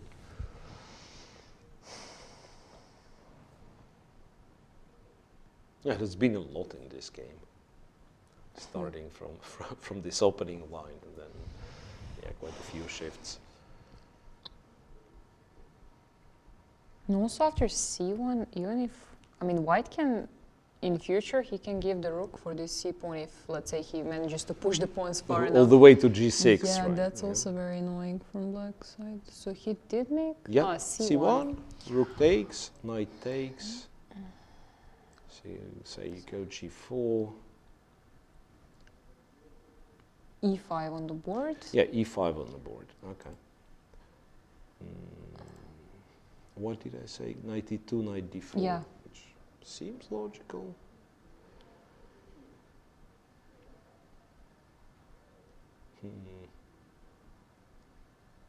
Also kind of win the tempo, right? So this and knight d4. Rook d6. Or doesn't, or doesn't, because rook d6 is clever. Wait a sec, I can do this, and for the time being I'm kind of, and I'm not. I can go g4. So my point was I want to do this, if f7 I attack it, and then e6, obviously I'm very happy to take on e6. And like this, I'm not sure. Maybe I'm still lost. Like the c pawn is not running. That's the big problem. Maybe I have to go c4 anyway, and then when you take the knight, take on f7, and hope for this to work somehow. Oof. Still very, very complex position. Yeah, getting the knight on d4 honestly seems to be kind of the only chance, right? Yeah, he did play it. He did play. Check. By the way, king f2, and we also played pretty fast. But now that I'm thinking, in this line when f7 was dropping with a check, isn't it better to have the king on g2? Because like the pawn is threatening to move anyway. It's not like you don't play knight d4 if the knight's not attacked. Right, you probably still do play knight d4 here or one move later. So might have been, okay, we'll see. Knight d4, rook d6, right? There's also this strange move. Or you just go e6. You go e6 probably.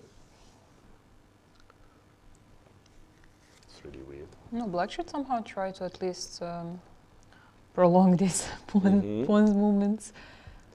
Rook f8 maybe? Is that ever Rook an f8 option? to stop for now, but yeah, No, but to but go g4, right? It's important to cover this. Yeah. The c pawn's not moving because the knight's attacked. Yeah. The knight has no squares to be moved. knight b5, but yeah, seriously, rook goes to d7, the knight still can't really stop the pawns. c4 in this case. Actually, in this case, then rook f8 was unnecessary. Maybe knight b5 immediately. And knight b5 Yeah. to attack it, right? Knight b5, maybe, yeah. Knight b5, and if rook d7, then we try to run. So it B6. goes here, goes here. c2, by the way, is a threat, right? And then you might stop the c-pawn with the king as well. King e2, king e3. Yeah, with king b3 then. Mm-hmm.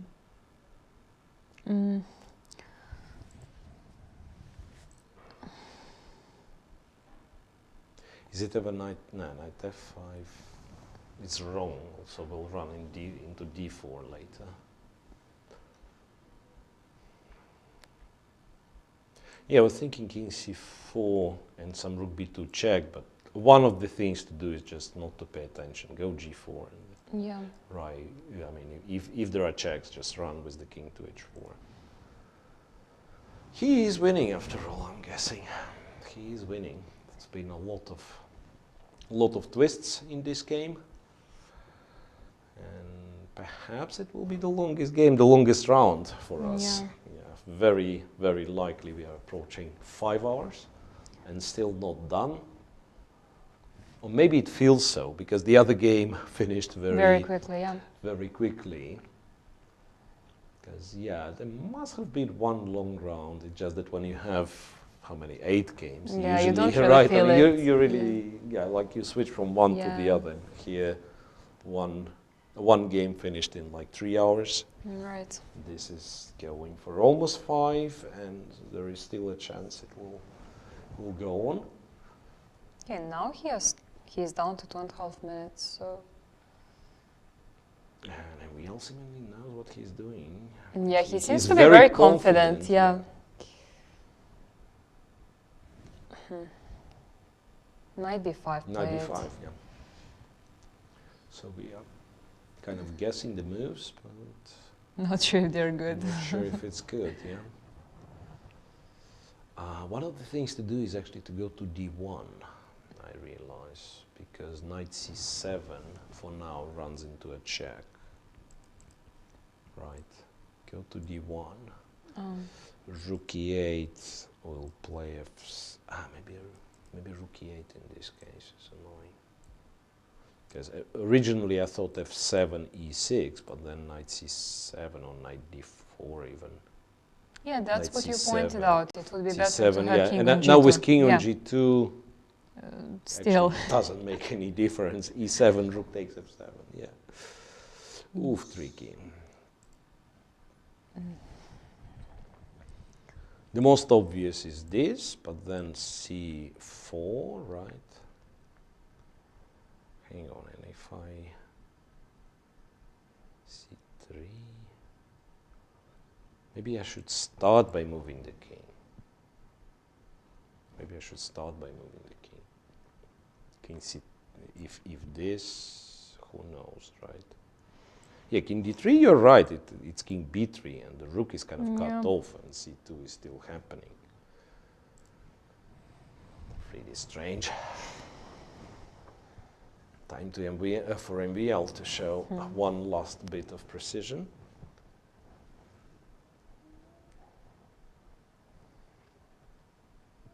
Yeah, rook d1 actually makes Yeah, quite a but lot rook of sense. d1, yeah, but that's exactly what bothers me. That you know what? And g4 is possible. Once again, using some right. nasty tactical tricks, and this is covered in the next move is f8. And if g4 is possible, then probably it's after kind of g4. No, not f7, right? But g4, and then it's probably too late to go knight c7. I can, among other things, can probably just protect it. Who knows? I mean, when the knight goes to e6, No, this is, all of a black sudden feels a bit safer at least. stops a lot of kind of all the pawns, Yeah, right? yeah. So we are back to where we were. So actually he played rook d7 and c4 is on the board. Rook d7, c4, yeah. Okay, so now c3 is serious He move. shows that he's confident, but I don't know if he he has reasons to be. King e2, king d1, king c1, but then you're checkmate, yeah, right? No. It's King e2, c3, king d1, this, and then king b2 is a threat, and you would think, okay, let's go to c1, smart idea, block the pawn, and then after rook a8, you might regret it. And also the knight on b5 kind of covers the king from the checks. strange that he is thinking because... e6, okay. So after c3, what happens? c3, yeah, black doesn't have a choice. And what happens? Move 60 happens. So they all write new scores. What? E7. So c2. Do you stop it? Rook d8? Is that? c1, e8 or what? Yeah, exact. I mean... I don't see any... Ah, wait. I mean, you can do this as well, right? Like queen, queen. You can't. Because here it's queen c5. And then it's an x-ray. And if we went e8? Yeah, you should have gone e8. But then it's not promoting yet. I mean, queen c5, and I control it, right? So like king goes, and who knows, maybe queen f8 makes a draw. Something. And also there is kind of a lot of checks, like c2, h7, and... Yeah, so actually it's absolutely we have it crazy. on the board. Absolutely great. Yeah, e8 queen. Okay, okay. Hang on a second. Maybe I shouldn't be that... Can this be that this knight is absolutely misplaced? So you are ready to trade, let's say. Then the g pawn runs, and you can't do much. King c5.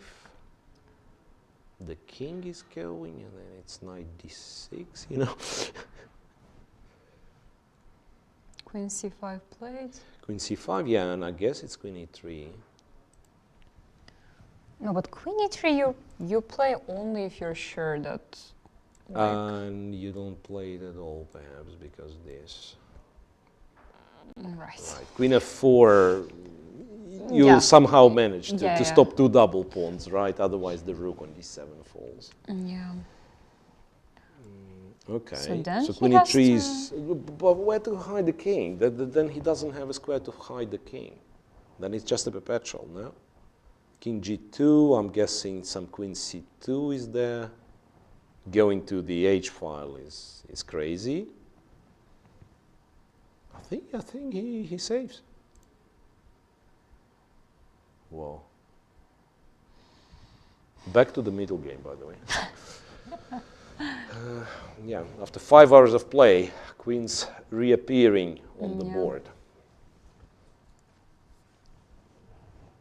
Yeah, it feels like originally he was planning for queen e3. Yeah, possible. Because it's not a big surprise that the queen from c1 can give a check on c5. No, he has to go king f3, I guess. Wait, king f3, you just lose, no? Oh, maybe not, there is g4. No, But that, yeah, I mean, it's so hard to believe, right? g4 actually works, right? Queen h3, king f4. Somehow feel like if this happens, then it's always a perpetual. I mean, I might be wrong, but... he played king g2. King g2, okay, and I'm guessing Queen c2. Yeah.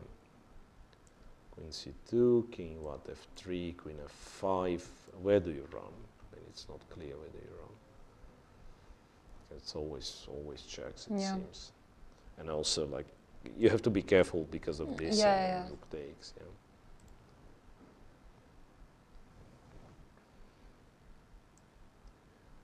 If only this is what you are planning, and then to trade with, say, to trade with queen e1, but then black has to be on time. I mean, with king being that far. Yeah, sure. Just go here, Right, kill knight d6.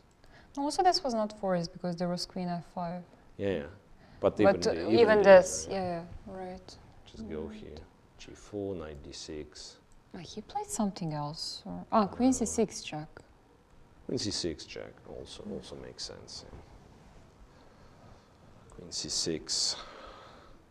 It might be kind of forcing the... Yeah, but king h3, queen h6...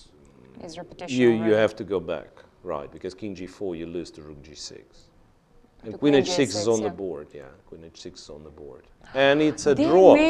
So Raput is in the final, finally. I mean, what a game. Wow. There was an awful lot of things happening, mistakes apparently, and then finally Richard Raput, deserves all the credit for being such an inventive player at the very end. Finding those resources and finally, making a draw by perpetual after a new set of queens was promoted. Yeah, incredible. It's absolutely incredible, and yeah, he knocks Maxime Vachier-Lagrave out of the competition. And he will have one more rest day.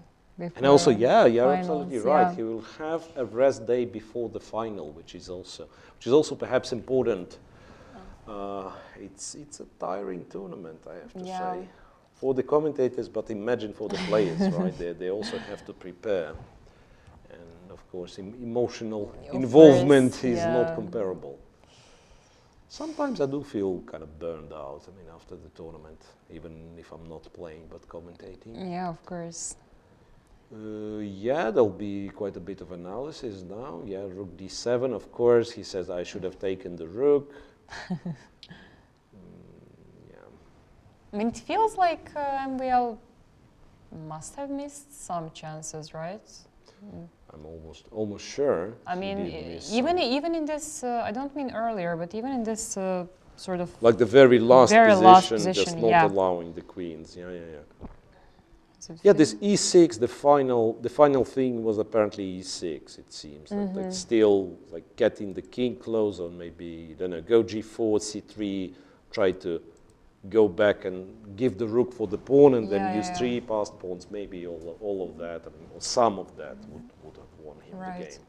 But yeah, it's a tension, it's a stress, and no wonder people make mistakes. Yeah. Okay, congratulations to Richard Raput. We are yet to know the name of his opponent. Will it be Dmitry Andreikin? Will it be Anish Giri? This we will figure out tomorrow. Right. On a tiebreak. And let's just say also that it's not like MVL is, doesn't have a chance for candidates. He still has third leg. He didn't play the first leg, so. That's his first tournament, so he will be coming back to Grand Prix in Berlin. Right. But there'll be quite an opposition, because there will be Hikaru Nakamura, who already has a win. Yeah. So Naka will try to make it out of the group, and then in this case he probably is one of the favorites. Actually, he will be in the same pool. Pools were published, I believe, yesterday, and he is in the same pool with Aronyan. So it will be not possible for both of them to qualify. Exactly. That's interesting. That's very interesting. Yes, I think a lot of stuff will happen on the pairings, interestingly, for the Berlin, last legs. As it might be that some people kind of eliminate each other, not in the final, but somehow on a group stage level. Okay, so those are, as you can see, those are the results. Richard Raput makes it to the final, is waiting for the tiebreak tomorrow between Andreikin and Anish Giri. And we are waiting for the press conference, right? Or maybe, I'm not sure if with both players or with Andreikin only, but yeah. With Raput, Andreikin is preparing for the tiebreak. Yes. Right? So to remind you, the tiebreak is happening tomorrow, starts same time, 3 p.m. local time here in Belgrade, so that means we will start our show a few minutes before that. It will consist of 2 rapid games. If 1-1, then 2 blitz games. And if this is drawn, then the Armageddon, the sudden death game. And Yeah, hopefully it will not come to that point. It would be very stressful. It will be very stressful Yeah. for us. I remember like people shouting and then, yeah, I mean, I've done once commentary with Miroshnichenko, and she couldn't stop herself. I mean, there was some Armageddon, I don't remember which one, in St. Louis, and then someone lost on time, so she couldn't really, I mean, time, you know, and she couldn't stop herself. Yeah. All right, so I think what had to be done is done by our duo, and listen to the press conference and see you guys tomorrow. See you tomorrow. We have to say goodbye. Okay. Don't get up immediately after we finish. Just give us 5 seconds so we can cut the show. Good evening. Here we are in Belgrade, where the second game of the second semi-final has finished, and Richard Rapport and Maxime Vachier-Lagrave drew their game. Despite this being a draw, it was a very exciting, intense game for both. Maxime, this was an important day for you. You had to win in order to move forward. You started off very aggressively. Seems you got a better position. You want to take us through the game? Yeah, I didn't expect Richard actually to go for such a remote line where everything's hanging. So this, in a way, was a practical choice because obviously I was out prepared there, but it was also risky because I know that if I played the best moves, I would probably be better in the end. But it didn't turn out to be the case. It just got to a very complicated middle games and very complicated end game. For sure, I had some wins out there, but it was always a matter of calculation. So many lines to look at with this pawn race and other stuff. So in the end, it finished in a draw. For sure, it could have gone my way, but it wasn't to be the case today. Thank you, Richard. From your perspective, how does this game go? Yeah, I decided for some reason to go for this line, which was kind of a line also for a must-win game, So it ended up resulting in a crazy position. But I think I should be fine at some point. But then I misplayed it terribly in the end game. I mean, I'm not even sure if I should trade queens, but from there on, things went downhill for me quite badly. And then I was completely losing, and I guess it's time to go and try my luck in lottery as well, because it was just I should thank my lucky stars really. I mean, I think the game should have ended long before, and I got this one move chances, and I'm really sorry that this is the way things went. Well, this is a rare thing you hear, that the opposing player is really sorry they went this way. But obviously, it was a tough game for both of you. Maxime, this is the end of the road for you here. When you reflect on the tournament here in Belgrade, what was it like for you, and the games that you played, what were they for you? Well, of course, I wanted to go further, but Richard played overall better than me in these two games. So, I'll take the lessons from what happened, and hopefully come back even stronger in Berlin, and where I'll basically need to win the event to qualify for candidates. So, again, looking forward to the challenge.